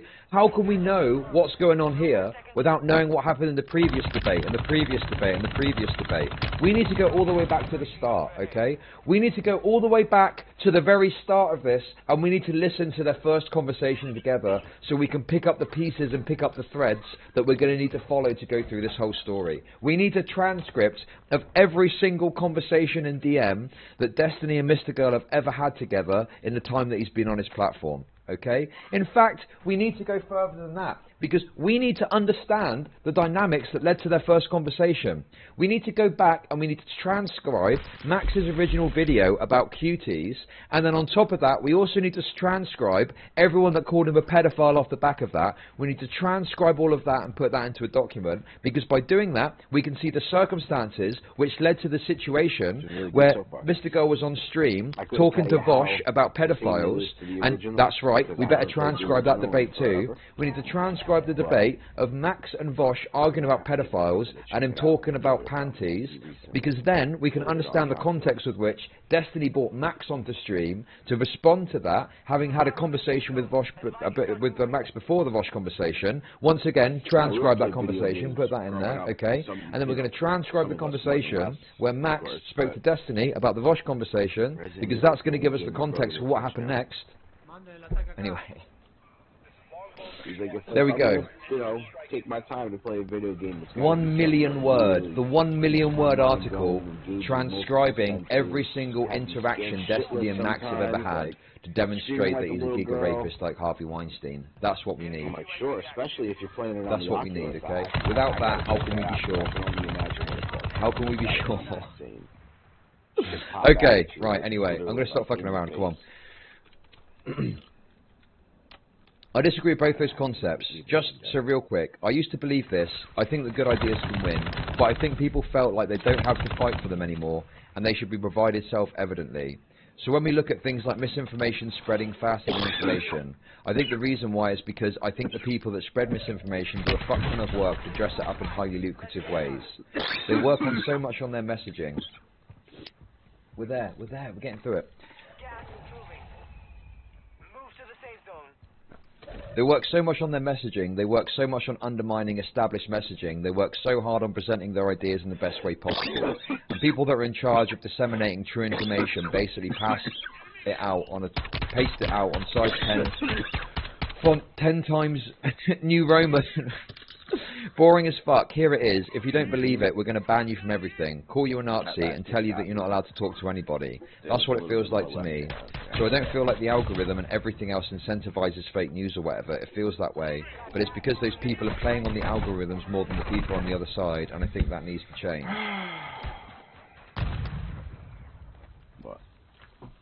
Okay, I'm just going to try and get through this, and then we'll move on to the next point. I know. Okay? Me neither.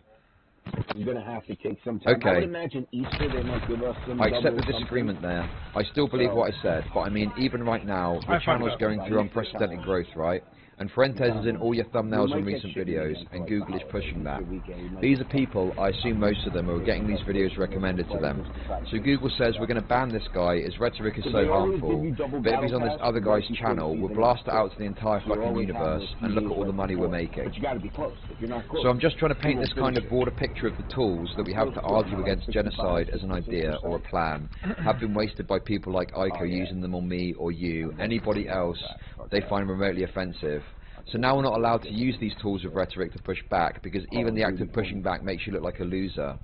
And then the humour thing allows you guys to joke back and forth, like he's saying, you can't have kids with Melina because how are you going to know who the parent is, or something. And then you're like, yeah, she belongs to the street, right?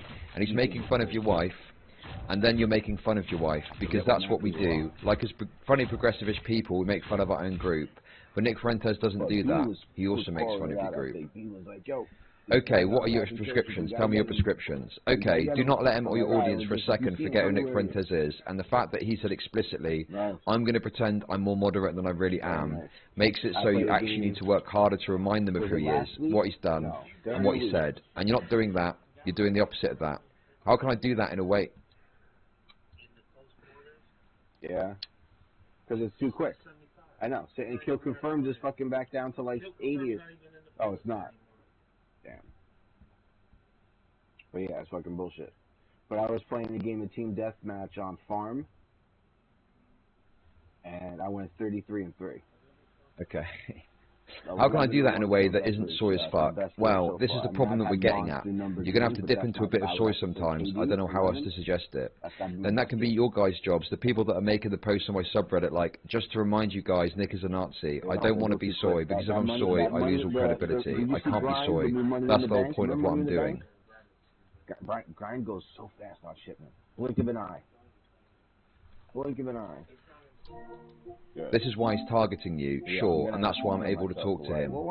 I understand that, but the path of Fuentes, or a Fuentes clone, to becoming an actual dictator, leader of this country is through people who enable him, who do not stop them, who amplify them, and who are afraid to look soy and tell them no.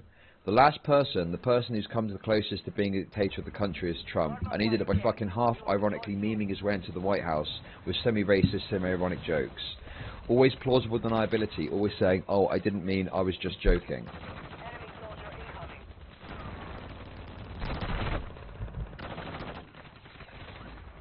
Was there ever really a proper downside to calling Nick Fuentes a Nazi? Yes, 100% there is, right? Nazi is now such an overused word that to call someone a Nazi, right? People call moderate Republicans Nazis, right? Even if someone is a Nazi, calling them a Nazi gives them the ability to slip round it, because they can say, oh, well, you call everyone Nazis. You know, I'm not a Nazi, I'm just asking questions about Jewish control of media. That doesn't make me a Nazi. True. That doesn't make me a Nazi. Oh, cookie jokes. Ha, cookies. 6 million cookies. I don't think so. Come on, I'm joking. Oh, you've got to call me a Nazi for making a joke. It's played out. So, you know, I think that calling people a Nazi is not the best way to handle this. So, you know, I mean, to be honest with you, I don't really give a shit anymore about any of this. Who fucking cares? Politics stuff's boring. Nick Fuentes, if he's going to become the leader of the fucking country, is not going to do so because a streamer did or didn't speak to him in a certain way, right? Nick Fuentes is going to take advantage of connections he's got to get connected to powerful people to maybe try and bring about that eventuality. That's what Nick Fuentes is going to do, and that's nothing to do with any of these conversations that happen online. Doesn't, you know, the stakes are not that high. The stakes are just not that high.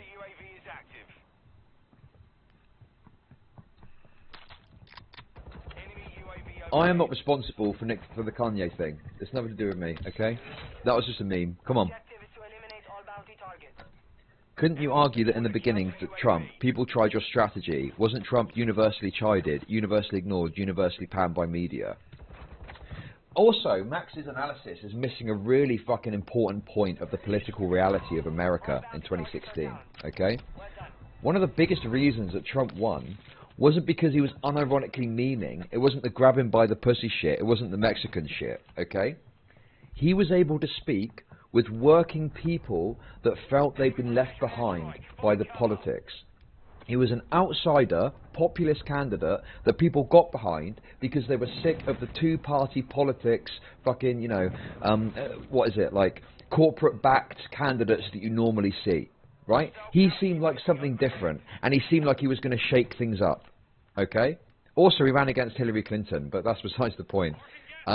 You know, it was a moment in time where he was able to connect really strongly with people who felt they'd been left behind. Okay?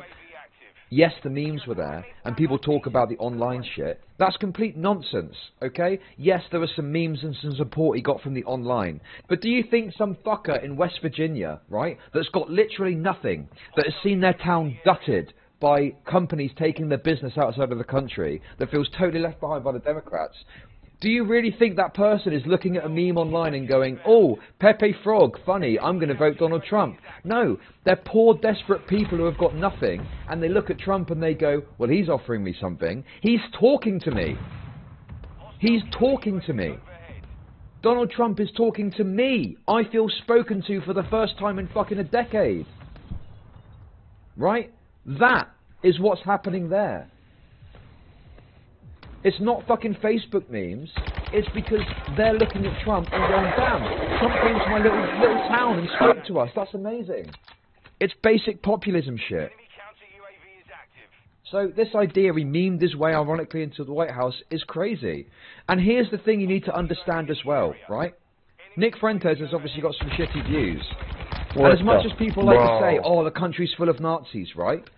Good stand-up Americans do not like hardline anti-Semitism. They do not like hardcore Holocaust denial, okay? They do not think the way about Jewish people that anti-Semites think about Jews. This is copium that's pushed by leftoids online. It's complete fucking bollocks. And if you actually look at the data about this, America is barely an anti-Semitic country. On the fucking, whatever it is, it's like 10% of people harbour some sort of anti-Semitic principle. And some of those principles are like not even that hardcore anti-Semitic, okay? Obviously, if you go online, it looks very different.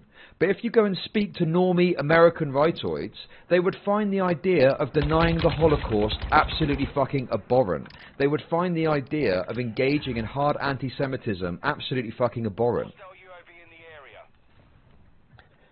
It's such a retarded thing. People said for years, oh, Richard Spencer. Why was Richard Spencer so successful at the time that he was successful, right? Because he was on CNN and shit. It's because he had to fucking hide his power level. He had to put a mask on, right? Why did he do that? Why did he get a nice haircut? Why did he put a suit on? Why did he move away from hard anti-Semitism? Why did he move away from hardcore race realism when he spoke about stuff? Why did he have to couch his language? Because normal Americans don't like hard fucking weird race shit. They just don't. We had that for fucking ages. Right? And he put on a nice suit and everyone was saying, he's wearing a mask, he's hiding his power level. But now apparently America has become such a fucking, you know, a fucking wasteland of racism that someone can come out and say, I don't believe the Holocaust happened, and Jewish people, whatever, that's going to be supported all of a sudden. When we were told for years that these far-right people were having to hide their beliefs because of how pernicious they are, and how hated their views are by society. It's complete fucking copium. It is a complete flip on what the position was a few years ago. And no, America has not changed adequately to the point where you can push fucking Holocaust denial and you're going to get broad support. That is literally fucking insane. Anyway, that's what I've got to say about that. No more soy rants. No more soy rants. No more soy rants.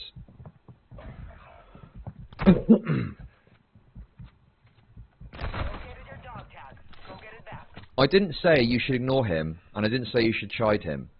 If you want a fucking playbook, look at my talk with Richard Spencer.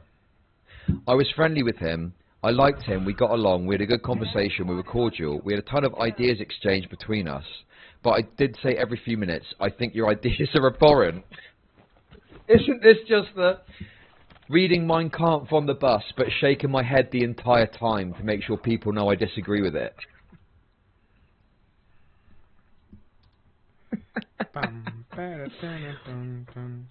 Richard Spencer, I'm gonna be shaking my head this entire interview so you know that I think your views are abhorrent. Like, what the fuck? And then I chip in. Didn't you get relentlessly shat on for that content though? People said that was shit, didn't they? I'm not giving you a prescription for not getting criticised.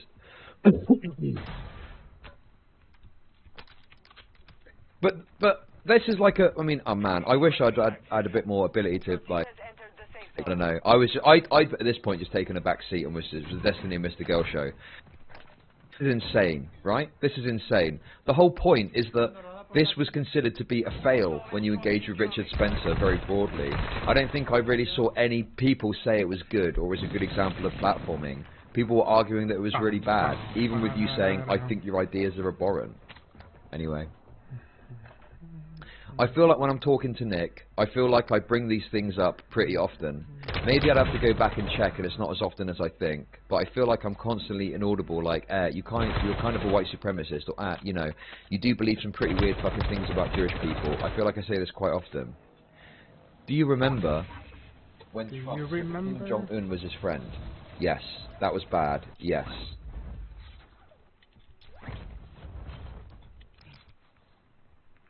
You're asking me prescription. Don't tell me that you don't see the difference between me having a very structured, careful interview conversation with Richard Spencer about his beliefs and contrasting them to mine, and going out for fucking chicken and waffles with him and Shaylin. When you interview Jeffrey Dahmer, you don't go out for chicken and waffles with him afterwards. The problem is the broadcast of the dinner. That's the issue at hand, right? I would say even having the dinner or broadcasting the fact of the dinner, but I mean, yeah, if people are saying, oh, like Stephen can't be friends with whoever he wants, but it has different meaning when you're friends with somebody when the channel is friends with them.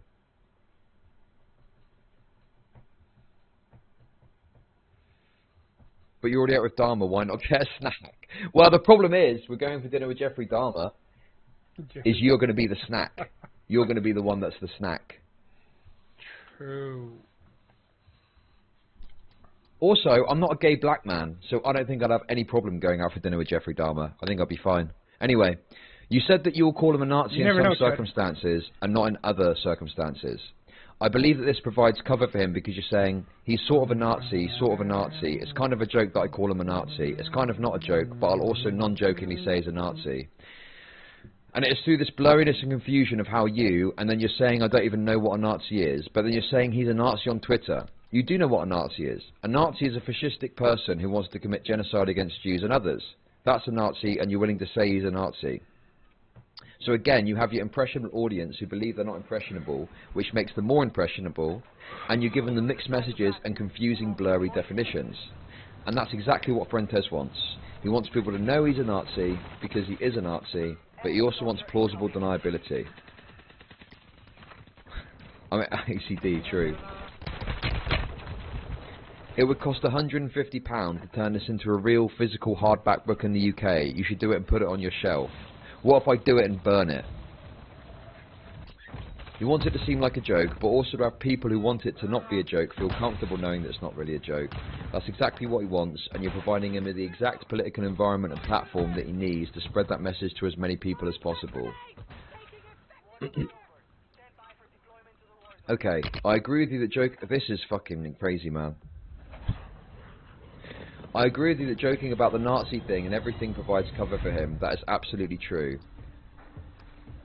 The problem is I'm not the one providing the cover. The left did it by destroying the word Nazi, and the destruction of these terms to accurately describe people's political ideologies has actually rendered them useless, such that when a normal American hears somebody on the left call somebody a fascist or a Nazi, that word means nothing. Just like how if you call somebody a rapist, that word means nothing. Oh, Destiny, already knowing this is going to be in the article, so he's getting implausible deniability for his rapes. Just like how if you call somebody a racist or a transphobic person, these words mean nothing. Because these words have been watered down and destroyed so much, the people that actually have these beliefs and are now given perfect cover, because it's impossible to use these words to describe what they are. So when I joke about there being like Nazi stuff, or I joke about it, that's, in a way, it's sort of my way of saying I get it and I understand your frustration. Sometimes with being labelled as a Nazi, not speaking to Nick, but maybe people underneath him. That like, yeah, I can joke about this, you're a Nazi, you're a fascist, etc, etc, etc. There's a little bit of a joke there, because the words themselves have become almost meaningless. But my goal when I have those conversations with him is to pierce the veil, and not attack him for being a Nazi, or not attack him for being a fascist, but attack him for having a bad takes related to race realism, or immigration, or foreign policy. Because those are the things that I would want to hit on that are actually bad. Because rather than just calling him a word that could mean anything, because that cover is always going to be there, not because of me, but because of what's happening societally, I would rather go after the specific positions themselves and hammer on them on that because I'm there. I can stand on rock solid ground, and none of these positions have been poisoned or tainted by progressives because they're not having those conversations. Okay, I would like to respond. Okay, I'll just write down as you go, just respond to what just responding to what you said. Cover your dog tag to restore your honor.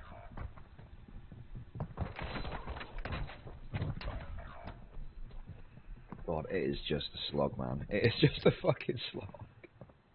Nah, I'm not skipping it. I've said I'm going to do the whole thing. I'm going to do the whole thing because I'm OCD. Take a meme break and recenter. Okay, let's take a little meme break. Let's take a meme break to chill. Guys, I am so appreciative of the support you've given me in reading this article, okay? Do you not think MrGirl was a little vindicated here with regards to the reach Nick gained? No, not one fucking iota do I think that. Because the reason that Nick got reach is nothing to do with him talking to fucking Destiny, okay? Nick got reach in spite of talking to Destiny because he did it via Milo Yiannopoulos, who he was friends with already, and he was then connecting him with Trump and stuff like that, right? I do not believe that that happened because of what happened with Nick and Destiny on stream, okay? If anything, I would argue that Destiny cutting ties with Nick probably had more of an impact in him linking up with Milo Yiannopoulos than having a friendly conversation with him, okay? Thank you for the $10.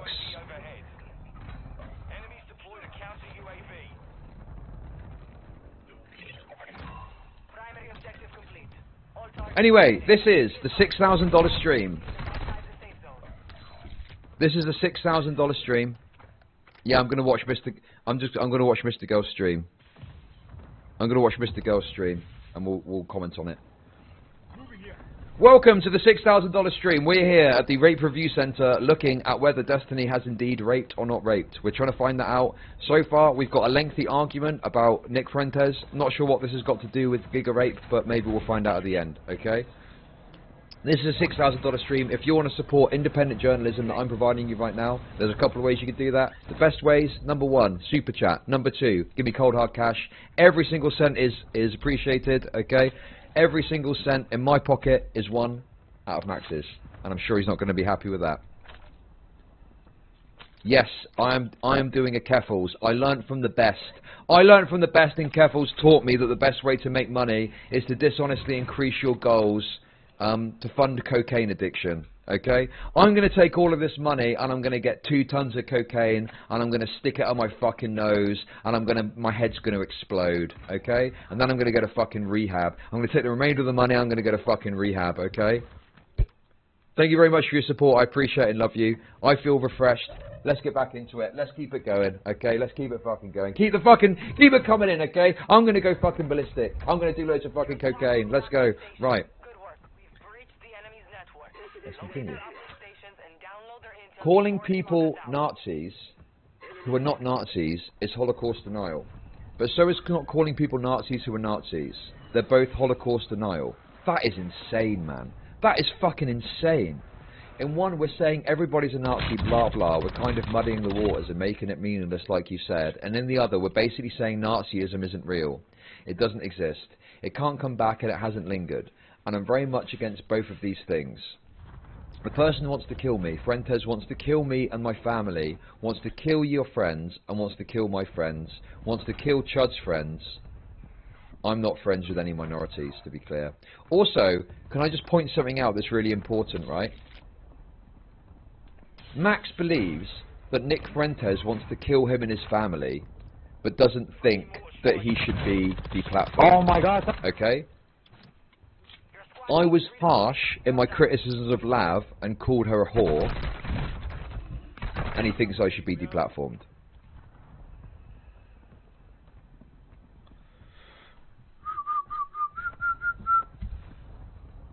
Isn't that fucking insane? Isn't that like fucking insane when you think about it? So he apparently, according to this, believes Nick Fuentes wants to wipe his entire family out. No need to deplatform him, that's fine. Oh, I've seen some thumbnails where you're being mean. Oh, DK was shitposting and being mean about Shaylin, saying he hopes someone takes her out in your Discord. Yeah, deplatform. It's unreal. It's unreal to me that this is like, this is how he was talking about Nick Fuentes and still doesn't think you should be deplatformed. I don't know, man. Oh. Anyway. And I think we need the word Nazi, and I agree with you that the left has watered down the word and inadvertently provided cover for Nazis. For real Nazis, absolutely. They shouldn't have done that, and I think that social media platforms are amplifying Nick Fuentes right now. YouTube is amplifying him through you. I don't think they should be doing that. I think that they shouldn't amplify Andrew Tate, same thing. Shouldn't amplify him and then say that the solution is to us algorithmically supercharging bad ideas, is that we just have to ban the person. That doesn't make any. They're not taking any responsibility. The left is not taking any responsibility for this. The right conservatives are. Also, do you think that he's included this because he wants to try and be like, it's a bit of a flex? I feel like this is a bit of a flex that he's doing to try and be like, I was right about Nick Fuentes all along. I really think that part of it is a flex. Because why do you need to include all of these details? It literally doesn't make any fucking sense. There's no need for any of this. You could summarize this very fucking easily. And you could say, hey, if you want to see more, go and watch the video about it.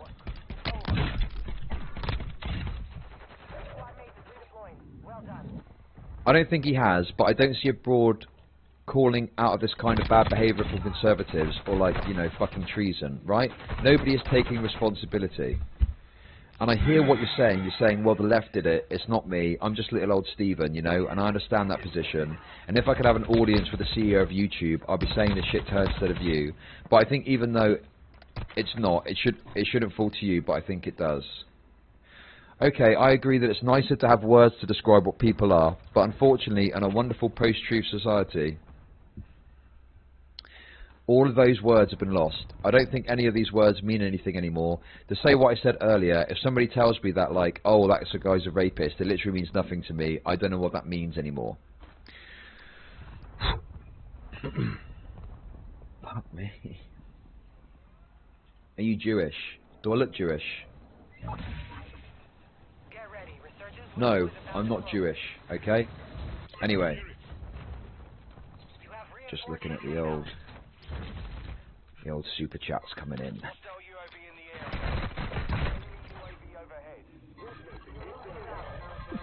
I'm actually an 8th Irish, so does that count? Oy vey, shut it down. My problem again, and I don't feel like you're really addressing this, is that you use the word Nazi sometimes. So if you never use the word, that would be fine. The problem is that when you use it sometimes, and then you use it jokingly, and then you also say he's not a Nazi, you provide a blurry cover of confusion for him to operate in, which is the exact thing that he needs and wants. Yeah, we're retreading on this, and we're looping, and I'll reiterate my inaudible, and then you can go back again if you want. I guess I think the covers are already there because these words have been destroyed. So now I'm just playing with them, the same that everybody else is. These words mean nothing anymore. So if you never use that word, how would that provide cover for him? Because it's already, everybody else, all three of us in here have been called Nazis. True. I still am to this day. How would you be providing cover for Nick Fuentes if you said, I have a policy against using that word. I never use it in any context because it's been destroyed, but I also don't want to contribute to providing cover for you by calling you a destroyed word. I just don't like the label. Sure, you could say that if you want. I don't care why it's not true that the situation is forcing you to provide cover for him by using multiple different definitions of Nazi and saying he's a Nazi. Saying he isn't a Nazi and saying it jokingly. No one's making you say that. No one's making me do that, but the word is already destroyed. Me using it isn't destroying the word, it already is. It doesn't mean anything. No, the word has been destroyed by people using it irresponsibly, and now you're one of the people doing it. It's destroyed, it can't be undestroyed, it's never going to be brought back. If it's destroyed, then why use it at all? God, this reading this back is fuck me, man. God, imagine being a viewer watching this backwards and forwards. Holy shit. It is insufferable. I think I've always had a very, obviously, because I've always been friends with Max, I've already had a very idealised concept. So when I think back to the conversations that me, Max and Destiny have had on stream, okay, I think of it through like halcyon vision. I think of shit like this. In my head, this is what plays. Wait. Fuck, I can't see the video.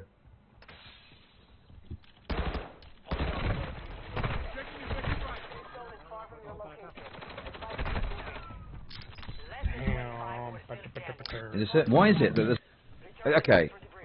When I think of my interactions with Destiny and Max on stream, I think of stuff like this.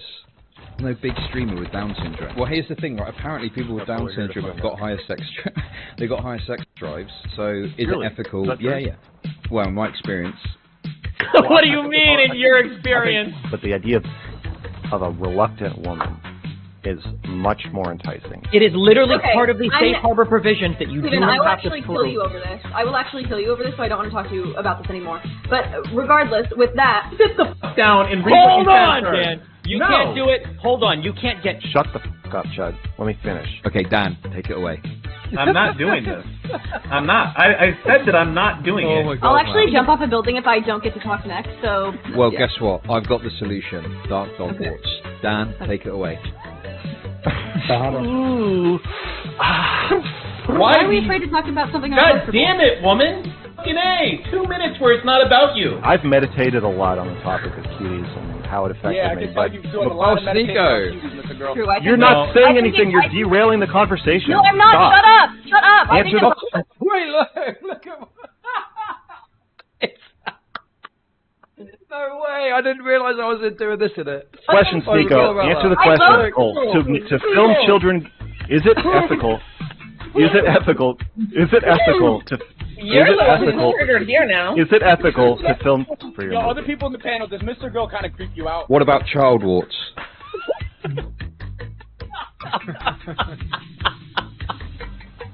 Why? What about child warts, man? Oh my God. Like, even watching that now, you can see, it's like, that's what I remember. I remember fun, jovial, funny interactions and good content like that, right? Those were like the good old days, yeah. But I forgot about this, like, laborious, annoying, frustrating, like, wading through treacle conversations about whether or not we should call Nick Fuentes a Nazi. Like, this is insufferable. This isn't even good content. This is fucking... God, fuck me. This is what it became.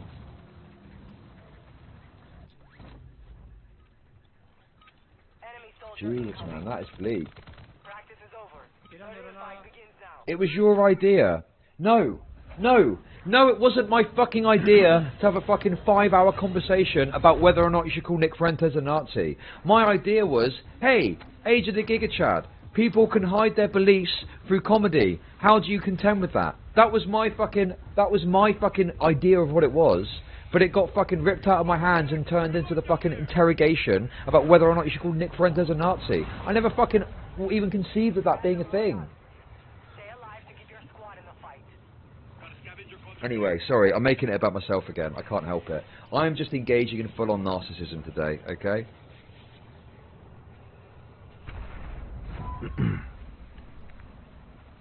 No, we're reading the whole thing. We're reading the whole thing. We're reading the whole thing.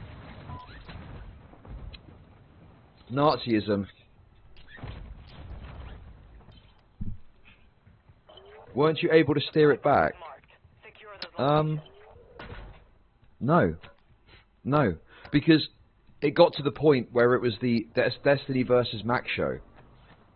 And at that time, it was back in August last year, I was going through a bit of like, who am I? Who am I as a streamer? So I was feeling a bit different about things, and I was a bit like, you know, I guess that also I was used to having these fun interactions, so it was kind of a bit shit to just have to labour over the Nazi shit. I can't fucking remember. The other thing as well, while this was going on, I mentioned this earlier, DK reminded me, there was like massive drama happening in my Discord, so I was desperately trying to contend with the drama that was happening there, whilst also trying to interact about this very fucking serious topic, you know, labouring over the fucking Nazi shit. I don't know, man. It was a rough day. It was a rough day. Let's put it that way, okay?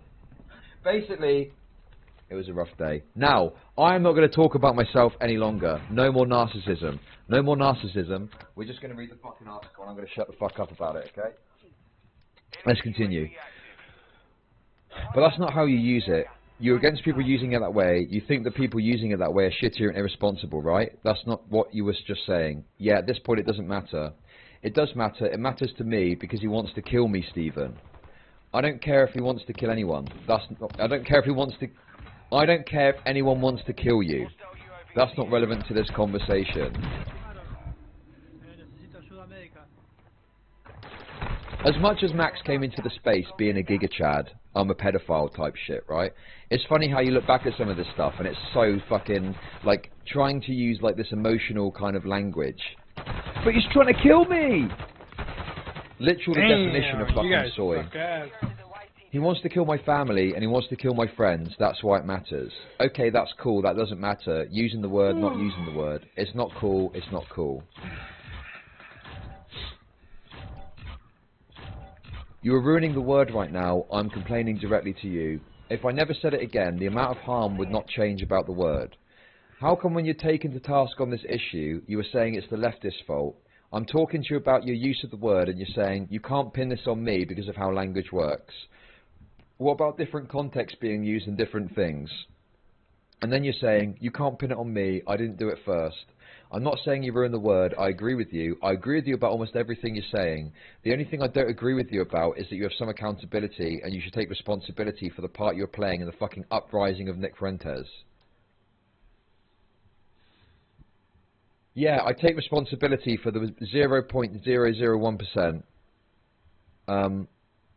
The word as well then. Okay, I'll throw my lot in with that. Rather than me having to omit 30 words from my vocabulary because they can be used anymore. Sure, I'll take responsibility for helping to water down these words. Do you see the Giga Chad thing that Chud is talking about in action right here now? You're like rolling your eyes at me. That is not... That's not what the thing was supposed to be about. The point... Okay, I can't.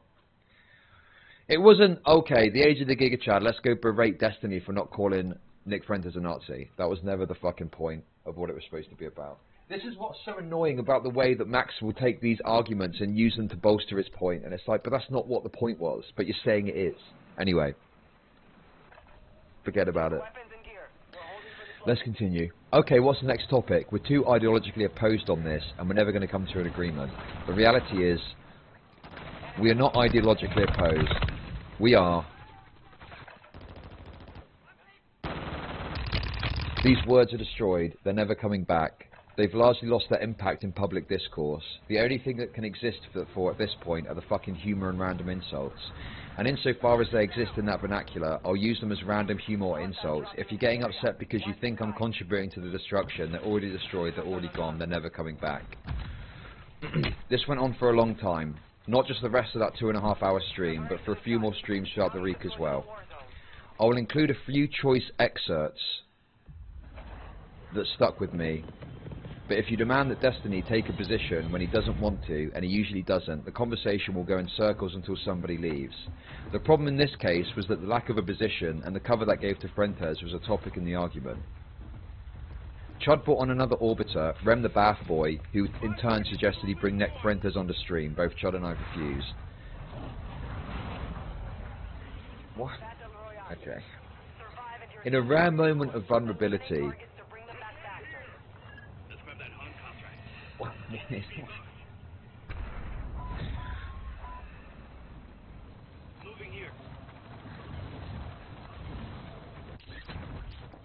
Great. Of course, when I was being a bit vulnerable earlier, chat loved that, so I'm sure they're going to love this bit. In a rare moment of vulnerability, Chud said, I feel enslaved to content all my fucking life, okay? And this was an opportunity to have a conversation that wasn't just about content. And yeah, there was a bit more to it perhaps. And now again, I feel the pull to content. I hate to admit that. I feel sorry for admitting that. I can't genuinely express how I feel sometimes.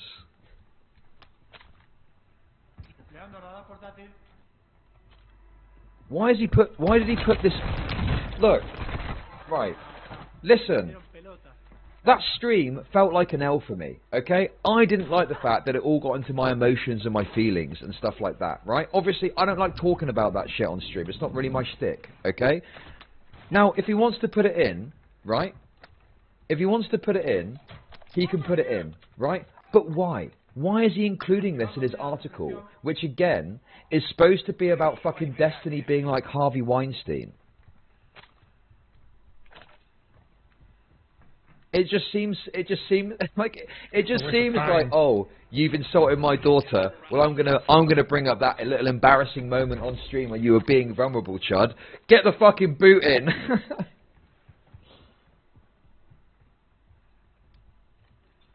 And now I've got. He probably knows I'm gonna read this on stream.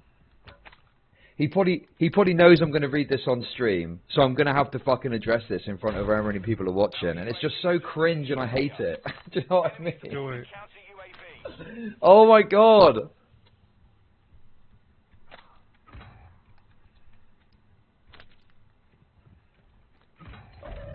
I've embraced it now, by the way. Do you know what it was, right? I'll tell you what it was, right? Having embraced the content brain now, I'm so much fucking happier as a content creator.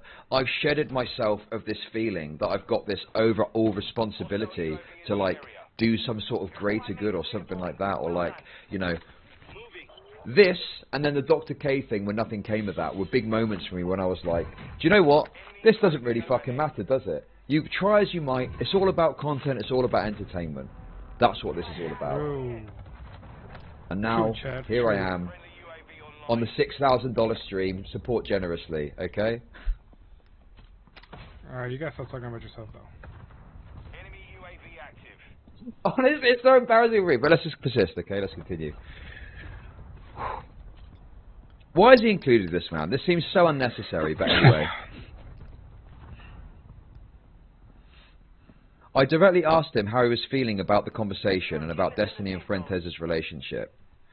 The way that Destiny has handled it and has actually been pretty reasonable and pretty responsible. Now, do I share still the concerns about the chicken and waffles thing? Sure.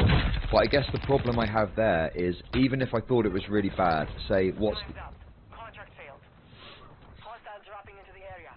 Watch the skies.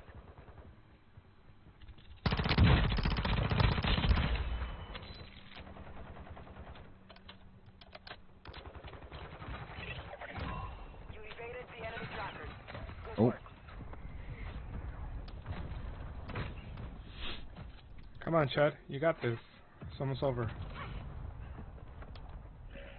Now, I do share still the same concerns about the chicken and waffles thing, sure, but I guess the problem I have there is, what if I thought it was really bad, say, what's the outcome of that? What's the downside, or what's the issue that's going to come out as a result of that? I just don't know if there's a strong enough answer to oppose it on the basis that it's got some bad outcome, you know? Oh, hey, American Nacho, thanks for the $5. It sounds like you're rational, oh my god. Reading this back now, this is such a fucking manipulative bullshit thing for him to do, seriously. It sounds like you're rationalizing keeping your feelings to yourself by saying, if I can't prove that Fuentes is going to become the next Hitler, then I shouldn't say how it makes me feel to see him having chicken and waffles with Steven. Chud explained that after he'd expressed his concerns, his audience had pressured him to justify his feelings. Destiny said that neither he nor I would demand a justification, and that he should speak his mind. I thought this was in stark contradiction to the past 2 hours of conversation, where he'd made clear he would call anyone a screeching leftist if they complained about his engagement with Fuentes. Destiny asked Chud, why can't you just tell us about how you feel? I'm down. After quite a bit of awkward stalling,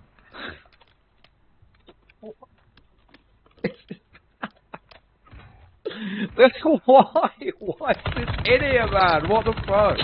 Oh. I just don't get it. Can anyone explain to me why this is in here? I literally don't fucking understand why this is. They're coming towards you. It's 2 of them. Oh, they're on the bottom floor. Never mind. They're fighting each other. This is fucking wild. Is it to embarrass me? Do you think that's what it is? Is it punishment? Is he punishing me and embarrass? Like, is that what it is?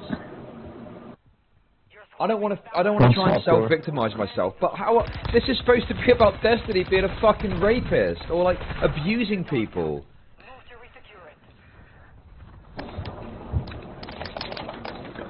Are you kidding me, bro? Oh my god. No.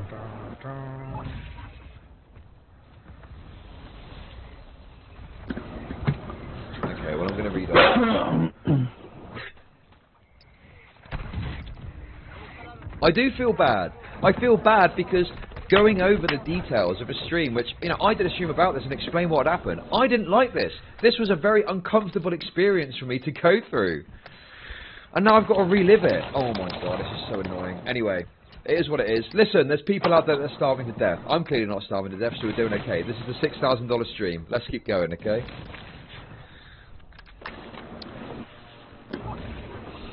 Chud explained again that some of Destiny's community members had jumped down his throat when he said he was uncomfortable with Destiny's friendship with Fuentes on stream. Increasingly concerned by Destiny's explicit encouragement to express his feelings and the implicit threat of a community dogpile. Oh my god. This is such fucking bullshit, okay? How fucking dare this cunt, this fucking despicable, disgusting fucking cunt, okay, use this to perpetuate his own narrative that I don't even fucking agree with. Okay? That I don't even fucking agree with. That is insane. I wasn't sat there worried about a community fucking dogpile. Okay? Listen, I've had people from Destiny's community disagree with me en masse on stuff before. Yeah? And it's annoying. And it's a bit fucking annoying sometimes. But do you know what you do? You don't read the fucking subreddit. That's literally it. That's all you've got to do. Okay? If this resulted in any sort of dogpile on me, I just fucking ignore it. I wouldn't look at the fucking subreddit if there's a bunch of threads saying Chudlogic is a fucking prick, okay? That's the fucking difference. So now, he's using what's happening here with his fucking, you know, mind meld fucking I know what everyone's thinking bullshit to try and perpetuate this fucking narrative. Fuck me. Unbelievable. Chud said, okay, I guess my position is, what's the point in talking about the feelings of it? Because it doesn't make any difference to anything. What matters to me and what I'm thinking about is, what are the outcomes of this? What are the probable issues? And I just don't see any.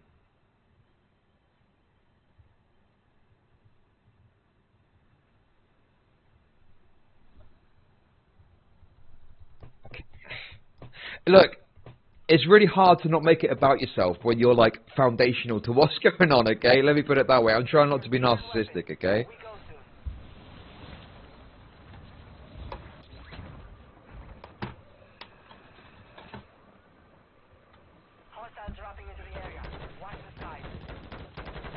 God, I'm so fucking angry. I'm so fucking angry about this. It just seems so unnecessary. Okay.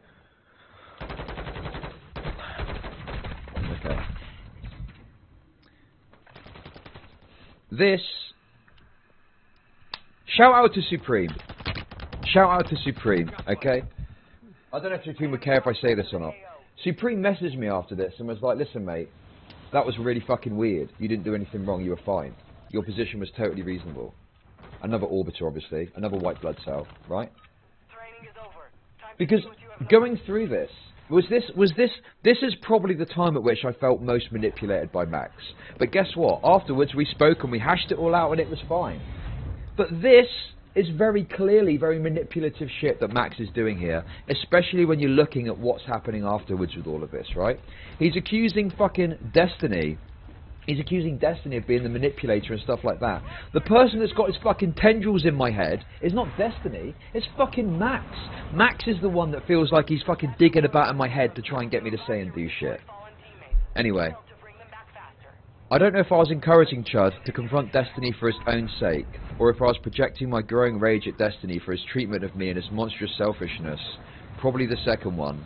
But I wouldn't let it go. I braced him, and because honest emotional expression had already been framed as the last offence against Nazism on YouTube, he had no escape, or so I thought.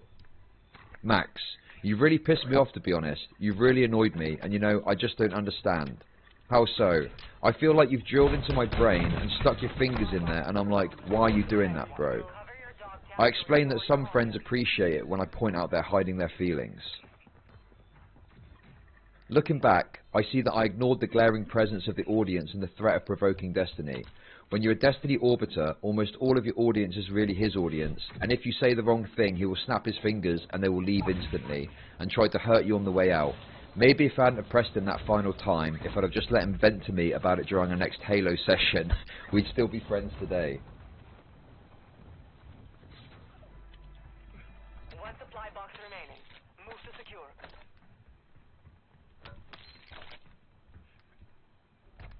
Why the fuck is it that everyone else gets to say their piece and say whether or not they feel they've been abused.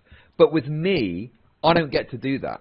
I don't get to give my side of the story for the article. I don't get to say what's what. No. Max has got his narrative, he's got his idea of what happened, and that's what goes in the article. This is such fucking bullshit, man. This is such fucking bullshit.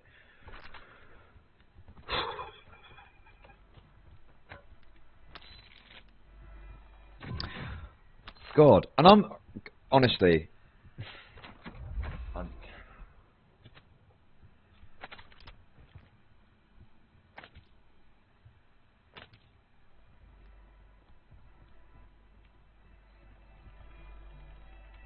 I'm sorry, I'm trying to fucking just figure out what I'm going to say next. Because, fuck me, this is absolutely insufferable. And what... Try to go read the article. You're starting to sound like Anna. Okay, listen, I'm going to have to just... If people are going to say shit like that, you're gone. I don't even know how to take it back, okay? You've gone. You've disappeared, okay? You're never coming back. Fuck me, man. Fucking hell.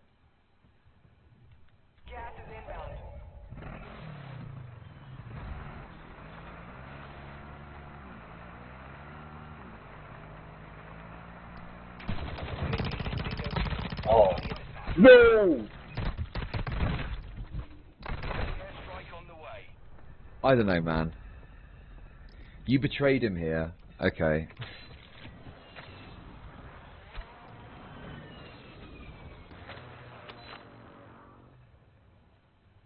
You gotta laugh, haven't you? You gotta fucking laugh. You gotta have a fucking laugh, alright?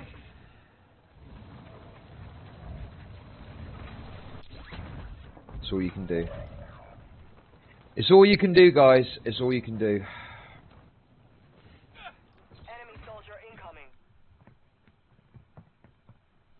Well, an article about Max. I wouldn't be able to publish it. It would be too racist. Okay, let's continue, okay? There we go. Pivot back to a joke. Move away from real emotion. Pivot to an edgy joke to move on. Classic Chudlogic move. God, let's meta-analyze my fucking shit, shall we? No, let's go back to the article.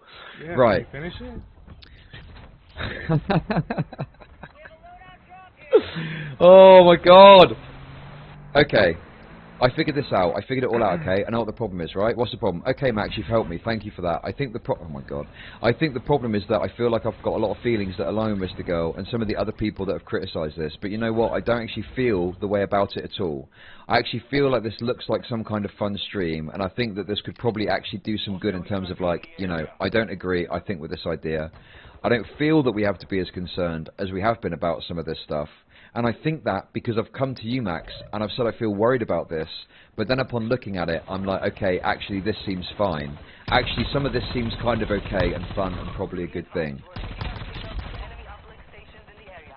I actually believed him.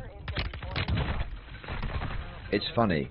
Destiny says now that I have narcissistic personality disorder. It's the only way he can explain why I turned down all that money and power by coming forward as his abuse victim. In my early public statements about my investigation, I said I thought it would take me about a month to write this piece. The article was sometimes, in the middle of the night when I'm writing, it's 5:13 AM at the moment, and my hands and wrists are burning and my herniated disc is aching, I ask myself what would I have done if I'd have known that it would take not 4 weeks but 4 months, that I would lose over half my income, that I would not be doxxed by a crazy Destiny fan who would match my interior photos of my house to rental listings in my city. Was it a Destiny fan that did that? Is that confirmed? That I get death threats and that Chud would allow his editor to publicly say Hope Shalins gets murdered, that someone would reply to one of my father's tweets with a picture of me naked, that Destiny would publicly state he doesn't care about any harassment I receive from his community, and then mock Shaylin and me for being afraid to sleep at night. It took me 2 months to decide that Chud was lying and stabbing me in the back because I'm very, very naive.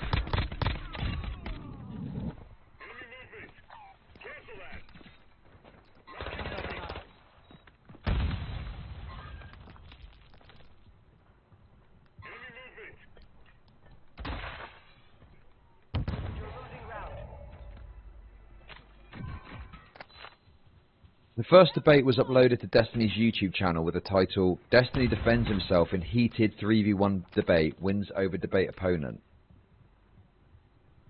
After the stream, someone made a post on Destiny's Oh my god.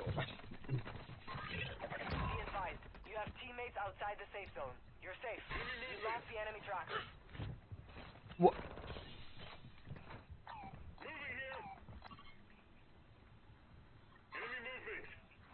The amount of times I said to this fucking retard, Max, slow down.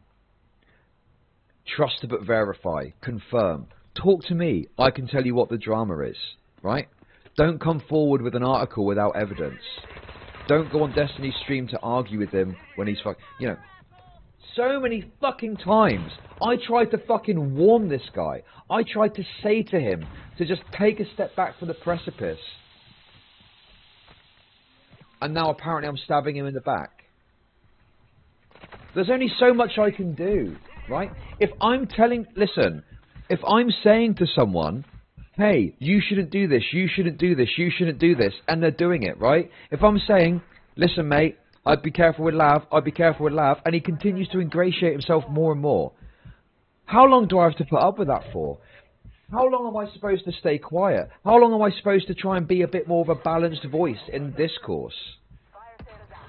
How long am I supposed to do that for before I can start saying, listen guys, I've said to Max this, he's not listening, he's gone a bit nuts. And even then, go back and watch my content from November when I was talking about this. I was exceptionally fucking guarded about this.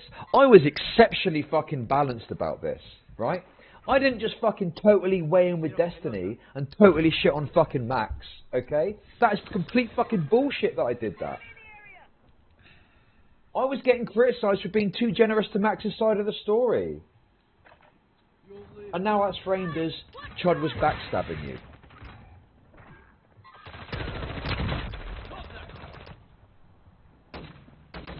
Anyway. Why is so much of this about me?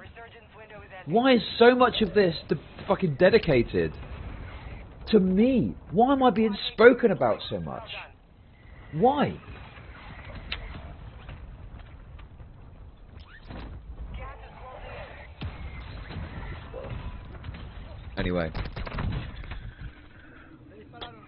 Anyway.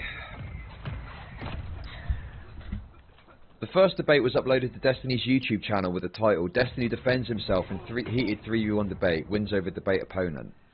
After the stream, someone made a post on Destiny's subreddit titled, Goddamn, Steven has contradicted himself so many times in his debate with Max and Chud, this is painful. This is just proving Max's absolutely fucking obsessive nature when it comes to the subreddit, right? Max is a mentally ill, disgusting little fucking freak, okay? Who came on the internet with a successful YouTube channel doing provocative commentary. The internet broke his fucking brain to the point where he's a little snivelling fuck who cries about subreddit shit. Look at this fucking article, man. It is actually full to the brim of endless fucking Reddit posts. Oh, look at what a Redditor said here. Look at what a Redditor said there. Who fucking cares? Are you for real? You give that much of a fuck about what some fucking Redditor says? He's crying about YouTube timestamps. YouTube fucking timestamps. It's unbelievable what a fucking snivelling little fucking wretch this guy's become. Fuck me. Crying over a fucking subreddit, you know, and then framing that as abuse and going on a 4-month... Okay, Chad, you're just fucking... Riz, spam, lie, and act like it. You know what's actually funny? My ex said it depressed her how much Darius is like Reddit Riz, like going to Reddit and then like getting people's random comments would actually work. Like how effective it is. It was depressing. Is it herp or not? Actually, that's a good question. We should get that checked when he comes. Campaign to destroy Destiny because you got banned from his fucking subreddit and you were able in your twisted little fucking retarded brain to twist that into, oh yeah, I was abused. That's because you're naive. What the fuck? Oh, this, MrGirl, do you mind? Others have made statements towards us necessary in their opinion. thinks he knows best, and all of a sudden...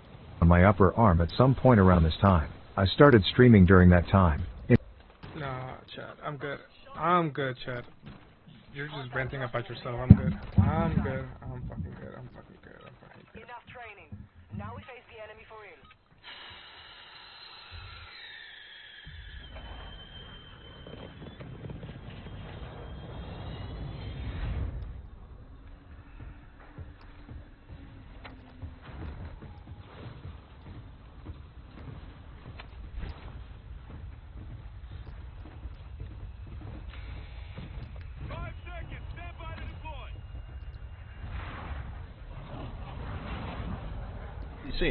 Let's see if we can't bring it up.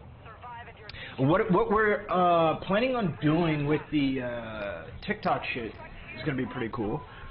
We had the idea of finding TikTok photos that we would want to use for Tinder. So we were gonna look them up and then recreate them on stream. I'm not sure if the stream has good enough camera quality. We might just have to use his phone. Hold on. I actually don't know. I don't know a good physique photo. Hold on.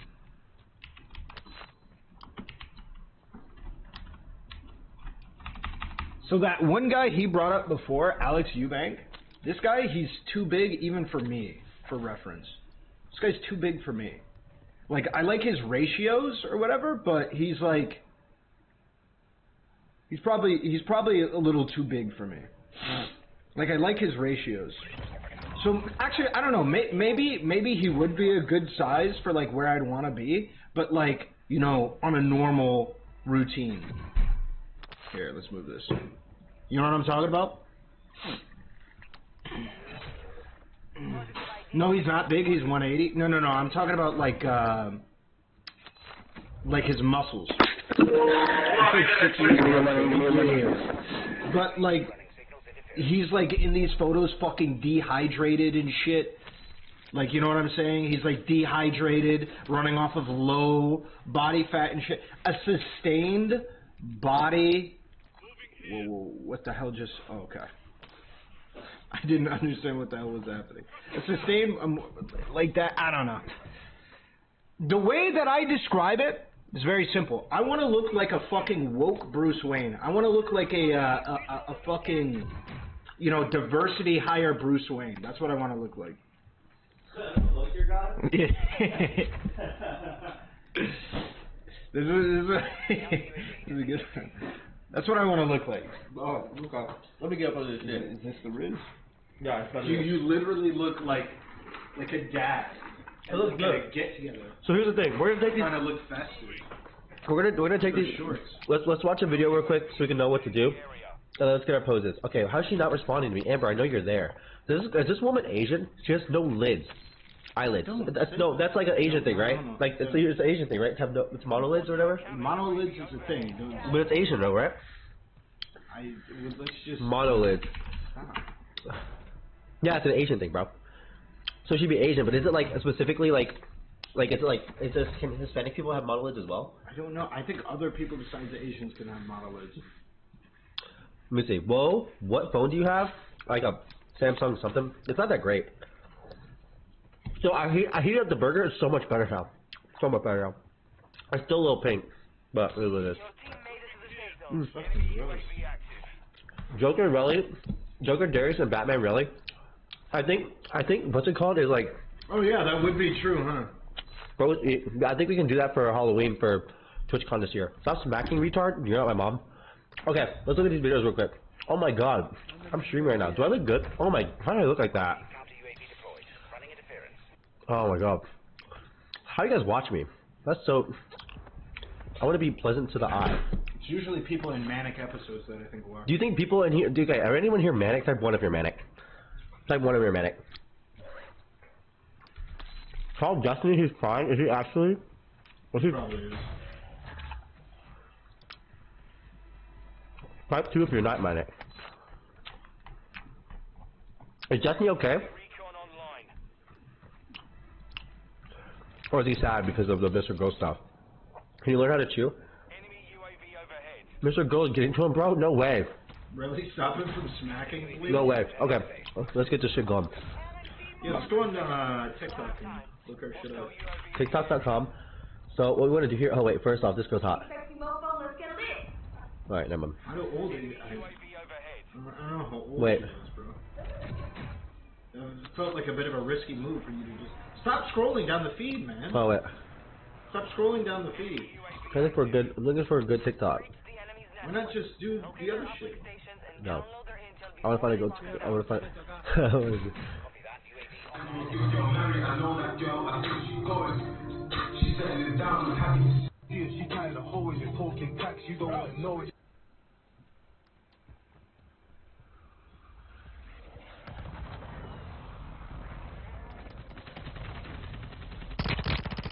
Ah, tumbado, eu tô tanto pendejo.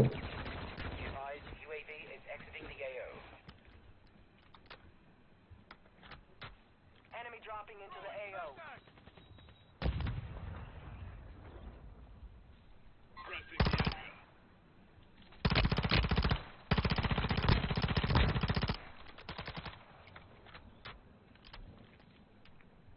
Got a custom weapon here. Empleando radar portátil.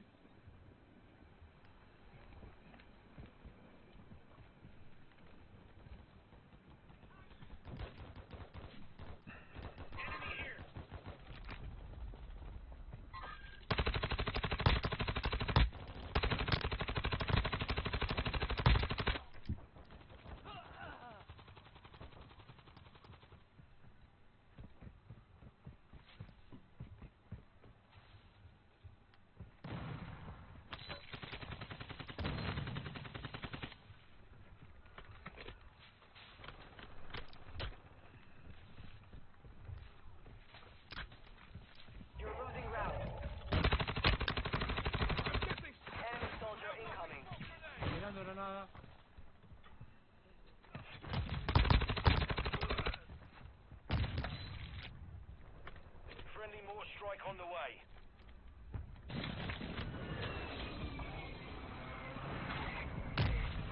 Some of your team is still outside the safe zone. Hostile UAV in the area.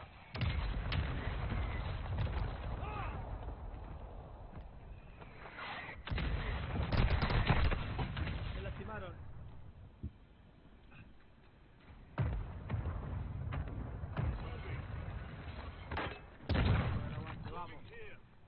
Enemy UAV active. Marking your dog tag. Move to resecure it.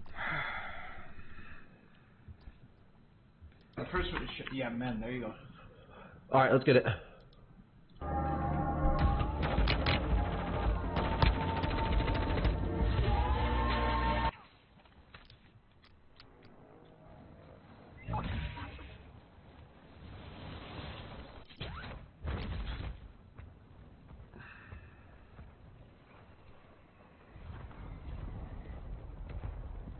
Enemy moving. The enemy locked us out of their network. You missed your chance. I was muted. Whoops. Okay, so there we go. Let's start off with the first pose. Look downwards. Alright, let me get the alert box off. Okay, I can have the alert box on here. I need a picture of this, okay? Objective is to eliminate all bounty targets. Enemy in the area. Enemy in the area.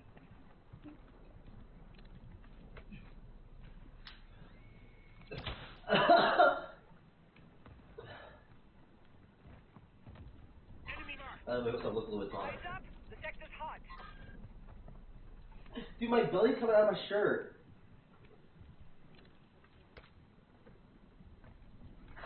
Enemy movement. Be advised. Enemy Okay, take a picture, take the picture. location. Hostile dropping into the area. Watch the skies. Take the picture. Does it look good? Does it look good? The shorts got cocked? Destiny's literally looking down on him. What are you talking about, bitch? Oh, more lighting, you goober? What more lighting? What do you mean more lighting? Like I need to put it more over in the back? Like what are you trying to ask from me? Need the wall as a background? Oh my god, dude, should I move everything? The flags down? Those pants are way too big for you? I don't think your down would look as a good fit for short guys. I'm not short. I'm fucking 6'4". Take this War Thunder chat command out. I'm not doing the activation anymore. Here, bro. This is what it looks like. Oh my god. Okay. Okay, that's not gonna work. This sets up a classic "it wasn't me" defense for Trump, which is something that he's wielded well over the years. And it might seem unfair for Cohen to serve time for something he did at Trump's direction, but that's sometimes what happens when you have a slam dunk case against a subordinate and you have all of these intent and other motive-related questions for the people that are higher up. Of course, if Trump is arrested, he'll want a night. All right. So that pretty much, guys, as you can see, so this is what I predict, right, to close this out.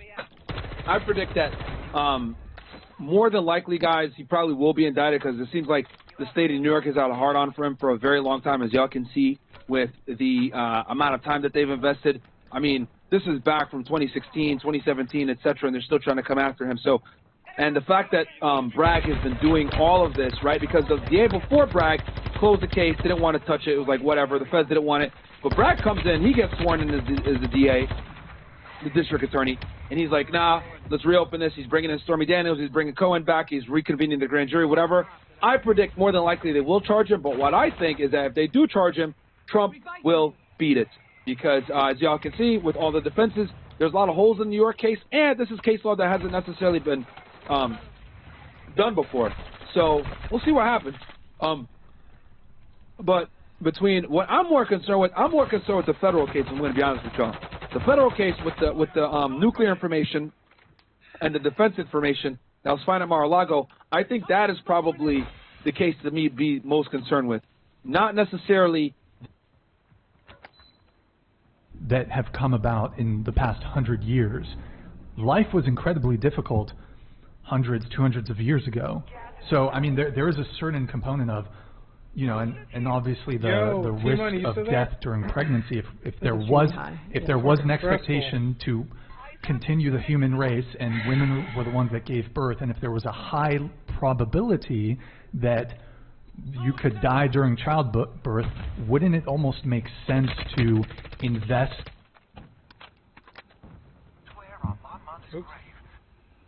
risk of death during childbirth? And a lot of women my age, like in their 30s, actually sometimes don't get hired because we're technically in an age where we will have kids. And they don't want to have to pay for us to go and have kids, right? Because usually... Now, I acknowledge that maybe some women don't want to have kids. However, I've been trying to get it done for a while. Historically, there were certain gender expectations. It's been taking a minute. And, you know, things were very different. Women want biological. Yeah, it's biological. Right now? But when we say, okay, we want a man to provide, which is what they have been doing for thousands of years, all of a sudden, like, that's not okay, right? But if you're expecting that from a man, shouldn't he expect you to act as the traditional form of woman? Totally, yeah. So, okay, so you're traditional in your behavior? I have traditional behaviors, yes. I would say so. Really? Yeah. You can talk to any of my exes if you want. What are your Money, you streaming? Behaviors? You streaming right now? I like to cook. Cooking. I got to top. Feminism? I think it was like yeah, top two, like 2 matches ago. I so think. sorry, this is gonna be as much fun. I haven't gotten a dub today. I think. Loving me. Yeah, they love me. Okay, I have to get going, but yeah, this was actually really fun. I think we should sit down and have more conversations about feminism. But I think that might be the only. I might be the only one who wants that. It's a bit early, you sure? Yeah, I do have to go. I 8:30? have a job tomorrow doing stuff for the government. Okay, so before you leave, I guess, I will touch back because you were asking me a question, so I'll touch back on that. I just, again, you said that you believe in 50-50. Hey, let me know when you get out. What time? And give me your time zone, and then give me your time. Yet you I'll put my if I'm awake, I'll watch, and no, then I if do not, believe in I'll leave my 50-50, but computer not on in the so then beginning. I can right, host that's what I mean. Okay, so would you take an issue with the guy wanting to split the bill on the first date? I would, yes. I wouldn't. Yeah, I would not. Just let me know the time and then the time zone. I so have difficulty I know reconciling. how to coordinate, and then I I'll either assume stop you by believe in if gender I'm awake. equality, right? Yeah, of course. And if not, I'll just open up a tab and leave it on my computer. Men get paid more. It's also just romantic for a guy Yeah, to so we want to be wooed. Yeah. I will say, there's often men that complain about women being in their highly masculine energy, right? Sure. And they want them to be more feminine. So if you do take up those traditional roles, you may allow that partner you're trying to pursue to lean into that feminine energy a bit more. Where if you don't, she may feel the need to continue to present more masculine. And that's okay if she wants to present in that masculine nature, but if you are looking for a feminine woman, you should take up that 5 p.m. Eastern, that's the time you're going to start streaming? Give her that space of safety. So for me, it will be 5 p.m. She explained that far better than I ever could have. That's why I tried to go on. Not saying that you didn't, but that's one of the reasons I wanted to go on. Okay, so I have a question for you. So for me, I think it's like 2 p.m. I think we had spoke before the show. You said you're harsh on men. What do you mean by that? I think, again, just my background, you know, I think when you're just watching men do really bad things to children all day, it tends to, and okay, if you want to come and do a day at my job, you absolutely can. No, I'm good. Yeah, exactly. I'm good. That's what I thought. Okay, ladies, you guys are beautiful and wonderful, and I love you all. For sure I will. Okay, bye guys. Donated $100. She's so annoying. I delete myself. I'm in Cali right now. All right, that's Frank Castle. All right, what's the number on that microphone? Number 7. Oh. Does that mean we're going out on a date? Uh-oh. You and I? You're gonna have to pay for the date, and it's gonna have to be That's fine. Are you looking for a feminine woman? I'll pay for the date. I just won't be feminine, yeah. Lovely. Yeah. Lovely. All right, it's a date. It's a plan. Okay, bye, All right, guys. thank you for coming. Can I have you put the microphone on the ground, please? Bye. Meeting you. Did you enjoy your roller coaster? Yeah. Hey, shout out to Cali. Where you stay at? Okay. So. Miami, New York. Where do we Is it? Oh, read this. Martin donated $100. Let's hear more scholarly ideologies from Bella Thorne's special needs Hispanic second cousin.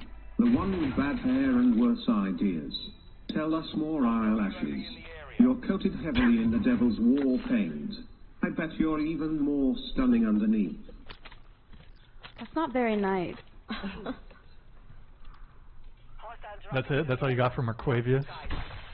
Vancouver? No, that's not very nice. Sure you should be nice. I'm going to assume that's Vancouver. Oh, shit. I lost some of the recent ones. Oh, well. Okay, so I'll do a couple. We'll hold off on the super chats. Oh, what the hell? What? Where are you? Okay, whatever. Consensus on her? I play the 5th. Come on. Yeah, me too. Yeah, not touching that with a 10-foot pole. Oh, Virginia. Oh, okay. She's fun. Yeah, bro. Avery. I'll tell you one thing that I've noticed. People in California, usually we just kind of look at the 3 big cities. She's a fireball. California, LA. Yeah, exactly. Is that not fun? What's Washington. Fireball. What's the word? Las Vegas, New Miami, and That's New exactly York what you area. need on a podcast. That's pretty much all we challenge see. you. Yeah. So whenever you ask anybody, it's like, oh, you're from the East Coast. That's what we think of. I agree. All right, guys, I'm gonna take it off. I'm gonna take it off members only for a little bit here, guys. Okay, so it got very heated almost immediately. Eric, can we? I'm gonna ask the girls a question. So try to bring a little levity back to the show. What are you doing in your Would you date the following man? Eric, can you pull up the Instagram? Oh, before you pull it up, what have you been doing for content so on your stream, bro? What you into? On the guy's Instagram. Did I? Gaming? I'm gonna assume you do gaming. Yeah. Scroll down so you don't see the bio. Okay, so would you date this guy? Scroll down, Eric. No. I've already dated somebody who looks just like that, actually. You look familiar. Yeah. Keep scrolling. Keep going down. How? What? No. Down. What? Oh. Wait, I like the ears. Yeah, photo. the ears is cute. All right. Keep going. And he's a gamer, bonus points. That's what I kind of All like right. his silly faces. He doesn't take himself too seriously. Oh, you like So gaming? his name is Zach. Okay. He's like Chad, World of Warcraft. What games do you play? Okay. Nice. First person or would you guys one of those? What do they call them? RPGs or? Yeah. I like nerdy I don't know guys. what they call them. Yeah. You can text same. this. Can I get you? I can get you guys linked up if you're down. I'm actually down. Oh I'm not yeah. kidding. Let's go. I need to try something new. Eric, can you lower it a little bit while I play this? So okay, Avery. Oh my god. You would date Zach. Yeah. What about you? Would you date Zach? No, thank you. No go? No, thank you. Sure. I mean, I think it's unfair to do that based on his appearance only. But yeah, like I said, I've literally dated somebody who looked exactly like him already. Okay. So yeah. What about you? No. Joke's on you, buddy. You're gonna die. He looks like a sweet guy, but not my type. Yeah, not based on the looks, but I'm not a big fan. Oh of wait, That's no. like a no-go for me. Sure. These kill streaks are useless.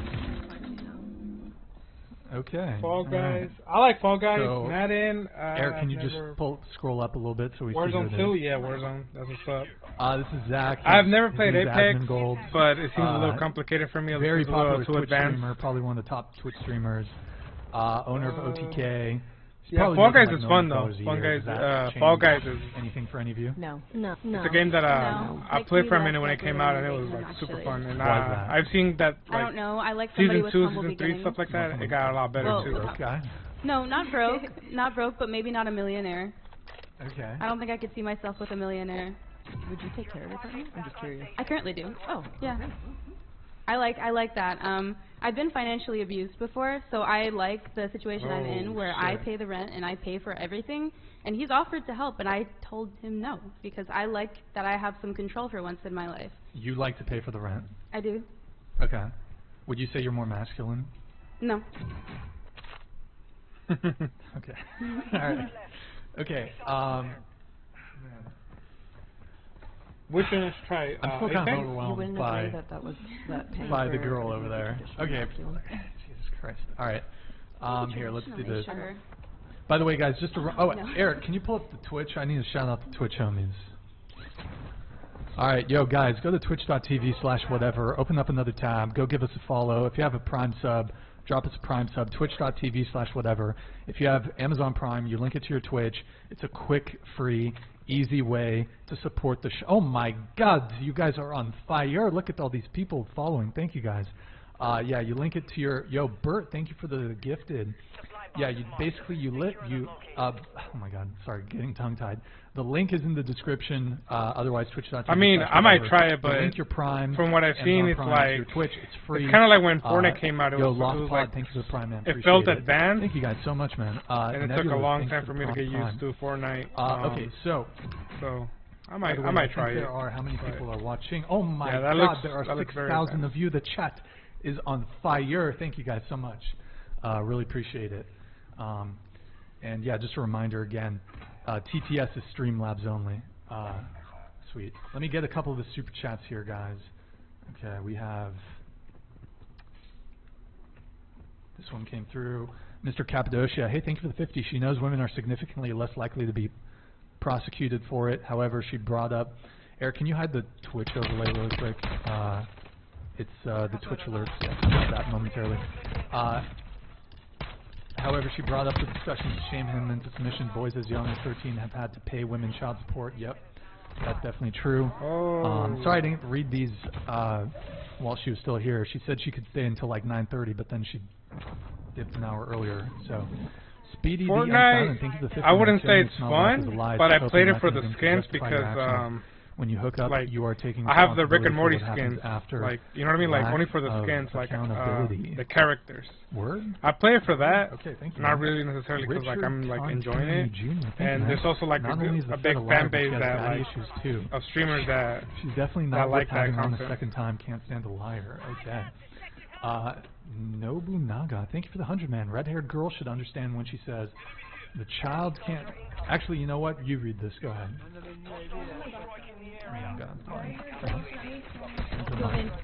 Red-haired girl should understand when she says the child can't live on their own inside the womb. Would it be okay to do post-abortions on adolescent children then? Also, people have been raising kids since the Stone Ages, so the money issue is null and void. Well, it's not really the Stone Ages anymore now, is it? Oh, fire. Okay. Eric, can you show the Twitch overlay again? Thank you guys so much for the super chats, guys. If you want, get your super chats in, $50 and up, and then instant TTS 100 and up. Everything else, it's Streamlabs only though for the TTS. Thank you guys. All right, we gotta swap this chair. Can you take her chair? Yeah, it's squeaking. So get rid of that chair. Right here, look outside, right here. All right, sorry guys, we're doing little musical chairs here.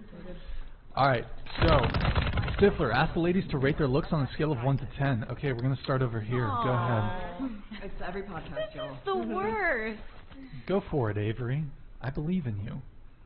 Okay, I'm gonna so a 10 to me is like a Victoria's Secret model, so that's why I'm comparing myself. I would say a 6. What? Okay. 7. Like appearance-wise or everything? Looks, just looks. Looks? 7.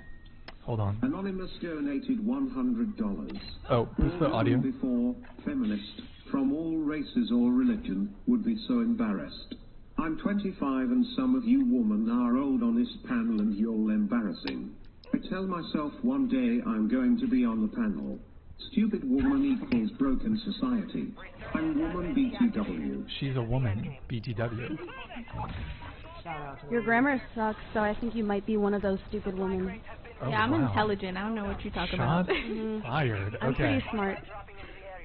What do you rate yourself on a scale of 1 to 10? 7. I want to say like 8 or 9. I want to say 10, No! but I'll say 8 or 9. Damn. Okay. I hate this question. I guess a 7. I would say 6. I would say 7. My boy's got money though. All right. A lot of angel numbers here. There you have it. Okay. So let's see here. We had one other thing to react to. Let me see if I have it. Okay, I think we were going around the table on something. It was the 50-50 thing, but we can move on to that. Does anybody have anything dating related they want to get off their chest? Maybe there's a frustration that you experience when it comes to dating. Men are pissing you off in some way. Just anything you wanted to get off your chest. And Avery, I want to prompt you really quick. I saw on your Instagram that you were thoroughly traumatized by one of your previous partners. It was in one of your clips or whatever on Instagram. Oh, yeah. Wait, which one? Oh, there's been multiple of there's a lot of trauma. Like fuckboys? What are we talking here? Yeah, man, I just want love. I don't know why. I don't know if it's Los Angeles. Probably Los Angeles. Yeah. Probably Los Angeles. It's just, yeah, men haven't been great to me. So, and to be fair, I've accepted that. Like I accepted not being treated great, so I know a lot of it is my fault. But I don't know. Has there been a pattern of men not treating you well? Yeah. Okay. Do you think part of that is because of the men that you find yourself attracted to? I do think, yes, which is why I'm trying to be attracted to something different. But I think, especially with dating apps, you're getting like the hottest matches ever, and that just doesn't ever go well. Because that's profound, yeah. So there's truth to that. I'm thinking dating apps aren't just not going to work because you can't help but swipe on the hottest people, right? Yeah. But then they're douchebags. So what do we? I think I'm just going to delete them. Do most of the guys you meet, are they from dating apps? Yes. Okay. Because I don't know how else to meet people. I work from home. What are we supposed to do? Like, can I find a husband through this podcast? Oh, I don't do church. The grocery store. Where? The Avery? grocery store. Will you marry me? Oh my God, really? That's so sweet. Yeah. Oh wait, fuck, I didn't. There we go. I'm gonna cry. The sweetest moment I've ever experienced. You gonna leave me hanging here? What's up? I accept. Can I just throw it at you? Catch it on your finger. Okay. Oops. Eric, it's under the desk. I broke my That was a ring. great throw. That was a great throw. break like, it? Okay. You just made my whole life. Thank you. Eric, can you just hand it to her off? Yeah. Or maybe you can do a little reach Can for I it. wear it? Yeah, put it on. Bro, you put that on your right hand. What are you doing, dork? Get it together, Avery. Yo, you ever seen this podcast? T-Money. You ever seen this whatever podcast? He's dead. All right, but I mean, you said you're looking for other dudes, so maybe Zach, the Asmongold, he's an option, you know. Yeah, I mean, look, whoever thinks I just want to be with someone that thinks I'm special. So whoever is going to. That thinks you're special. I think you're special. So if you think I'm special, the you short think I'm bus. Hold on. First time, long time. Oh no. Thank God Margot Robbie from Wish self-deported. Disrespecting the rules of your house and bogarting the convo with those San Paku eyes. Let's hear more from Harley Quinn and the girls in the back corner. FJD Trump 2024. Jesus is king. Okay, Persian. Hey, thank you for the $100 donation, and thank you especially for the 69 cents on top of it. Much appreciated. Yeah, I mean, I do feel bad. Like, I feel like she did kind of dominate the conversation. Maybe I should have been like, okay. I think you were giving me daggers for a little bit during that. Oh, I was just... Or I don't know if you were just kind of like, what the fuck is going on? Or kind of. Okay, yeah. Brian, may I ask you a question? What's up? Do you agree with the majority of your viewers and the perspectives they share? You got beef? What do you want? Tell me how you really feel. Just curious. Tell me how you really feel about my viewers. I'm just genuinely curious. Well, I mean, I would say this. Majority-wise. Well, I would say this. And I give credit to Tupac, who said this in the 90s. So he said something along the lines of, I am only responsible for the words that come out of my mouth. I do not take ownership of what other people say. I don't claim to know the position on various political issues and social issues that all my viewers hold. I'm sure I have a diversity of thought when it comes to my viewership, so it's hard to say. I haven't taken a poll on what specifically my viewers think. You would have to ask me specifically what you think my viewers think, and I could confirm or deny whether I agree or disagree with them. I'm just curious if you've noticed, like, closer to the mic. I'm just curious because if you've noticed, oh damn, all my teammates left. Of either hate or disrespectful comments coming from viewership. I just started watching this podcast, but because it's kind of like one of this podcast was created kind of like as a copy to other podcasts like this. We get something like over 10,000 chats a show. Sometimes it's good to watch. They bring in men and women. Really, I just see the super chats. And then they ask questions and just to kind of like see what's going on in dating. But every time I look over, I see somebody calling us sluts. 3F4s, is that what they're saying? Yeah, which I'm sure stands for hoe. I mean, so as far as you'd have to tell me a specific comment that someone makes. I'm not responsible for the words that somebody else says. I would say though sometimes the super chats they maybe can be insulting. I would agree with you there. Sometimes they're just playful roasting, but I feel like they try to be witty and they try to be insulting, but it kind of flops. And I mean, I'd like to see somebody make me laugh with one of them. Like, banter should be encouraged in any setting like this, but I'm just curious. It was just genuine curiosity. Well, I mean, I would say what I told you before the show is that the internet, because of the anonymity, people are, of course, people are going to be like, say fucked up shit. We have a couple moderators. We don't have a ton of moderators. We're pretty lax when it comes to the chat moderation. Unless there's something really egregious, we don't really, people are going to have their opinions and we just kind of free flow, Well, they don't like us, and there's nothing that we can say to make them like us, because you have a pretty wide range of opinions and backgrounds sitting here at this table. Yep. But to your viewers, we're all hoes, and there's nothing we can say to change that. If we give an answer they agree with, we're lying. Chat, confirm or deny. Are they all hoes? I will say no. Confirm or deny. Are they all hoes? What does 304 mean? Thinks so. It means hoe. Oh, I keep seeing that. Oh. Well, I mean, we could, assess the degree to which... What makes a woman a hoe? Well, let's talk about body count. There's a double standard. What is that? What's considered justified double standard. Is it though? Because emotional attachment is I have no idea what you mean, but we're going to get into that. So let's go around the table. First off, body count.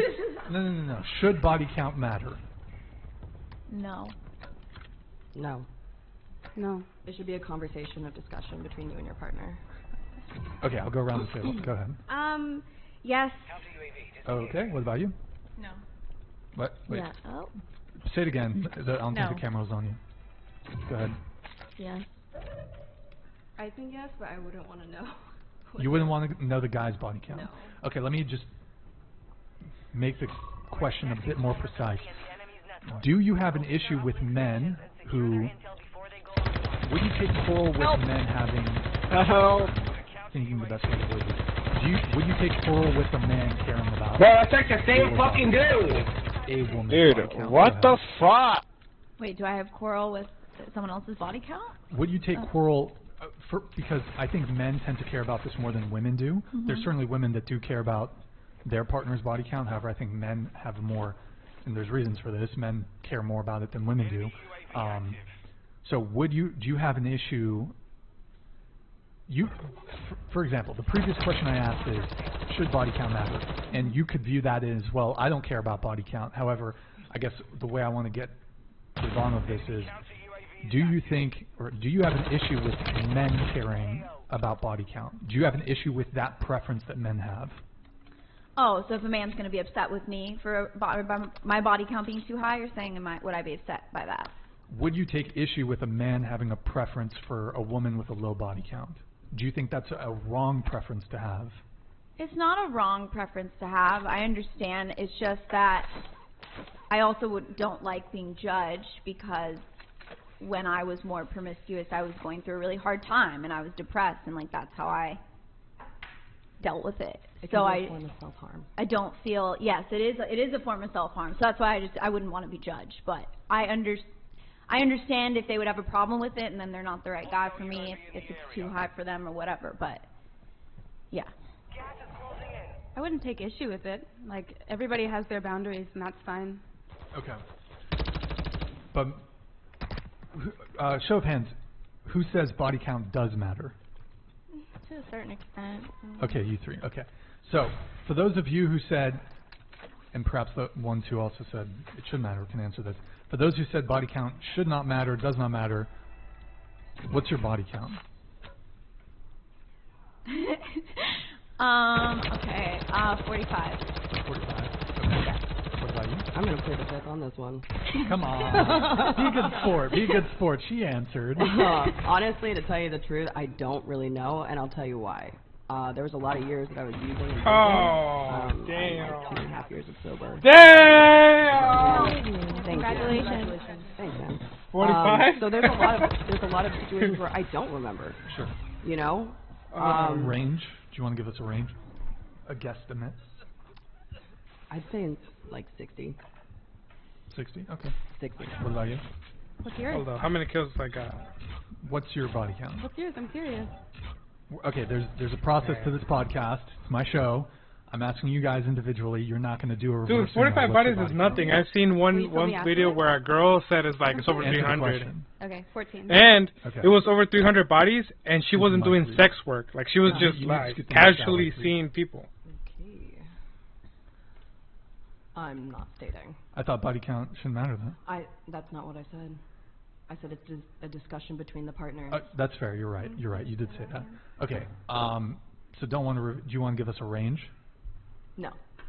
Okay. Of course not, because it's like 500. I can give you the fact that I was in a 7-year relationship and I was engaged, and that was. Okay, so you had sex at least one time. Good to know. Okay, what about you? We're all doing this? Yes. Oh, I thought you were saying just the people that said body Yeah, count why not? didn't We'll just go matter. around the table. I would rather not say, but yeah, I don't know. I lost my virginity when I was 22, and I've been in one relationship, so. What?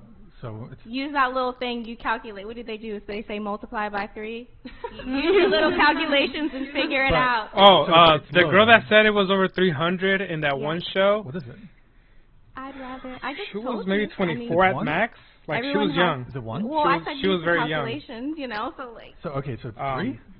Honestly, I want to say she was All right. 22, but to be What about you? safe, I think she was 24. I don't know. I don't sit around and count, but probably 20. Okay, sure. 4. Yeah. I'm not going to put it out there. Range? No. Range? Come on. More than 10? I'm not going to give you Marker. Less than 10? More than 10? I don't want to put it out there. That's my answer. Okay, well, in any case, Multiply it by 3 and that's the real number. whatever the numbers may be. So no, I'm not going to answer your question. Why not? Well, I think body count matters. Thus, I'm not going to answer it. Okay, but if you pressed us for hours, why won't you give yours? Well, because I think body count matters. Yeah, but some of us thought it mattered. Yeah, I thought it mattered. And you still made me. Well, I didn't make you. Yeah. You didn't really answer the question. Okay. So. Let me know when you're free, or if you see me online when you're on, shoot me a Well, message. actually, for men, or just send me an invite on. For men, you divide by 3. Actually, I don't think give so. me your. That's how it goes. Oh wait, here, No, hold up. I don't think so. I'm gonna put you at like 30. You think 30? You got Riz. You think so? Sure. Where's the? I can either confirm or deny this guess. Okay, so you said it was a double standard. I do think. Yes, How I do so? think. What do you mean? I think often men want women to have a very low body count. Sure. And when a woman objects to a man having a higher body count, it's seen like it's absurd. Why would you ask me that? Because send me your for having sexual interactions. Where's mine? Or women are right here. for having more sexual interactions. Sure. Hold the double standard. Yeah, I've heard this also go something along the lines of, you know, when a woman sleeps with a lot of men, legendary Gogeta 5 as 10, 62, slut, but when a guy 0. does the same thing, if you want to take a screenshot with your phone, or I'm guessing on your phone, just take a screenshot. My activation code is right there. PlayStation. No, but yes, I know what you mean. Activation ID. That really just comes down to it's easy for women to get laid. Send me a friend request there, and whenever you're on, let me know. Women are the gatekeepers of sex. Hold on. We'll come back to that. $10. Don't think you're all 403s. Respect you for coming on and sharing your views. Would you ever date a virgin, a guy saving themselves for marriage? Do you respect a guy with purity values who respects women? Okay, so let's do this. We'll do just the first two questions there. Would you date a virgin, and would you date a guy saving himself for marriage? Yes. Yes. Yes. Here, let's just go around the table really quick. Okay, absolutely. I would not date a virgin. Sure. I did. I will not again. I've never dated a virgin, but I would. I would not. I would. I would. Okay, cool. Go ahead with your point. So I just explained the disparity between the two of them. Well, you got interrupted there, so if you could just maybe rewind 5 seconds. The entire portion? I can. Mm-hmm. Okay. I was saying that women are often chastised or demeaned because they have a higher body count, where men are praised for having a higher body count.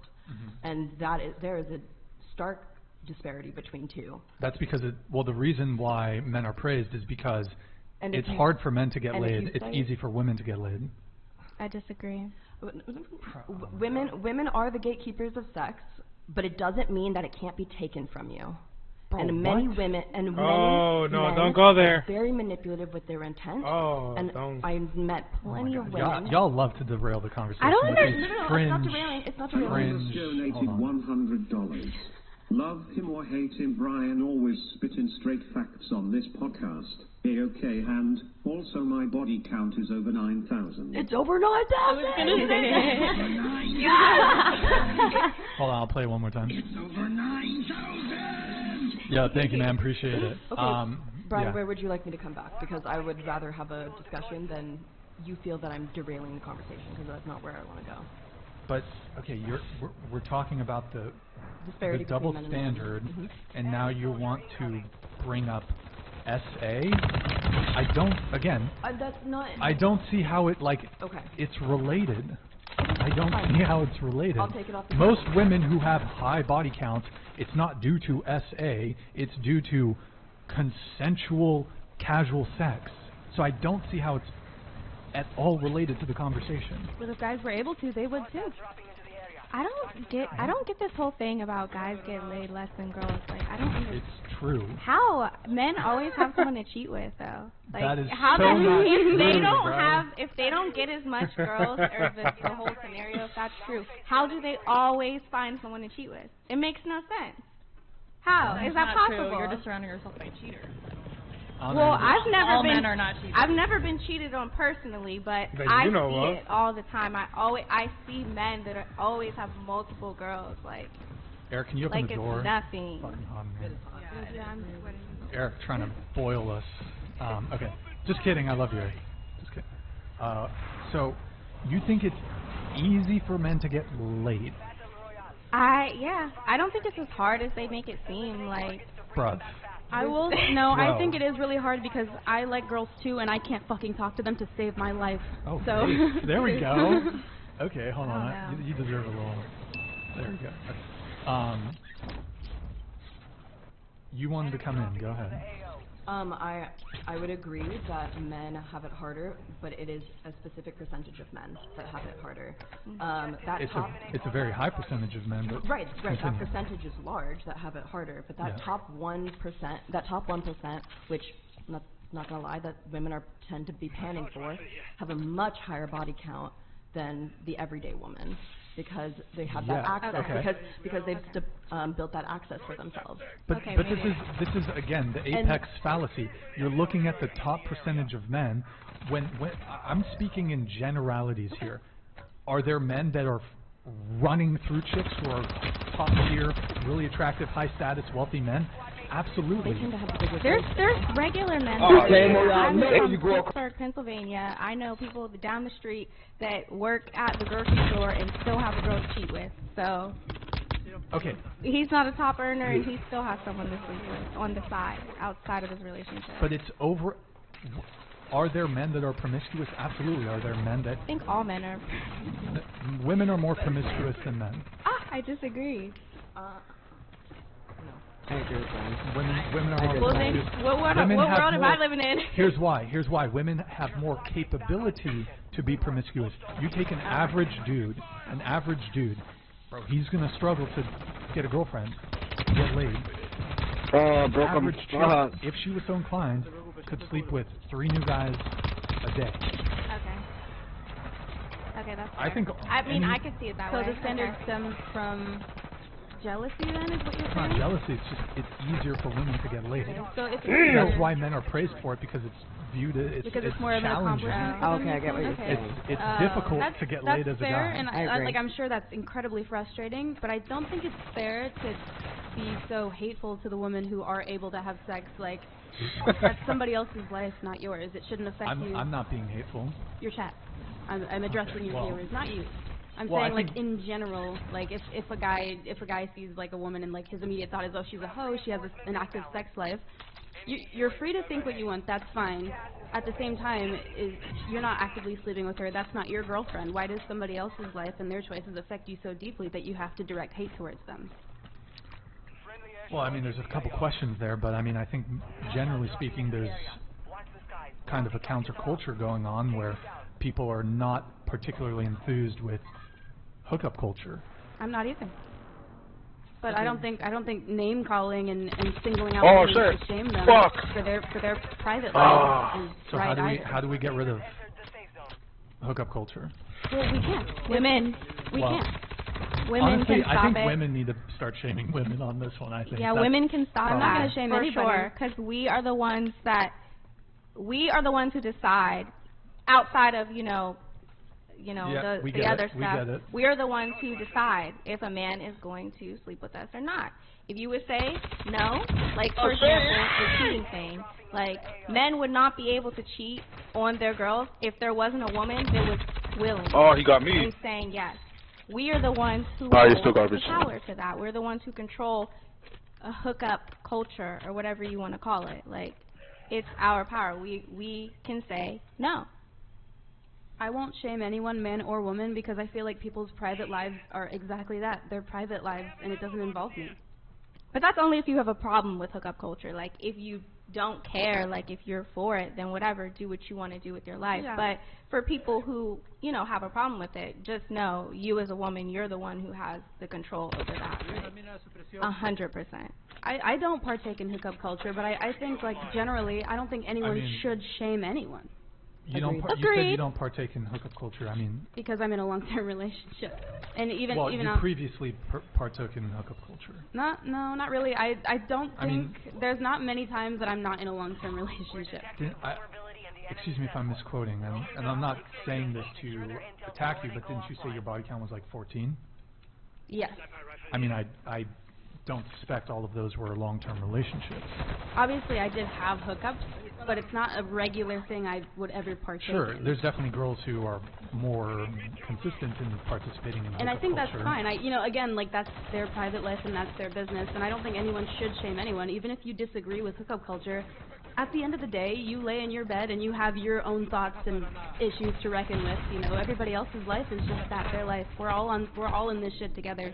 You know, like, you can't change what somebody wants to do with their body. You can only be responsible for yourself, and I think a lot more people need to be focusing on themselves rather than what others are doing.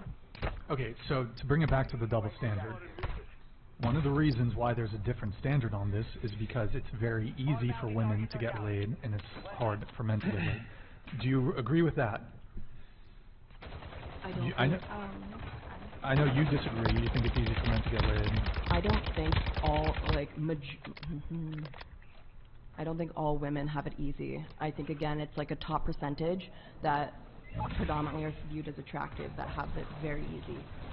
I would say, like, almost barring, like, morbid obesity or, like, severe, like, I'm talking, like, bottom 1 percentile in terms of physical attractiveness. I would say the top 90% of women could, like, fucking a dude every single day of the week. Yeah, men don't say no. Like, on Tinder, we had a girl last show who, pleasant girl, I'm not saying this to be insulting to her or to denigrate her in any way. She was of below average attractiveness. She was overweight. She said she had a sex addiction. She said that her body count was 136, something like that, and she was at one point she had slept with, I don't know how consistent it was, but at one point she was able to sleep with 6 men in one day. In order for a male to do that, you need to, I don't even think like a top tier guy just solely on top 1% of physical attractiveness could do that. In order for a guy to do that, you need status. You need to be like Drake. You need to be a male celeb, like top tier athlete, musician, or actor to sleep with 6 new women in a day. Like I said, I don't even think a top tier male who doesn't have status could do that. So, and she's like a below, I'm not saying this to be mean, but just to articulate my point. She's like below average. 6 dudes in the night. Very few men can claim being able to do that. Most men struggle to get a match on Tinder, to get a date off of Tinder. Well, men are just way less picky as well. So, Brian, so I see your point, though. Their standards are... What's that? I see your point, and I agree with you. For women, yeah, what you're saying. I completely agree with you. I'm saying it's because men, as long as they're having sex, they usually don't care. Yeah. So unless they're looking for a relationship, and that's a different situation. But any single girl at this table, and to be fair, we've got some attractive girls at the table. Any single girl at this table could download Tinder right now. It's 9:11 p.m. You could get laid tonight if you were so inclined. Do any of you think you could, if you were so inclined, you could download the dating app and get laid tonight? 100%.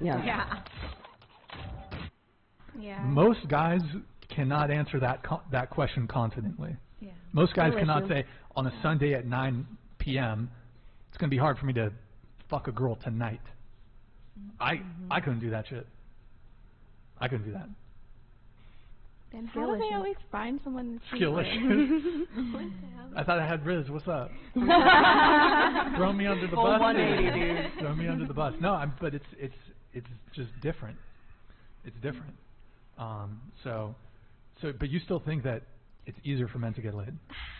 I don't think it's as hard as I don't know, maybe it's the type of guys that I'm mostly around. I don't know, maybe that's it, because I'm mostly around, like, people in the entertainment industry. Sure. So maybe that's what I'm seeing. But I don't know. Like I said, like, I know people from my hometown that are not, like, if you want to, like, put rates to it, like, below average or not, regular men, and they still have multiple people to sleep with. So I don't know. Well, it's like, okay, there's statistics, and then there's what I've seen in my life. Okay, so there's a couple things. So besides looks, men are able to be attractive to women in other ways besides just their physical appearance. So there's a few ways. Status is one. Game. Okay. Riz. How's your Riz? So on one hand, I think I got a couple moves here and there. Adds to it for sure. On the other hand, I'm like my own biggest cock block because I say some like ridiculous shit. I think I'm like slightly. Guys, chat. One in the chat if you guys think I'm autistic. I don't know. Oh, I'm autistic. Oh, cool. Are we spectrum buddies? Commonality. What is Riz? Am I? Nice. I learned that on TikTok. I'm the oldest one here. No, I literally just learned what that was on TikTok. So But yeah, I want to say I've probably talked myself out of pussy more than I've ever talked myself into it. Do you think your podcast turns off women? Yeah, probably. There's probably, I don't know if there's any girls watching, but all the guys watching are really mean. It's like no matter, it's like it doesn't matter what you say. It's like they're gonna find a way to be like you're either capping or you're disgusting or you're wrong. Yeah, no. Basements and keyboards are a thing for a reason. Well, okay, to answer your question, especially living in Santa Barbara, which is a really liberal city. It's also a very wealthy city. It's also wealthy, yes.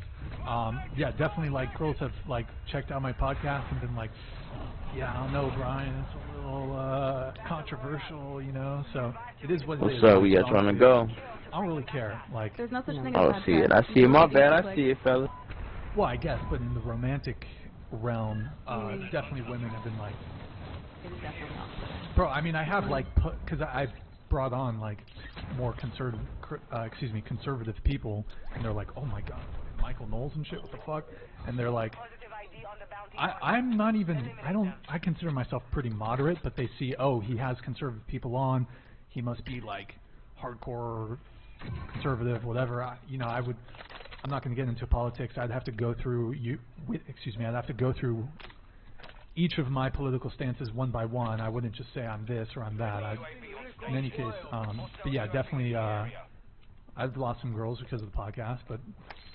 Well, I would contribute that to, like, woke culture and the change, and that, like, people just look at politics as whether it aligns with them or not, and they're not willing to see past that at all, so that doesn't surprise me at all. And, well, in addition to that, there's definitely girls who are like, whoa, you're kind of out there in the public, and, like, I don't know if I'd want to be dating someone who's kind of, you know, some corporate chick, works in fucking HR at some fucking tech company in Goleta or whatever. I don't know. It's kind of like... Is that a jab at me? Yes. No, I'm literally an office and HR manager at a tech company in Goleta. You're in Hold on. You're in HR? Correct. Red flag. Okay. I'm sorry.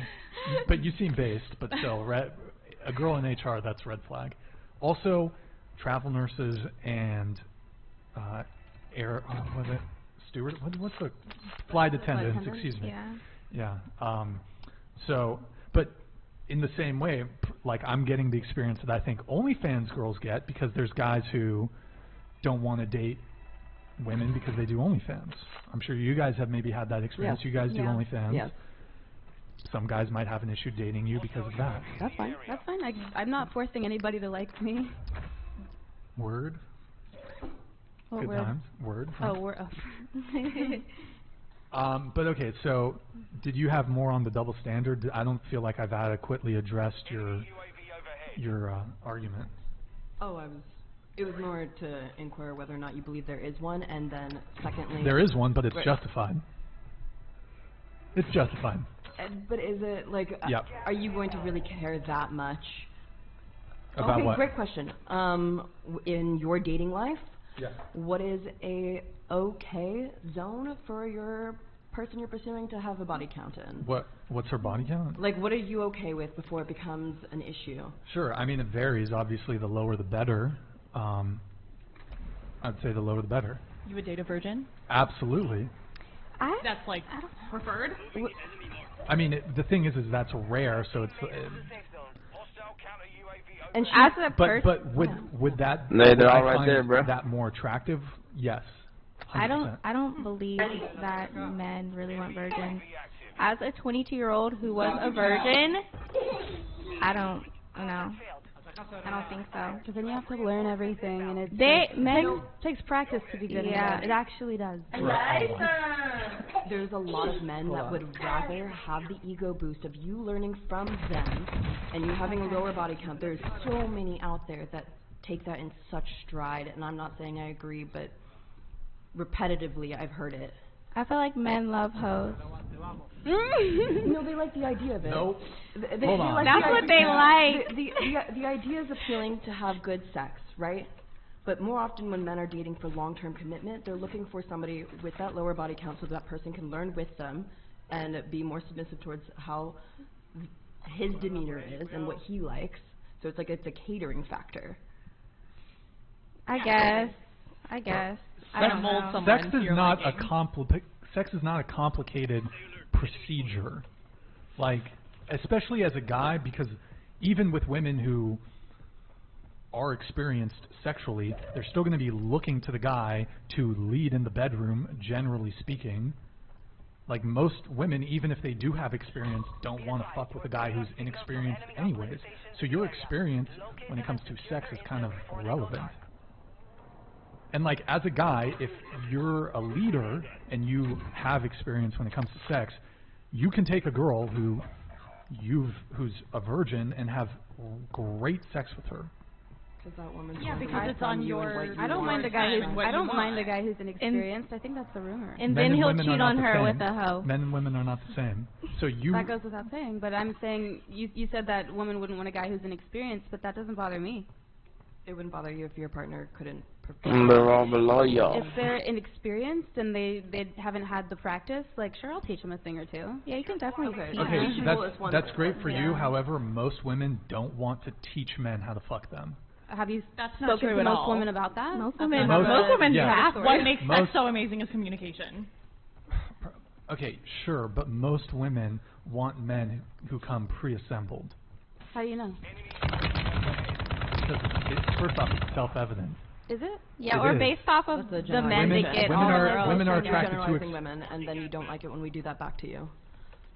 Yes, I'm speaking in generalities. I'm more than happy to generalize men also. We're speaking in generalities here. I don't think we should generalize anybody. Well, I mean, if we're going to have a productive conversation, there needs to be some degree of generalizing. Otherwise, we can talk about. Then I disagree hold on. with your We can talk. generalization. We can talk about the dating experiences of biracial dwarves. I mean, Right. yeah, exactly. It's just like we're going to generalize. Otherwise, we can talk about non-binary biracial dwarves and their Okay, I get your asexual point. I'm saying I dating for disagree them. with your generalization. I think that comes from a place of personal bias. Whoa, that was a large bug. Anyway, I don't think most women mind a guy who's inexperienced. I literally think it comes down to the person. I've known hundreds of women in my lifetime, and I've heard every opinion from I want a guy who knows what he's doing to I want a virgin and everything in between. So I don't think it's fair to make that generalization. Most women would prefer men who are sexually experienced in bed and know what they're doing. I agree. Most women would find it a turnoff. You might be willing to do it, but at some level, it's going to be a turnoff if you have to instruct a guy on how to fuck you. Women want men to just get it. I'm not saying all women. However, generally speaking, I would say like because women typically when it comes to sex, there's a dom sub component to it. Women like men who can lead. Women like to be submissive in the bedroom. Generally speaking, are there some women who are dominant and who are fine teaching and leading in the bedroom? Sure. But I would say generally speaking, Women want men to take charge and take the lead when in the bedroom. So you're saying... So most women... No, I agree, because most women that I speak to, they don't want to date virgins. They want, someone who's experienced. And most of the guys that get all the girls or all the women, they're out there. So it's fine, though, when the woman is inexperienced. Yeah, what is your reasoning on the virgin preference? Like, why? Because... Low body count is one, while there is no body count. So what does that mean to you? Men find low body count and sexual purity attractive. Yep. Why? Yeah. There's biological reasons. There's Can you list social them? reasons. Sure, absolutely. So I've made a list. So I mean, the chief thing. I don't think it's the. Let me preface it by saying, I don't think it's going to be the most compelling argument that I can tell you. That I don't think you're going to be like, whoa, I'm convinced, Brian. However, I think it's probably one of the strongest things as to why men care about body count. So, aside from avoiding STDs, it comes down to paternity, guaranteeing paternity. So it's evolutionary psychology, biological reasons. If a woman has 10 husbands, actually no, that's fine. If a woman has 10 husbands and she's sleeping with all of them concurrently, who's the father of the child that she will eventually bear? You don't know.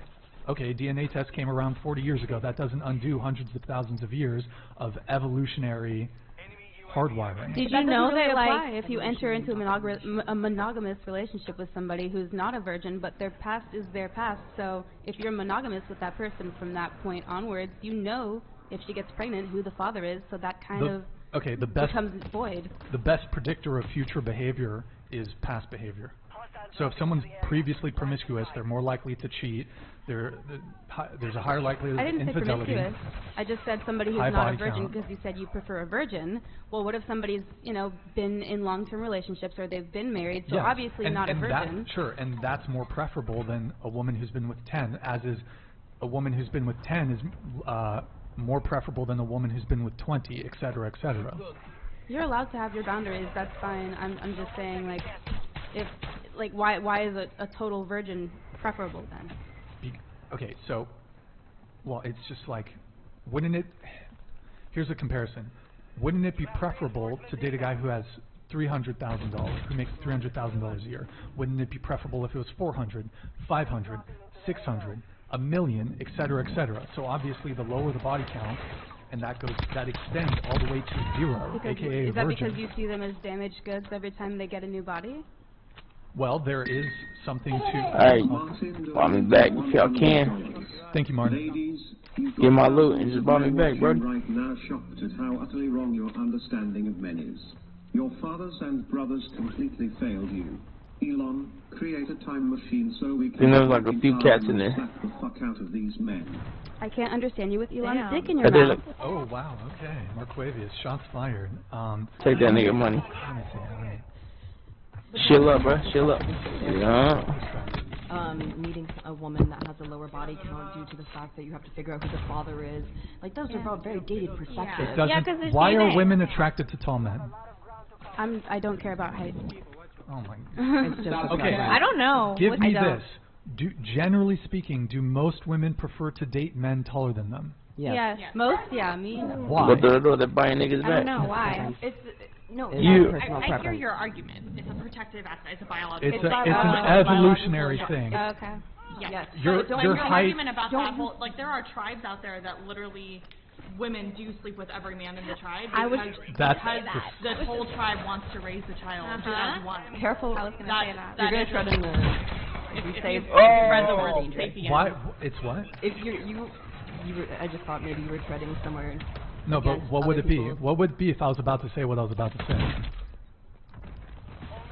It would go against a lot of traditional historical behavior that have been...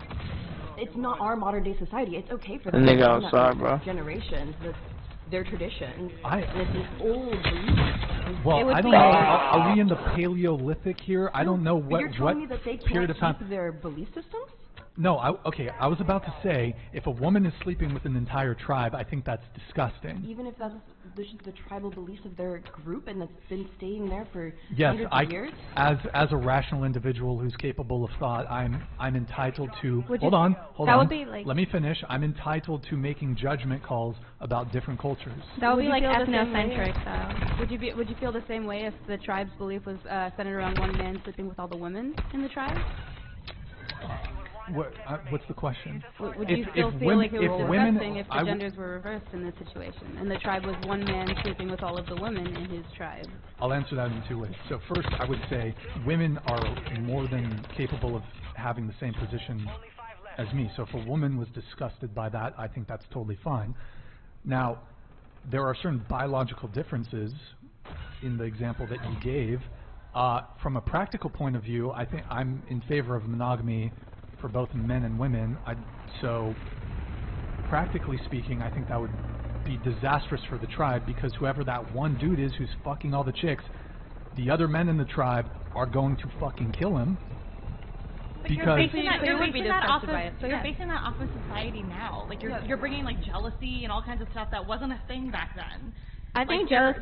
Jealousy didn't exist. I think jealousy's always been around. No, okay, for sure. fine, possibly. But the whole reason why they did this is because they wanted a child to be able to have the traits of all of the men in the tribe, and so they wanted it to be as diverse as possible, and no man could have a specific say in anything or more than anyone else, and so it's just like. It's tribe mentality. It's raising kids up, like in the 70s when your neighbors had to watch neighborhood kids and help, quote, parent them or. Okay, in the Western, I don't know what some tribe in Ethiopia. I don't know what some tribe somewhere is doing or has done. What I can speak about is, broadly speaking, in the Western and Eastern world, monogamy has been the norm. Perhaps in some Muslim countries there's polygamy. However, monogamy has been valued up until very recently. We had Christianity. Chastity and monogamy was valued for both men and women.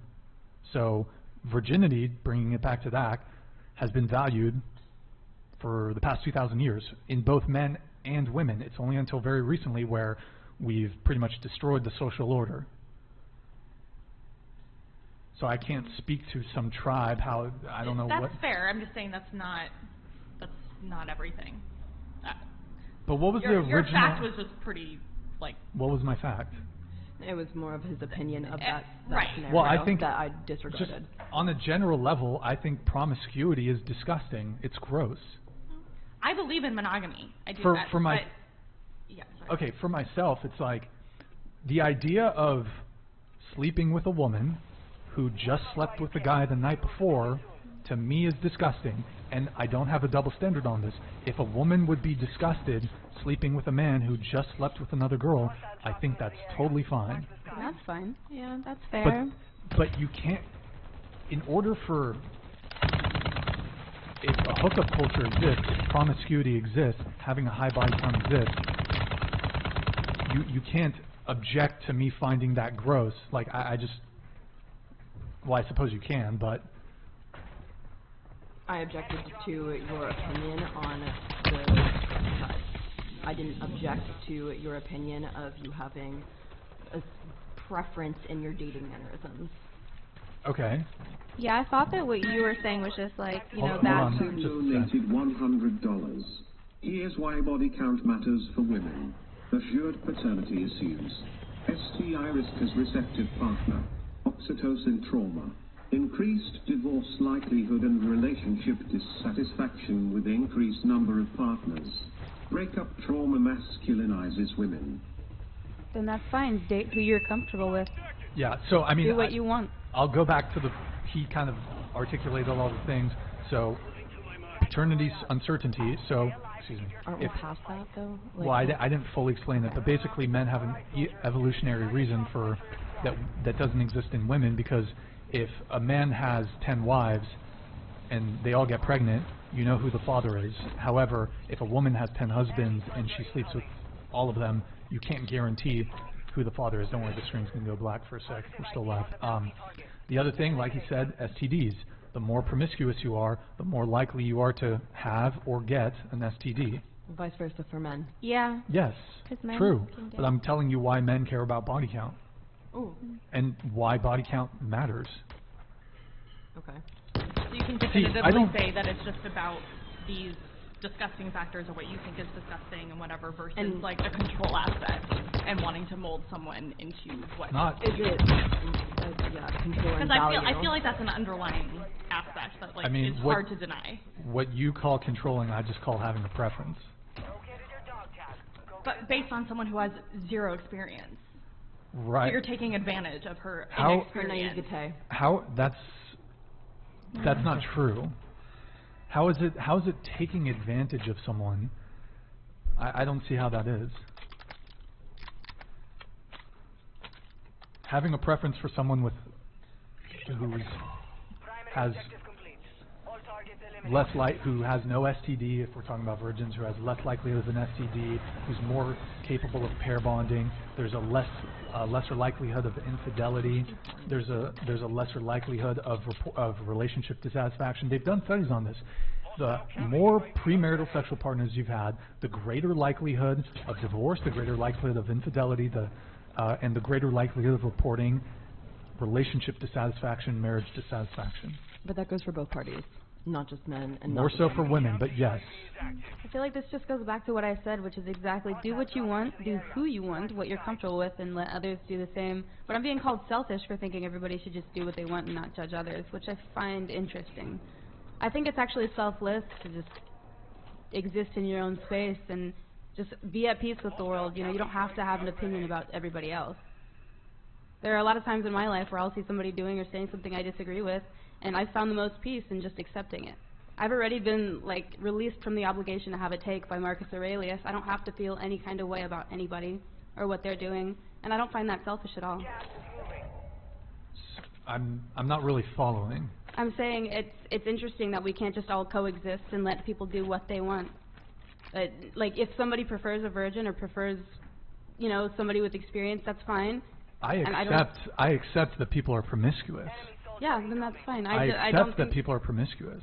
We're here to have a conversation and a debate, and so we're pushing back on certain things. Yeah. It's not what I do think is unfair if you're going to call something disgusting. I think that's. Yes, I think promiscuity is disgusting. Okay. Oh my God. So you're not promiscuous? Yeah, so you're yourself. Why is he not allowed to say that based on your whole theory right now? Well, he is, but at the same time, I'm saying, wouldn't it bring you more peace just to not judge others? I don't spend my time thinking about all the people that are getting herpes out there and that are, destroying their ability to pair bond with future partners. I don't really give it a whole bunch of thought outside of this podcast, but we're having a conversation about it, so I'm engaged in the conversation. I don't spend my time oh my God, these fucking people are just fucking crazy. I don't really, I accept that people are promiscuous, it is what it is. Well, it's not so much you in particular. It's your viewer base. It's It's against can't promiscuity. Good job, I'm guys. not saying you interrupted me. I would like it if you could let me finish. I'm saying they just see us as hoes no matter what we do. When it's you guys would all find a lot more peace if you just let people exist. Well, we're not hoes for existing. I wouldn't take what they're saying personally. Who knows who these people are, what they're going You've through. You've mentioned the comments so many times. I don't here to have a discussion person to person. Yeah, why are we basing this off of the comments? Yes, good point. Let's keep the conversation related. I mean, the people in the chat might be talking about I just biracial dwarf. I just think it's a greater indicator of where we are, societally, is that everybody is really happy to bring everyone else down. Don't base it off of this narrow. Hold on. As the female receptive partner, you are 47% more likely to catch STIs. The total skin area and thinness of the vaginal walls is far more susceptible to disease than is the penile skin. Do you not understand science and biology?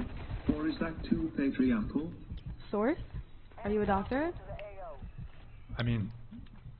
That sounds like some made-up numbers. I'm going to need a source. If you can provide me with a source, I'll believe you. Marquavius, I guess she's asking for a source. Okay, who was speaking? I apologize.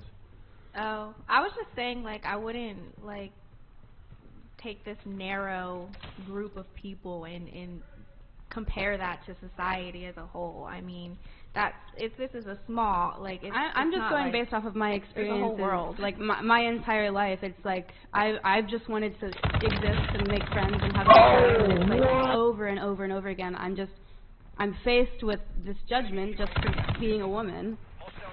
And I'm not even a promiscuous woman. But could it be related to your OnlyFans? Before that, too. I'm saying, like, starting from, like, age 12, I want to say, is when it started. Real this shit all the time. All right. You started what? You were being slut-shamed at 12 years old. As a 12-year-old virgin, yes. It's like automatically they see a woman and their first thought is, oh, she's a hoe.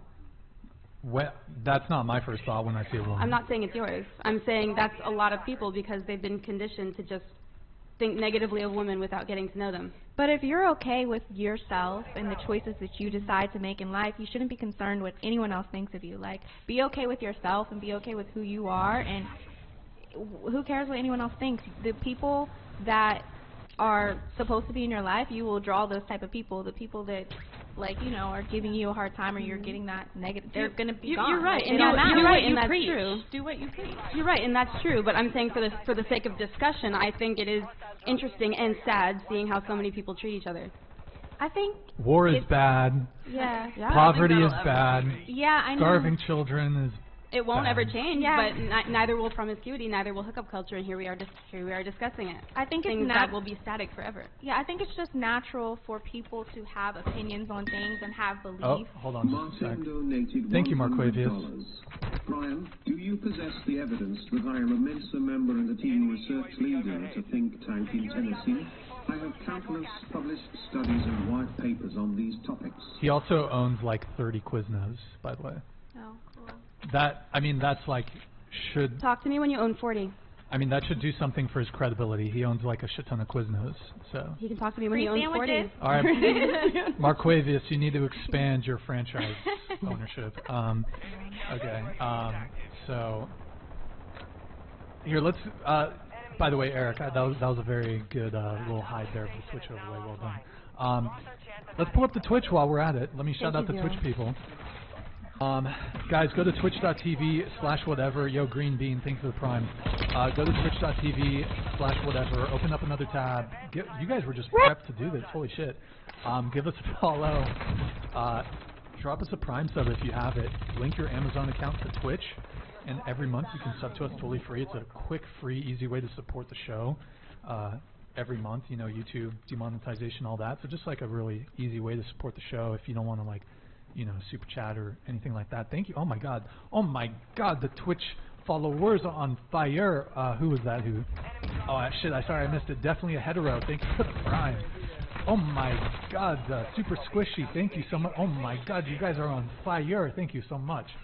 Okay. Thank you guys. Okay, so body count. Word.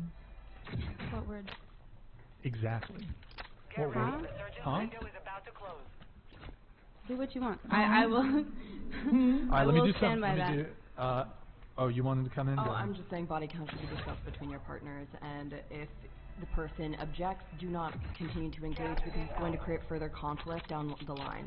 If you are somebody that wants less, c'est la vie.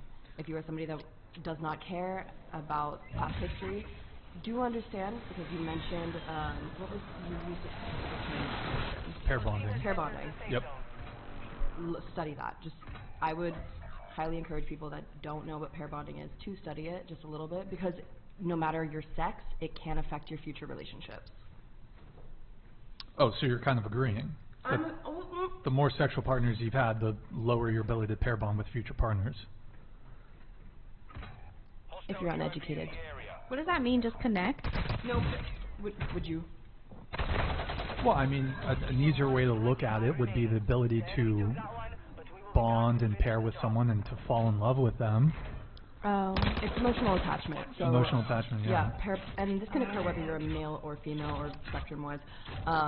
The more partners you do have, psychology would say that it does make it more difficult for you to bond with a singular individual due to your experiences and how you perceive your partner. Are you saying you do agree with that? I do agree with pair bonding. I think the more partners you have, it does make it more difficult for you to form longevity within your relationships. I don't think that overarching body count matters too much, but psychology would tend to disagree in some aspects. And I can't argue with, I can't argue with psychology necessarily. Yeah, I mean, I guess I'll add one thing. There's also this concept, and I think it typically is, I suppose it could happen to men, sort of, but it would be a different term, I guess. But there's this concept called alpha widow, where once you've hooked up or slept with or been in a relationship with a certain tier of man, a certain attractiveness of man, a guy who fucks you just right, it's going to be really hard to pair bond with a guy who doesn't match up to that. And here's where women get in trouble on this and men don't. As we already discussed, it's much easier for women to get laid than it is for men. So here's where women can get in trouble on this. An average woman will sleep with a guy who's of a higher status than her, who's more wealthy than her, who is more physically attractive than her. Because men will sleep down. Yeah, men will sleep down, whether that's socioeconomic status, whether that's looks, because we welcome the easy access to sex. So the difference there between men and women is, as a woman, for you to want to sleep with a guy, even for a one-night stand, he has to be at least attractive enough physically for you to be in a relationship with him. He might not be relationship material, but he has to at least be physically attractive enough for you to sleep with him. Whereas men, we will sleep with women who we would never be in a relationship with based solely on their physical attractiveness, but we welcome the easy access to, not all men, but men welcome the easy access to sex, so they'll sleep with a woman that they would never be in a relationship with based solely on their physical attractiveness. Don't you have a diagram that you believe shows this accurately? A diagram? It shows well, there's hypergamy. I don't know if I have a diagram on this, but basically... I thought you had a... I've watched... I'm not sure. I'm not going to pull anything up right now unless you can maybe more precisely tell me what the diagram is. But so, as a woman, if you hook up with a really top-tier guy in terms of physical attractiveness, you're not like when... Here's the thing. Let's say you're a 7 or a 6. You could like hook up with a dude who's an 8, right? He might not ever commit to you. That's where women get fuck zoned by the guy. He might just want you for one night stand. He might just sleep with you a couple times, string you along. That's where situationships play out. Fuck you, little bitch. Then when you look at the guy who's actually on your level, who's prepared to commit to you, who's prepared to be in a relationship with you, who's prepared to marry you, even though he's actually your looks equivalent, your socioeconomic equivalent, you think you're settling for him. Now, luckily, I think most of the girls at this table, none of you considered yourself to be 10s, but we've had girls come on the show who they say, I think I'm a 10.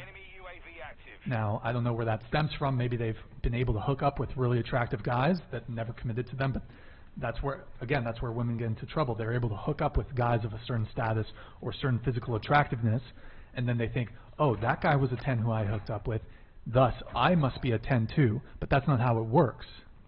So then you look, let's say you're a 7, you look at the guy who's actually in reality a 7, you think you're settling for him, even though that's your looks equivalent, that's your looks match. I agree, yeah. You're what shaking is your a head. 10 anyways? Like, I'm just saying, the whole concept of looks being so predominant on the scale system, like this arbitrary scale, it's so, like, looks are in the eyes of the beholder. There's so many people that have separate, different preferences. Sorry, they really like interrupting you, by the way. Thank you, man. I'm a top 1% earner. Body count matters to a point. I have dated girls who say under 5 and one's over 40 partners. The past isn't as important as the present. If they are still wanting to be in the hoe phase, then hard pass. Brian, you are the man. cool. I mean, there you go. Yeah. Thank- Have a whole face. Very well eloquent. Thank I you, like Nick. that. But I would reiterate again, I appreciate your donation. Past behavior is a great predictor of future behavior.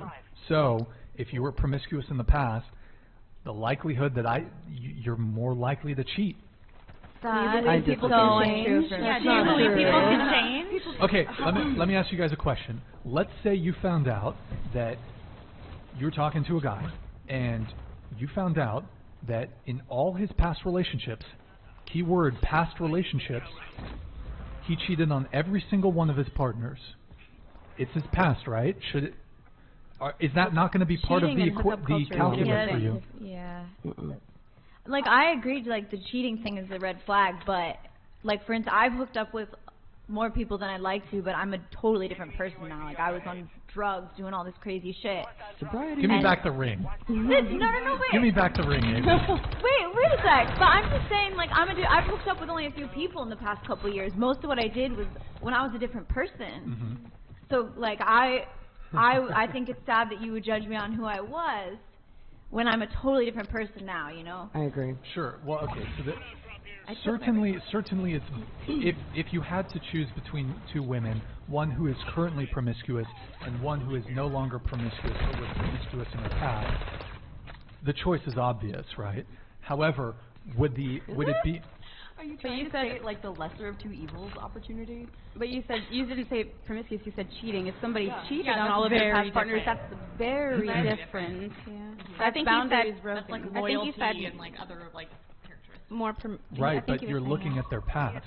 Yeah, but you said cheating. I thought we were talking about promiscuity. You said promiscuity is a great indicator for how they will be in their future. But then you changed it. You flipped the script and you said, "What if they cheated?" That's no, I a said little different. past behavior is a great predictor for future behavior. Sure, that's true. But you didn't say promiscuity. You said specifically cheating. If somebody specifically cheated on all of their partners, then yes, I would assume that's a habit of theirs. So, but you can make the same argument. Well, it was my past. I made mistakes. I'm a new person. I've changed. Sure, you could. Would Anyone you believe can them? change. Anyone Or can would you change. have reservations? I wouldn't believe them. It would be a difficult conversation that we would have to have. Right, and I realize these two things are not entirely the same, but you're looking at their past, you're making a judgment call on their past behavior, and you're thinking, because of that past behavior, what does that say about them potentially moving forward? Well, promiscuity doesn't imply that they'd be so willing to break a boundary. If they were promiscuous, fine, but if they were cheating, then that's a boundary broken, as opposed to them living a single and consensual life. So that I don't think that's quite fair. If they're promiscuous in their past, sure, you can have your reservations, you can be wary. But I think it's a lot different if they're cheating them. They're openly showing you that they've repeatedly broken a specific person's boundaries. If they're promiscuous in their past, I don't think that's necessarily to say it's not an indicator that they'll cheat on you. Is what I'm saying. It's a totally different subject. Word. I gotta pull this up really quick. Yo, David, thank you for the 50, man. A key that opens many locks is better than a lock that opens up to many keys. It's been about 5 years since I've considered dating. I feel like I'd marry anyone who's just sensible at this point. Last, where do I send job inquiry? You talking about working for whatever? Brian at whatever.com. If it's been so long since you've dated anybody, and it's likely because you think everybody's like us and promiscuous, you're looking in the wrong places. Delete social media. Get off Instagram. Get off Pornhub. Get off Reddit. Get off the internet. Get off OnlyFans? Get off OnlyFans. What? I tell people on my OnlyFans, people have come to me and been like, I'm addicted to you. I'm addicted. I can't stop. And I've told them, leave. Or people who have told me, like, I would like to find an actual relationship. I tell them, leave. Just because I'm doing it doesn't mean you have to support what I'm doing. Get off social media, for God's sake. Join a yoga class. Go to the beach. Join any kind of extracurriculars. Meet people in person. You are not going to find somebody long-term on the internet like this. You are not. You Mine was Bumble. Okay. I found the love of my life. Minority versus majority. I mean, most people meet the men online. who think all women are like us, I strongly recommend you find somebody. People that are 50 meet their partners. Okay, so question. Yeah, we're talking about specifically when it comes to dating. Into the mic. Well, that's all the men, girl, the men it's who not think the we're all platform that they're hoes. using. All the men who think we're all hoes, though, it's like, okay, if you want to Bro, find you're somebody really caught genuine, up on this. And I'm just saying, if it's been 5 years and you've had no luck with somebody, it could be that you're looking in the wrong places, and maybe it's not the woman's fault. Maybe you're not putting yourself out there. Question for you guys, since you guys do OnlyFans. Do you guys do solo content, BG? What do you guys do on I do OnlyFans? anything and everything. Avery? I do. Can you scoot the mic that way a little bit? This way? Yeah, perfect. I have done a little bit of everything. Orgies? No. Yes. No. I've done that. You've done orgies? With girls. With chicks? Yes, with chicks. Okay. What about you? Like what kind of content is on your OnlyFans? BG, solo? I've got BG, solo, girl, boy, girl. That's the same thing. Never mind. I explained it. What's that fucking closed nightclub in New York? CBGB? What is it? Yeah. Alright, so BG? Yeah. With your partner or just like with my partner? Random. And we've also done videos with other couples that do OF. We've done like side by side stuff. Sure. Okay. And how long have you guys been doing OnlyFans? I think coming up on 2 years. A year. A year. Okay. Have any of you done like traditional adult content or just OnlyFans? Just OnlyFans.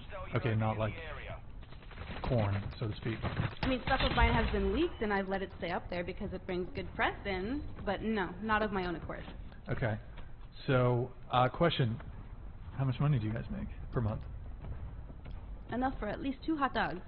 What the fuck? Give us a range. No. Come on. It's bad juju. It's good juju. What about you, Avery? I should start with Avery. What? Yeah, because everyone knows I'm the one that spills. No. Avery, let's hear it. It's so all over the place, though. That's the thing. Like average, it changes. Average. No. How much do you make in a year? 6 figures. Do you guys make more than 6 figures? Yeah. A year. Yeah. Do you make more than 6 figures a year? It's bad juju. Wait, what's more than? I'll wait, tell wait. you how Sorry, much I make on OnlyFans. You mean how much she makes? Wait, oh yeah, you have one. OnlyFans, no, it's Kiki. OnlyFans.com/whatever. I literally that's have. not you, that's Kiki. How much does Kiki? Yeah, but I'm the pimp. I'm the pimp. Oh my god. You want to self-identify as a pimp? Huh? Well, you're thinking too much about that. So I'll reveal how much I make on OnlyFans if you guys reveal how much I'm you good. guys make. I don't care now. Me and Kiki are killing it, son. You have enough to buy 3 hot dogs? The fuck? What's up with you and hot dogs? I don't know. Have you two ever had any other job? Oh, yeah. I know you do. I'm literally a pianist. Oh, that's amazing. A penis? What? I'm a pianist. Oh. How's your Chopin? How's my what? My Chopin? Not as good as my WC. Do you like perform? I used to. Not so much anymore since the pandemic, but I did. OnlyFans, I will say my favorite purchase is I got myself a grand piano. Wow. It's lit. That's really cool. Okay, so let me do some super chats here, guys. Sorry, I'm going to get caught up on the super chats. All right, thank you, man, for the 50. Edie, let me have you read these.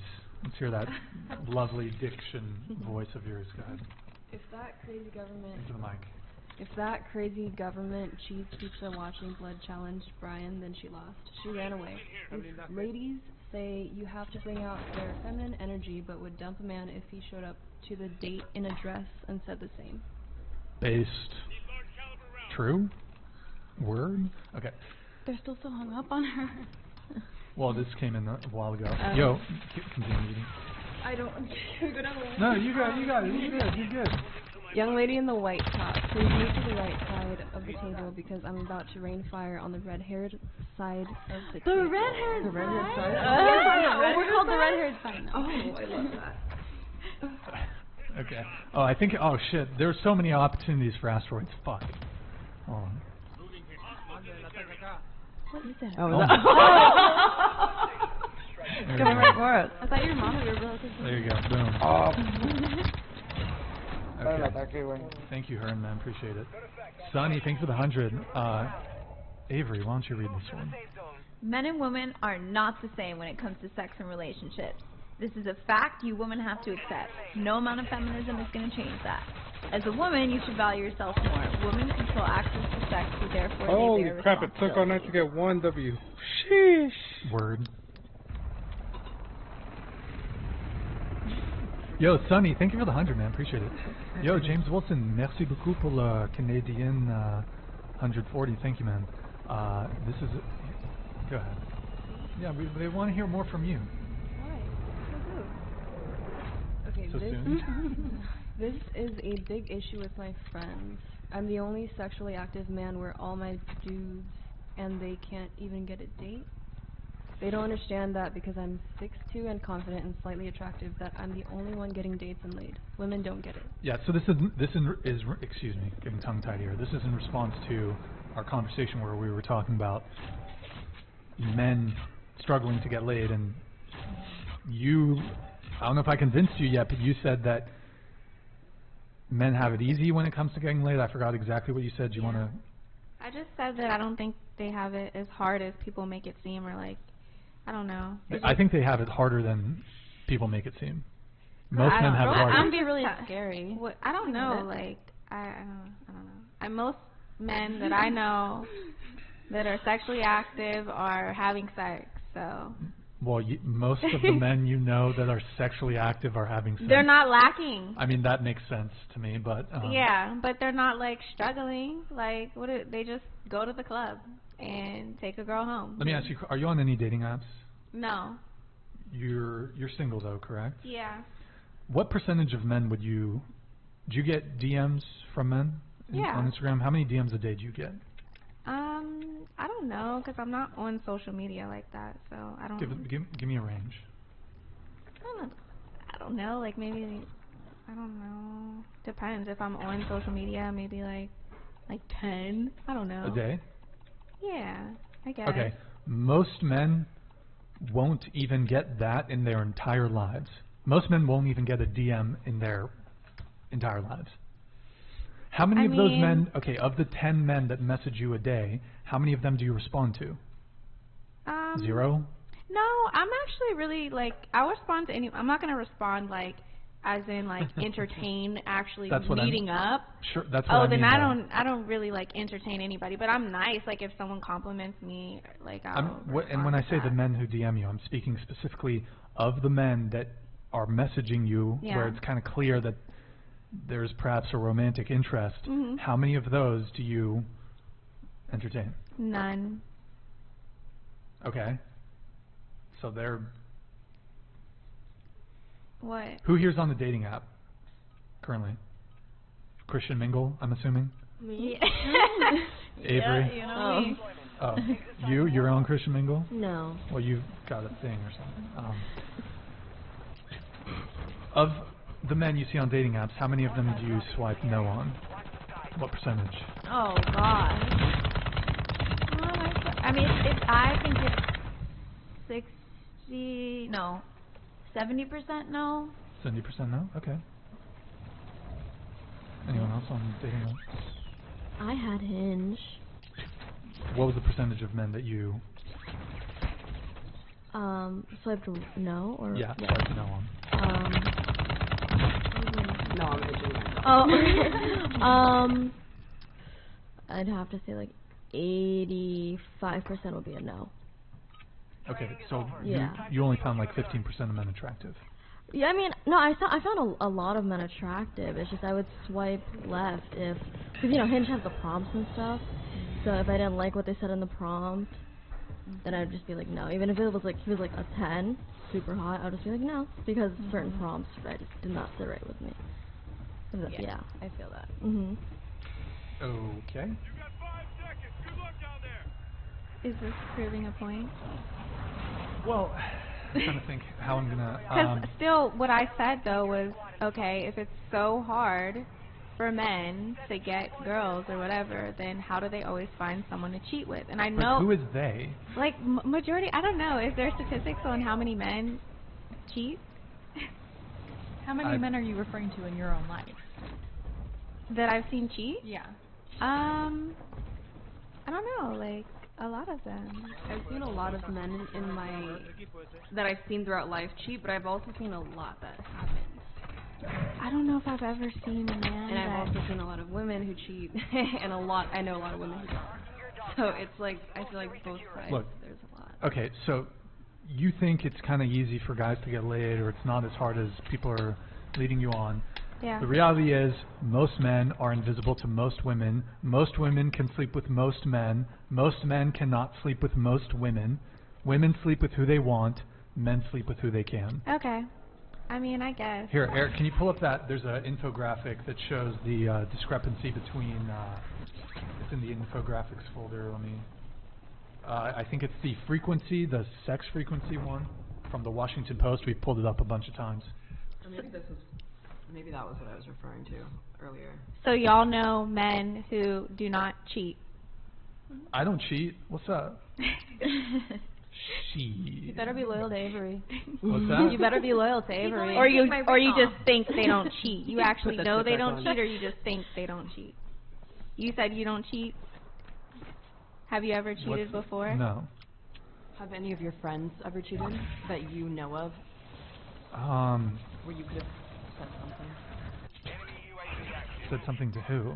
My loyalty is to my friends, not right, my friend's girlfriend. Do you support your friend cheating? No.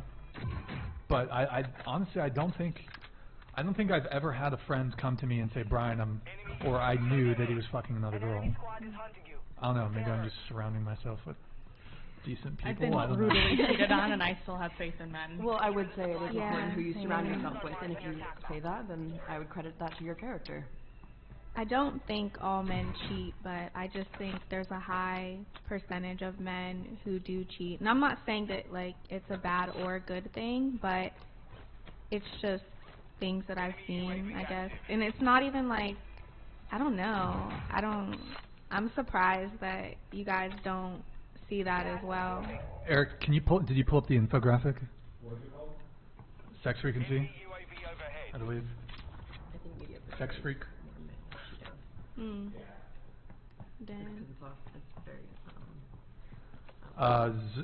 Zoom it out a little bit.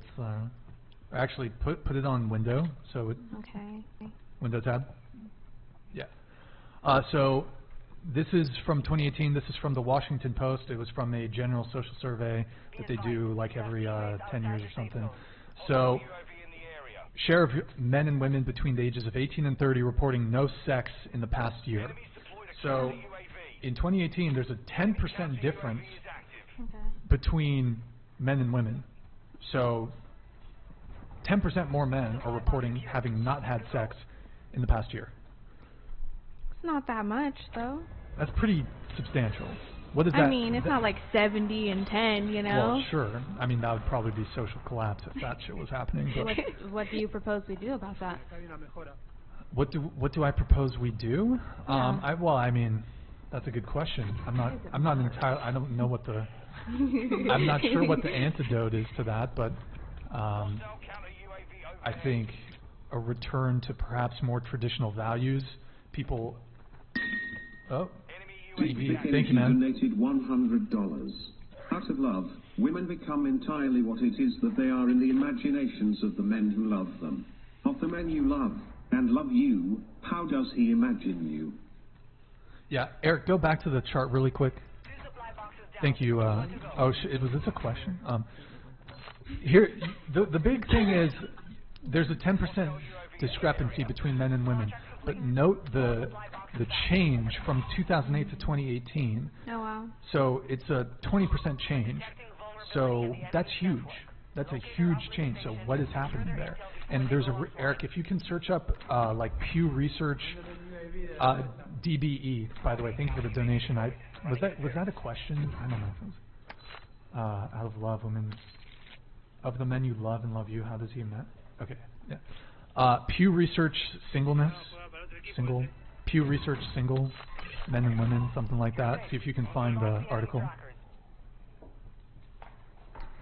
I think it was a Yahoo article that we had previously looked at. Let me know if you have it, Eric.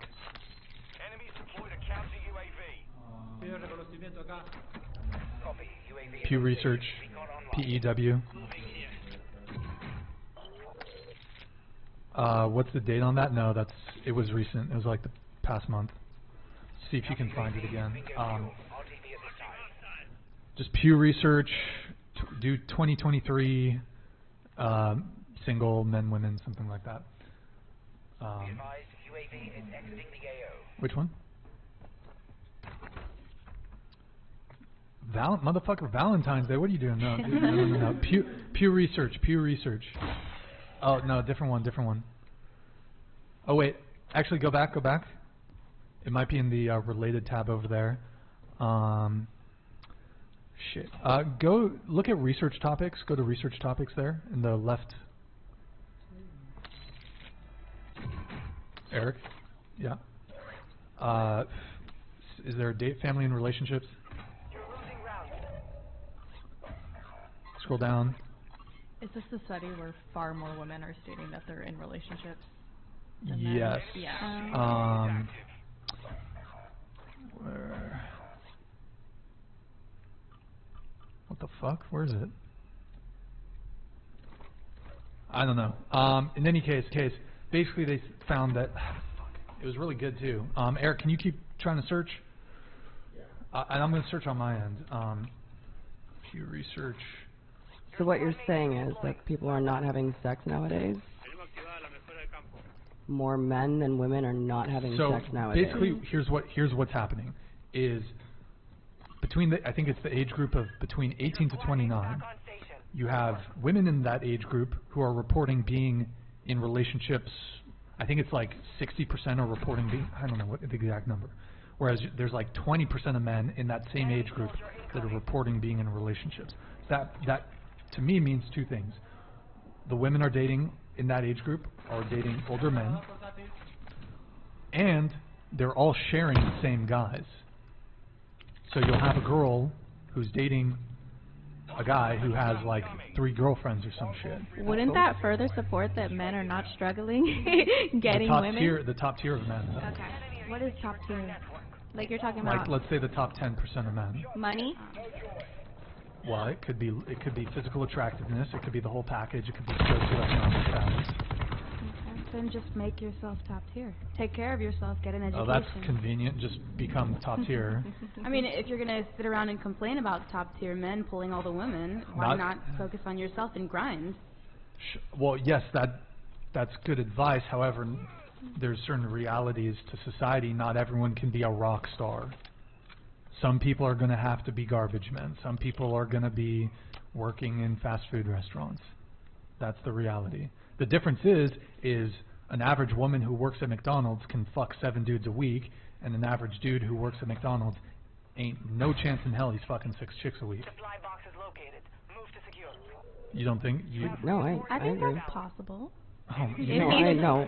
If he's like a top tier Chad, maybe. Oh. Even then. Oh, there we go. What? What do you mean? I was waiting for the Chad lingo. Alright, well. Chads and Stacy's and such. I mean, it's a... These imaginary names we give to these imaginary people who threaten our security. Well, I reject that. It's just an easy way to basically say, like, a really attractive guy. That's subjective, though. Somebody who's a Chad to one person won't be a Chad to everyone. If you line up 100 women or 100 men, and you say, okay, look at these people, there's going to be some degree of consensus. Ever donated $100. Ryan stays awake at night, rocking back and forth in the dark, thinking about all the alphas and players smashing all the hot and 4 in Santa Barbara while he's on the struggle bus.j/KJK. But seriously, guys have to put in work to get laid versus girls. I agree with Bro, that. y'all got... We just got engaged. Yeah. Yo, Wilster, thank you, man. Yes, I'm having like fucking panic attacks at night thinking about this shit. Big Energy donated $100. Thank you, man. Trying with our finder for quality women. Dated 100 plus. Most Western women are absolute trash. Oh, wow. But trash. Redhead's a perfect example. Oh. Gorgeous face, but would never wifey. Thank you, and no worries, I'm not interested. Oh, wow. Okay. Eric, were you able to find it, by the way? Most men single. You know what? It might have been that Valentine's Day one, but I could have sworn there was another one. Well, can you just pull up the Valentine's Day one really quick and then... Oh, wait. Okay, yeah, that's fine. It is... Okay, yeah, you're right. My bad. It is a Valentine's Day one, Eric, if you could pull it back up. Yeah, it says, New York Post, 6 out of 10 young men are single, disturbing reasons why. So it's 63% of men under 30 nowadays are electively single. Electively single. I don't know about that. Eric, can you pull it up? Okay, yeah, it's here. So, can you make it bigger, please? Go to the Windows tab. Windows. Yeah, scroll down. Okay. Up, just up a bit, Yeah, here, that's good. So, I'm looking at the, let's see, percent of U.S. adults who say they are single.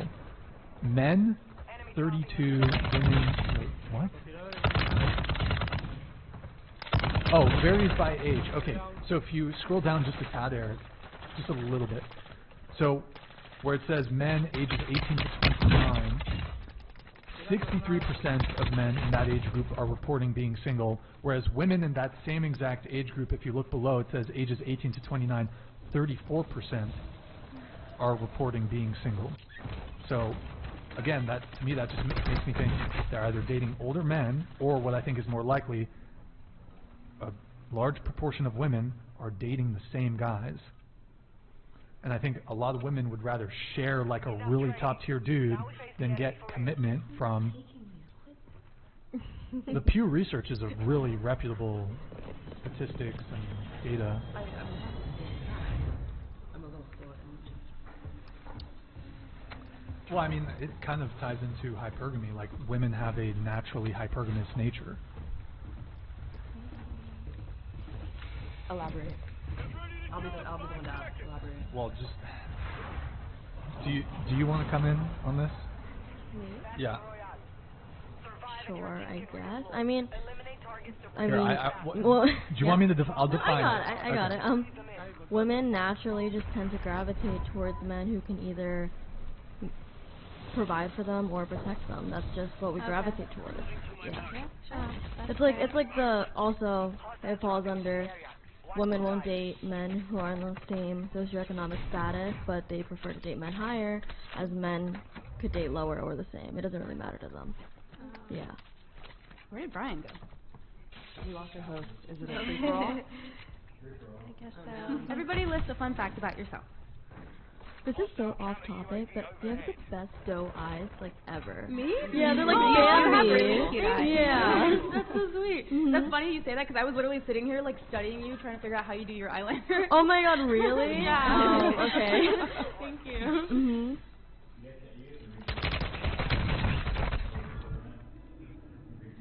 Men are simple. Make them feel appreciated. And show them with physical and emotional support. Have good sex, cook the meals, make them feel like men, have good conversation, and be a good listener. Guys don't want. He doesn't do girls. That's far. I can't cook though. I know so many women that have been so good to men and they get fucked over, so I don't know. I'd agree. Oh, me? No one can do whatever they want. We need boundaries, so it won't be a culture. Like hookup culture. We can stop hookup culture by at least trying to tell other women to stop increasing body count. It's a first step. Yo, Lucia, thank you for the 800,000 Indonesian, I don't know what root. I'm half Indonesian. Nice. Oh. Really cool. I was there last year. Are you from Jakarta? Where are you from, Lucia? Jakarta, Java, Bali? Oh, that's not. Thank you. Appreciate it. Okay, so what did I miss while I was gone? We were talking about eyeliner. Yeah, we were talking about eyeliner. Well, I told everybody to list a fun fact, and you started talking about eyeliner. Yeah. Oh, really? There was nothing. Stop talking about eyeliner. Yeah, some guy. As soon as I leave, there's no organic conversation. Okay. All right. Let's see here. We have. Did this one come through? I forgot where I left off. Yeah, this one. Yeah, you wrote that one. We did this one. Yeah. Who wants to read this one? Go ahead. I don't appreciate being called I meant, shit. No, go for it. Go for it. Oh, you better. I can't hardly see. Okay, I don't appreciate being called mean. I see all of you as beautiful women, even if I don't agree with you. As an average dude who's on the spectrum, hey buddy, I've given up on finding a wife. Sorry. Yeah, on the topic of like being neurotypical, and here's another advantage women have. Even a woman who's not neurotypical, bro, she could put up some bodies. But like a dude who's autistic or has Asperger's, good luck dating. I mean, not if you date someone no, like my partner's if the person autistic. dates someone like them. I'm not saying it's impossible. I think autistic guys are cute, and a lot of women do. I think that's another generalization that's just not true. Like I see it more and more on like Twitter and stuff. Like girls are simping for autistic dudes because they're genuine and they're quirky and they're cute. Erroneous. Erroneous. Most autistic men struggle severely when it comes to dating. Well, they struggle in in-person interactions in general. Yeah, it's not just it's dating. not specifically dating. Well, yes, but I guess the point I'm trying to make is that same difficulty is not going to present itself for women who are autistic. Okay. Who are, or maybe I got my words mixed up. But again, like, there's all sorts of realms where you can like handicap, and I'm using like the golf term, not the disabled term, I guess. You could handicap a girl as much as you want, and she can still outperform a dude. Like, you would have to severely handicap a woman. Again, golf term, not. Like a chick in a wheelchair could fucking put up some bodies, bro. Okay. I'm just saying, like, she could get some. Okay. You know, shit. I think Brian, I think most of us. I know men in wheelchairs. No. A man in a wheelchair, he's gonna struggle. Trust me. Okay. Trust me on this. Brian, I think a lot of us agreed with you that sure, women do have an easier time getting laid. Oh, she didn't. So I'm just kind of. Yeah, I was like the only one, I Here, guess. Let's do this. Show of hands. I don't know. Who has an easy? Let me think about how I want to word this. Do you think it's overstated the degree to which men struggle to get women? Overstated? Overstated. Do you think it's exaggerated? A little, sure, because I think in some cases people get very self-piteous. And yeah, sure, it's Pitches? self-piteous. Is Yeah, that a word? it is, and I think wow, I'm pretty sure it is. Pitchious, like pitch, EOUS. Yeah. Piteous. Yeah. Oh, okay, piteous. I didn't know. Okay, yeah, that's a word. Cool. Anyways, I Hold think. on, let me check the pronunciation. Looking at that. Piteous. Piteous. It's pitchious threw me off. Piteous. Oh, piteous. Why you gotta throw me off like that? Sorry, dude? I was homeschooled, so I learned the pronunciation of most things like by myself. Oh. So, do you want to know really quick how I thought fatigue was pronounced until I was 14? Fatiga? Worse, a fatigue. I love it. Anyways, I think sure, it's definitely harder for men to get laid. However, I think a lot of people tend to wallow in that fact instead of thinking, okay, how can I better myself? And even if it is harder, it doesn't mean you should fall into that trope and stop and abandon taking care of yourself and give up. Well, I agree with you that you shouldn't just wallow in self-pity and you should try to level up. However, I do think there are certain realities when it comes to the dating dynamics that make it incredibly frustrating for some men, especially men who are, for example, really unattractive physically or are short. These men have genuine concerns when it comes to dating. Are you saying like somebody who's short, like they can't change that? There's nothing they can do to be taller? Like people who can't level up. Make yourself taller. No, I know. I'm asking, is that what you're saying? Like people who have no choice but to accept that they'll never be top tier because they can't change something like their height? Well, I mean, there's certain realities to, for example, facial symmetry. Mm-hmm. You know, there's just the way your face is, like, that you can't really change. And, I mean, literally, like, a few, I don't know what the term would be, like a few cubic, I don't know what the fucking term is. Literally, what's the term? I don't know. Like, the smallest amount of bone and meat could, like, transform someone's face. But if you're lacking in that way, there's really not much you can do to make up for it, for example. Mm-hmm. Now, no matter who you are, whether you're already really attractive or you're not, you do need to try to level up as much as you can, but some men are going to struggle more than others. And we're seeing that play out in actuality, in real time, in the dating marketplace, where you basically have swaths of men that are basically invisible to women. But all of it doesn't have to, it's not about looks, it's about how men talk to women. And How, oh, I don't know why this didn't get read. I'm going to trigger this again. Go ahead with your point, though. I just think so much of this is not based on looks and whatnot. It's about how men just, like, literally don't know how to talk to women.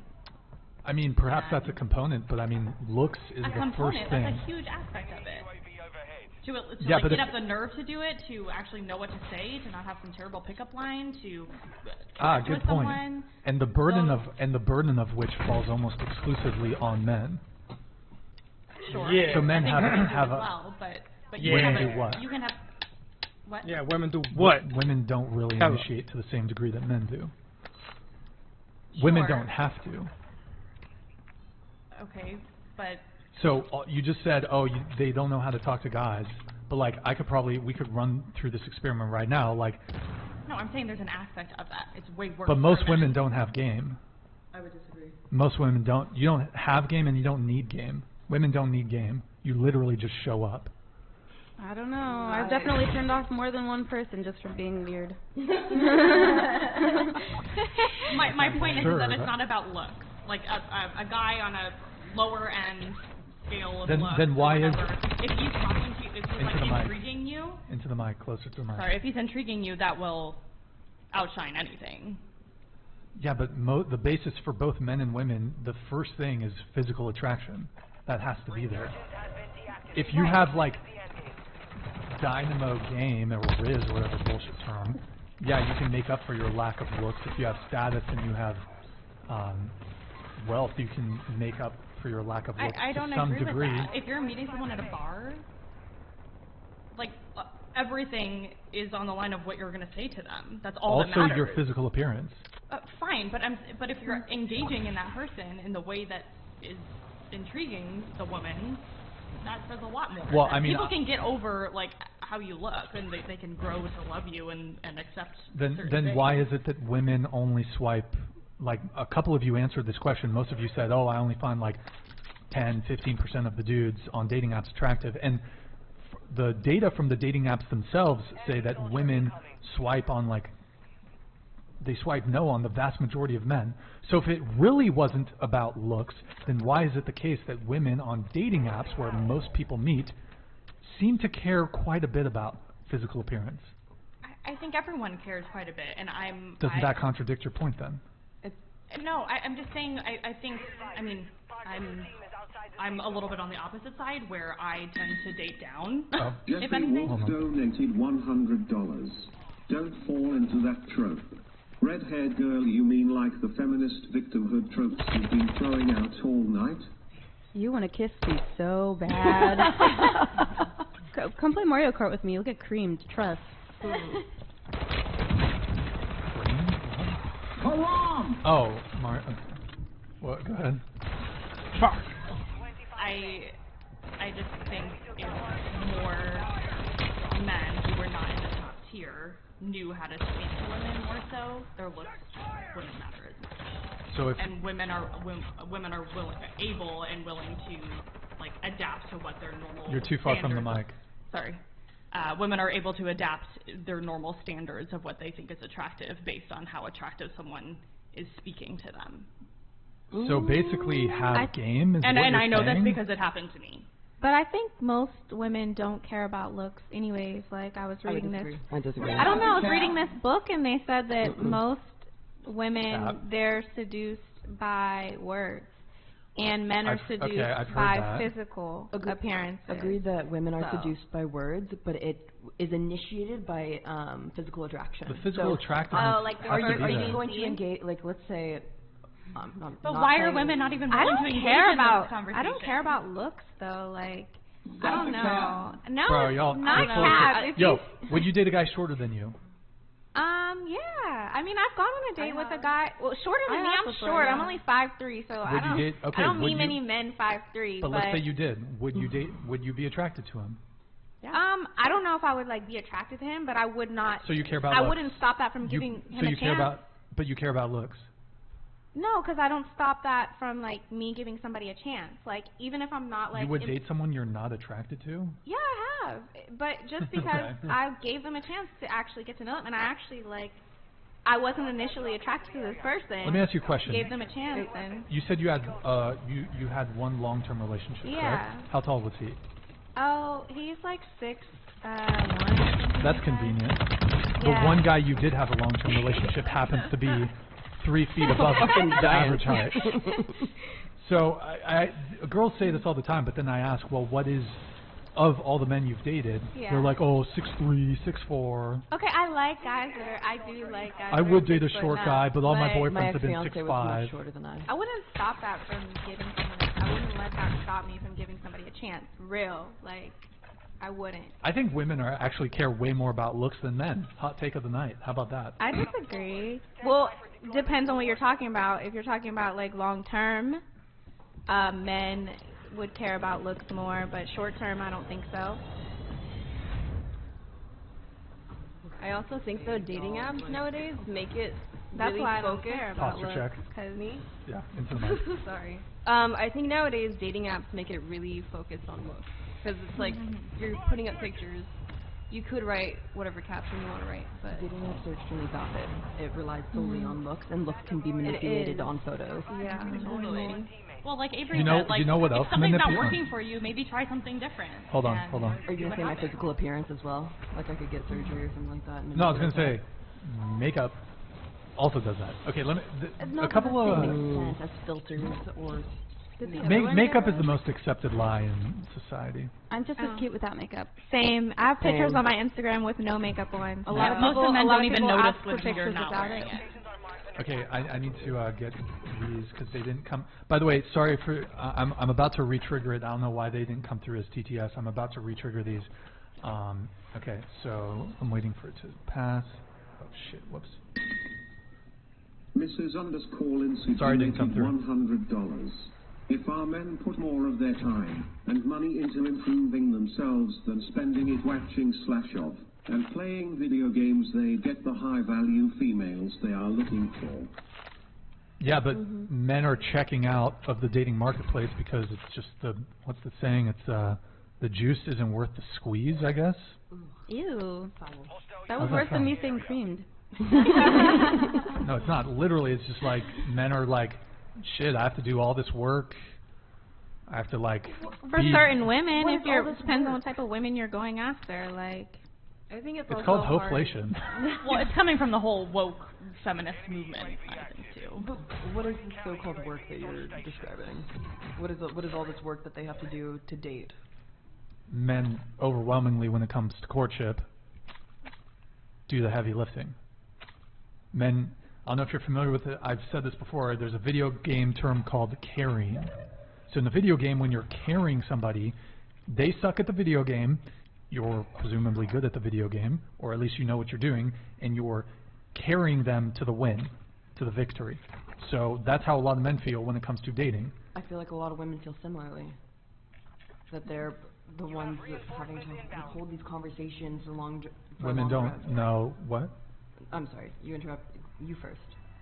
Okay. The guy has to initiate, point blank period. Most men have to initiate. If they don't, they're not getting a DM, they're not getting anything. Okay. May I ask the panel a question as well? Well, let me just add to that, and then you can ask. Of course. So, the burden of initiative is on men. At almost every single step along the way, generally speaking, are there some women that approach guys? Sure. Are there some women that go for the first kiss? Sure. Are there some women that will carry the conversation and try to set up a date and plan it and meet me here, I'll do this? Are there some women that pay for dates? Sure. However, it's not the majority. So we have to look at what's happening generally speaking. So as a guy, typically the burden is on you to, let's say it's on a dating app, you're going to have to maybe send the match, you're going to have to send the first message, you're going to have to carry the conversation there, you're going to have to ask for the number, you're going to have to plan the date, set up the date, pay for the date, and then move things forward physically. So there's all kinds of logistical things. Okay, how am I going to try to get her back to my place? Okay, how do I close the physical distance? How do I go for the first kiss? Most women don't initiate first kisses. Some do, but I'm assuming most of you, your experience is the guy goes for the kiss first. And that's why I was going to pose a question to the group. Okay, So, sure. Just in general, how many of you guys have initiated dates or intimacy with a partner and been that person? That's not a good question. The question should be, more often than not, who is initiating? It doesn't matter if once you saw some really hot dude and you asked him out on a date. The question is, more often than not, of your relationship and dating experience, have you initiated? And for most women, the answer is no. Yeah, mine would be no. Here, we'll go around the table. Here, let's start over here. Go ahead. Wait, what was the question? Like, of all the times you've been on a date, you've hooked up with a guy, you've been in a relationship, like, who initiated? Majority. You guys say into the mic, please. I would say, relationship-wise, I have initiated most of them. Yes, okay, most women will initiate the relationship conversation. I'm talking about the initial stages of courtship. Yeah, getting to the relationship's the initial, I'd say I definitely was the one to go up to the person, or, yeah, pursue them, yeah. So you went for the first kiss? Yeah, I did. I don't believe that. Stop the cap. In one of my relationships. That's such bullshit. In one of the relationships. You're not going to believe us no matter what we say, so I don't see a point in answering this. So, your perspective has been thoroughly ingrained into yourself. No, this is just the reality. This is just why reality. Why are you asking us if you're just going to call bullshit? I do think men are more pursuers. It's ludicrous than to women. say. I agree with what you're saying, like, but I also agree with that. It's absurd to say that, generally speaking, like, for example, let's take the first kiss, for example. That's something that the man initiates. I agree with like, what you're saying. Like, most of the time, it's the man. It's crazy. Yeah. Like, for you, I mean, maybe you guys are outliers on this, but, like, most men's experience, most women's experience is the guy initiates, for example, the first kiss. But is that actually a lot of work? Like, you said that's a lot of work. Is that a lot of work, like, talking to a girl and getting her number and taking her on a date, or initiating the date? It's like... Yeah, I would say so. Oh. Because we face the burden of rejection. It's it's a very privileged position to say, oh, is it a lot of work? Well, we're the ones that are putting ourselves out there to be rejected. Okay. And throughout the course of the initial stages of dating, there are like dozens of potential points of rejection that men face, from approaching you to asking for your number, asking for a date, setting up the date, dealing with flaking. Okay, moving things forward. So, if you want to go back to my place, nah, not really. Going for the kiss. Trying to, if you want to move things forward from there, taking the top off, whatever, I'm sure your imagination can figure out the rest.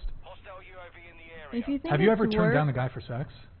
Me? Yeah. Yeah. Okay, all that's the a time. point of rejection. Yeah, but I mean, life goes on. Yeah, it's not a big deal, but I'm just saying, like, the burden falls on men, and a lot of men struggle to navigate these dozens of potential points where men can be rejected. How do you think they can learn to navigate it better?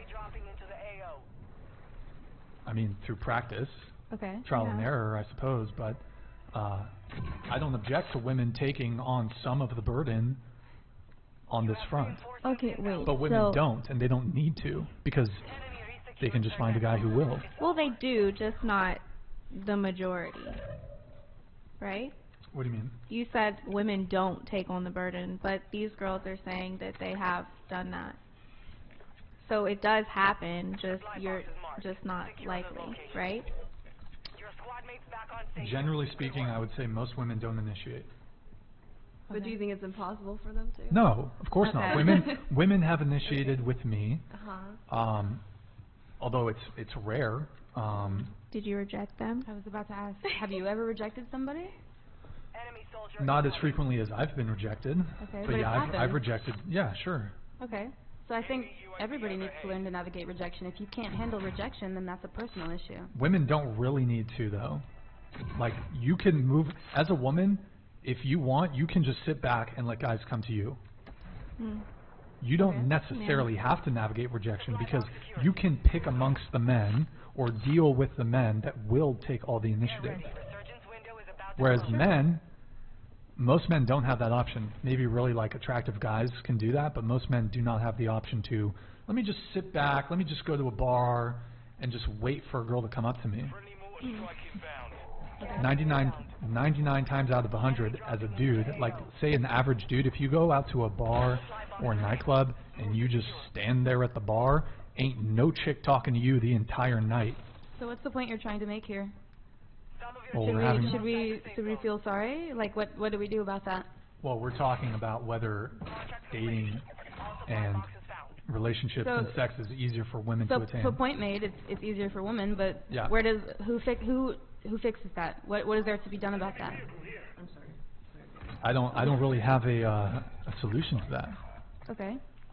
I'm acknowledging the reality of the dating landscape.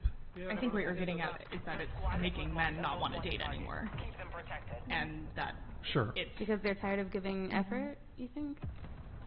I think. Well, I hear you, but I feel like that's like a moving target. But like I stated that like the woke feminist culture, I think, is making it harder for men and confusing men and not understanding how to approach women nowadays. I mean, I feel that in like friendships. Like it's really hard for me to like get on the same level with the younger generation. Oh, I was just asking if Eric could. You find it hard to connect with other women your age? No, women younger than me. Younger than you. Like new culture that I'm talking about. Do you think that's like a generational thing? Kind of, but I also think it's just like politics and just how things are now. What do you mean? Like woke culture and things that like just define, like sprung up within the define last woke like 10 culture years. though. Define woke culture. Like what about a woman that you met who was younger than you? What about her would signal woke? I can't connect with her. Well, I think it's a lot with the feminist movement as well, and just feeling superior over, like, I forget the woman's name that was here, but like thinking like she deserves more because she's a woman, and I just don't agree with that. But she's not younger; she's 32. So okay, I don't think it's necessarily. So that's what I'm saying. I did say the feminist movement.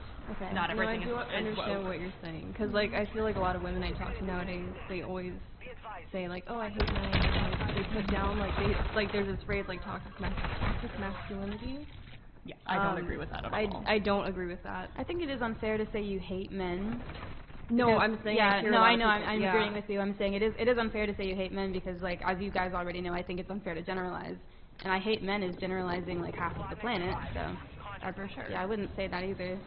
But so many women are. Anna Morris donated $100. I'm not trying to get laid. I'm trying to get married. I want a wife, not a body. As someone who has experienced sexual abuse, I don't look for who I can sleep with. I look for someone I can trust and invest in. Yo, Adam Morris, thank you for the 100, man. Appreciate it.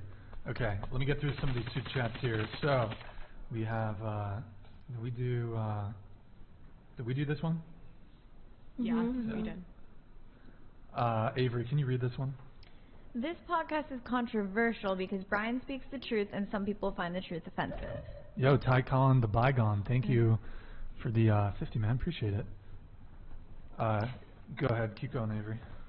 There's a Jeffrey Wolf donated $100. Hoflation, the concept of men having to work 20x harder than their grandfathers did for women 20x worse than what their grandmothers were. Contemplate that. Why would we want to put in the traditional work when the modern woman is so non-traditional? Word? Then find a traditional woman. I don't know. I think, like, back in the day is like, romanticized a lot. I don't think it was as perfect as everyone tries to make it seem. Like, I'm sure there were women that were having sex before marriage. They were just better at hiding it. Look, I think a lot of guys try to do, when it comes to the hoflation thing, a lot of guys try to do the right thing. You know, they try to be romantic and do the flowers and pay for the date and take a girl out on dates, and then, but they don't, that's not rewarded really. Like, women fucking clown on dudes who do that shit. Like, they honestly lose respect, and then that same girl is gonna just go hook up with some dude who never had to do any of those things, never paid for a date. So guys are like realizing, hey, there's two standards here. So guys are checking out. I mean, I don't agree with that. I appreciate that stuff, and I never made anyone feel unappreciated for doing those things or feel like... Yeah, I think that also comes to, like, you're choosing to date as well as a guy. Like, more so women who act that way, and then there's also women who don't and actually appreciate it. Sure, there are some women that I suppose appreciate it, but there's a lot of women out there who will maybe claim that they want traditional courtship.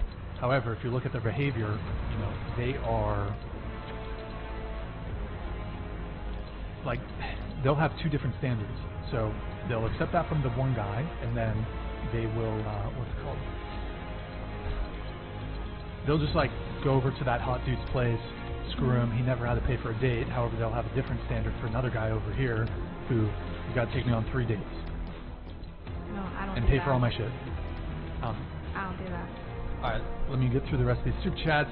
Fear Maddox, thank you for the 50. Avery, if you can go ahead and read it. Hey Brian, love your show. Interesting. I'm a virgin. Understand the body count double standards. But I wait until marriage because I love to see a purpose. Guys can say no to sex as well. I'm an average guy. We're the ones on the side watching y'all suffer. Word? Hey, Fear Maddox, thank you for the 50, man. Really appreciate it. Good luck with the waiting. All right, we have Jeffrey Wolf. Thank you for 50. These girls can fall on body count. You lowered it. Oh, Avery, do you want to read this? Brian, learn these girls for the following: body count, paternity, lower STD risk, greater ability to pair bond, and finally the worst of all, chimerism. Okay. Yeah. This kind of just ties back into our body count discussion. The microchimerism. I read a study that apparently, and this could be bogus, if you've had sex with a guy, and I think it's if he blasts inside of you, let's say, you actually, like, I'm not going to say it, yeah. You retain, like, his DNA. For a duration of time, you retain. Like how long? Or how else am I going to clone him? Exactly. All right. Yo, Lemon, thank you for the 100, man. Avery, go ahead. You've got a lovely speaking voice. Oh. The reason why body count matters to most men is simple. If you've given away the most intimate part of yourself to a lot of men, then your intimacy is not worth all that much. If an entire basketball roster of men have slept with you, then your intimacy is worth nothing. Why do men always say they want these, like, good women or, like, virgin women, but they give attention to women who are not like that all the time? Like, I feel like in this day of, like, social media, most women that get attention are not traditional. So why be traditional if they're the ones getting all the attention? That's not really true. That's what I see. I mean, social media, like, look at the girls who are popular on social media. It's not girls that are covered and, like, being virtuous. It's women who are showing their body and doing what they want to do. I don't know. But those are the that's women common. getting attention. That's common. So men want perhaps what is uncommon, which is not spreading your butt cheeks on the But how is that? But so they follow that girl. Yeah, they're liking her pictures. They're supporting her. So well, yeah, there's a bunch of simps for sure doing following chicks. I feel like every guy I see these days like opens their phone and their socials in front of me, and it's just like because that's what they like. Yeah, that's what they like. That's what they really want. Well, men are visual creatures. I mean, men I think certainly have a higher sex drive than women. So you're excusing? What do you Are you saying it's fine that all these men like they have the gall to complain about these things, but then their entire timeline is just like various cheeks? Like that's fine because they're visual creatures, or do you think they should have some self-control? Why should women as the gatekeepers of sex be the ones with the self-control when men can't even like get ethos off of their timeline? I'm not really following you. You're saying men are visual creatures, so that's why their socials are so full of like ass and titties, but like why does being a visual creature excuse virtual promiscuity then? If that's like not okay for a woman to be posting and showing off and doing, then why is it okay for women? No, I'm not asking why they follow them. I know why they follow them. But I'm asking like why is it okay to justify it then? Like by your viewpoints, you should find it disgusting. If you find promiscuity disgusting, you should be sickened by a guy's phone who's full of ass and titties.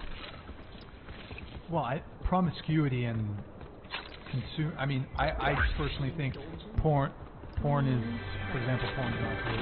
I don't think, me personally, I follow one account on my personal Instagram, which is my whatever Instagram.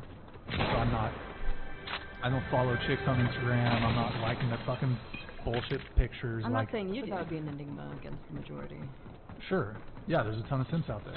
But my recommendation to men is don't be following these chicks on Instagram. Don't follow chicks on Instagram. So you agree that they should have some self-control? Sure. Okay. Yeah. Don't be simping over these chicks that wouldn't give you the time of day in public. In person, I mean. Sorry, I got a headache, guys. I'm getting a little fucking tired. Okay, let me continue with the soup chat. Go ahead, Avery. Ladies, what is your opinion on Brian not wanting to go down on girls ever? Okay. In my opinion, what comes next is way better. When she's already... Is this what is haram? Is that really a fact? You just lost all your Riz points, my dude. I'm out. You should do the haram sound. A win is a win.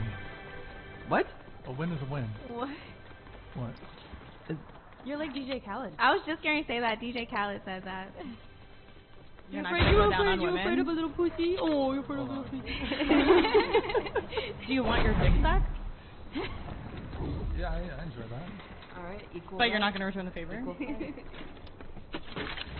I mean, it's just like, I don't really enjoy doing that. That sucks. What if somebody, like, so you would expect a girl, what if a girl didn't want to go down on you? I don't expect a girl, like, if a girl didn't want to go down on me, yeah, that's... But in a relationship, I'm saying if you were in a relationship with somebody. What about it? If she wanted that from you, would you say no? And what if she didn't want to return the favor if you didn't? Well, I just don't do that, so what do you mean? Is there a reason you don't do that? Is there a reason? Do you think it emasculates you to please a woman? I mean, you're making some assumptions there. I'm asking. Do you? No, I don't think it's emasculating, but people are entitled to having sexual boundaries. I'm just asking why. In the same way that a woman, if she didn't want, it's so funny. Like, men are really just not allowed to have preferences, standards, and boundaries. Neither are women. If a girl doesn't, if a girl doesn't suck a guy's dick, like you don't like oral sex, that's one thing. If a girl doesn't saying that you'll get your dick That's not sucked. true. No. You can have a different standard on this. So I can say yes, I enjoy oral sex.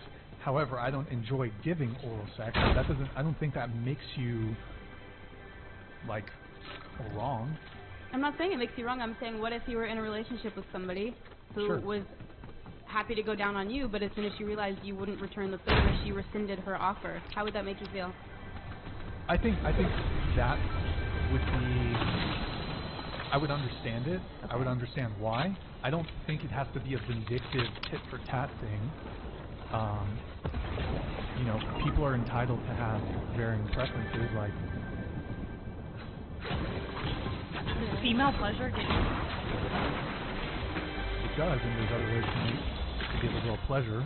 Hands, toys, what if sex. that is what gives her pleasure? And she deliberately asked They probably you for wouldn't it. be long-term compatible. Well, that's not what I'm saying. Even if it was a one-night stand. Well, definitely don't go down on someone on a one-night stand. What are you, crazy? Okay. What are you, crazy? Hey. Bro, you can't go down on someone on a I would one-night suck stand. a guy's dick on the first time if Well, I'm that's having you, a one-night but, stand. Bruh, guys, don't go down on chicks on a one-night stand. Hello? Viewers, this How? might I don't be afraid of understand oral. how that's I'm not. I don't understand how that's different from like having sex.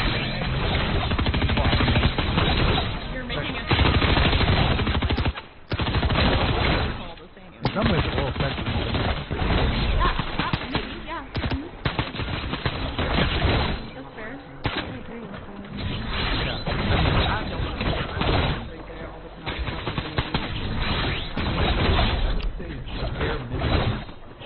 the bare minimum, if you are, as a guy, going to do that, you need to be in a monogamous, committed relationship with the girl. So that, I mean, that should be your base standard, I think. But, well, okay, we've established that that there's a hookup culture.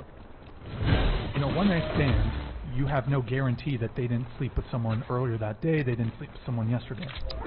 It would make me very uncomfortable to sleep with, go down on a girl, or even kiss a girl who fucked a guy the night before. I am a monogamous individual. That's fine. I find it, again, disgusting if I were to sleep with a girl who fucked a guy the night before. Women can feel the same way. So, for a one-night stand, that's why I don't recommend, like, as a dude, going down on a girl. And I guess the difference is because some guys... I meant in general, you'll never go down on anybody. Yeah, that too. I don't do that. Why he was talking about that. It's so funny, like, the amount of shit is so oh, if you don't suck dick, fucking hell. You guys would be like, oh, you guys are... Guys women, do say that actually. Nah, yeah, not really. I hear it a lot nah, actually. Yeah. Actually, women are way more vicious when it comes to this shit than men are. I disagree, but that's fine. You can think what you want. I feel like if Bro. men were saying that, I would say fair. I would say that. I like the dating partner, but you know, you're right. Everyone does have their boundaries. But I feel like most women would find it objectionable for being like, if guys were like, oh, if she doesn't suck dick, there's something wrong with her. She's not a, I don't know what the fucking term is, but like a lot of women be like, wow, that's pretty crass. But all of you at this table like recoiled because I have a sexual boundary. If a woman had a sexual boundary that says, look, I don't feel comfortable sucking dick, I don't think any of you would be like, huh, what the fuck is wrong with you, L? I think it's fine to have a boundary, but it's perfectly acceptable for men and women to have sexual boundaries. A lot of men expect women to put out, and if like you really can't win if you're not putting out, you're you put out your so you can't win either way. So look, and I do hear it a lot. You're gonna say that it's not true, but I do hear a lot of talks about. Literally, there are memes like all over Discord, everywhere. Like if she doesn't suck dick, if she doesn't suck dick, doesn't put out, it's not worth your time. Like why are you to get you off? Oh yeah, for sure. And it's like we just have to accept that. You know, they're gonna expect us. So I expect pleasure. Women have the exact same expectation. Sure, and that's fine. That's why I'll recoil if I hear something. Because I'm sure if a girl is probably saying something, I will recoil in the same way. Because initially it's like, oh, interesting. Oh, you don't do that. Well, I'm not proudly saying it. It just happens to be the case. Even if you're not proudly saying it, the fact that you don't, it's gonna garner a response because it's interesting. It's like, okay. Sure, you don't but hear that I wouldn't. often. If a girl told me and she was just like, "Hey, Brian, I don't really enjoy giving oral sex. It's just not something I really enjoy doing. Whether that be a potential future partner or just a casual conversation like the one we're having, I'm not going to be like, the fuck is wrong?"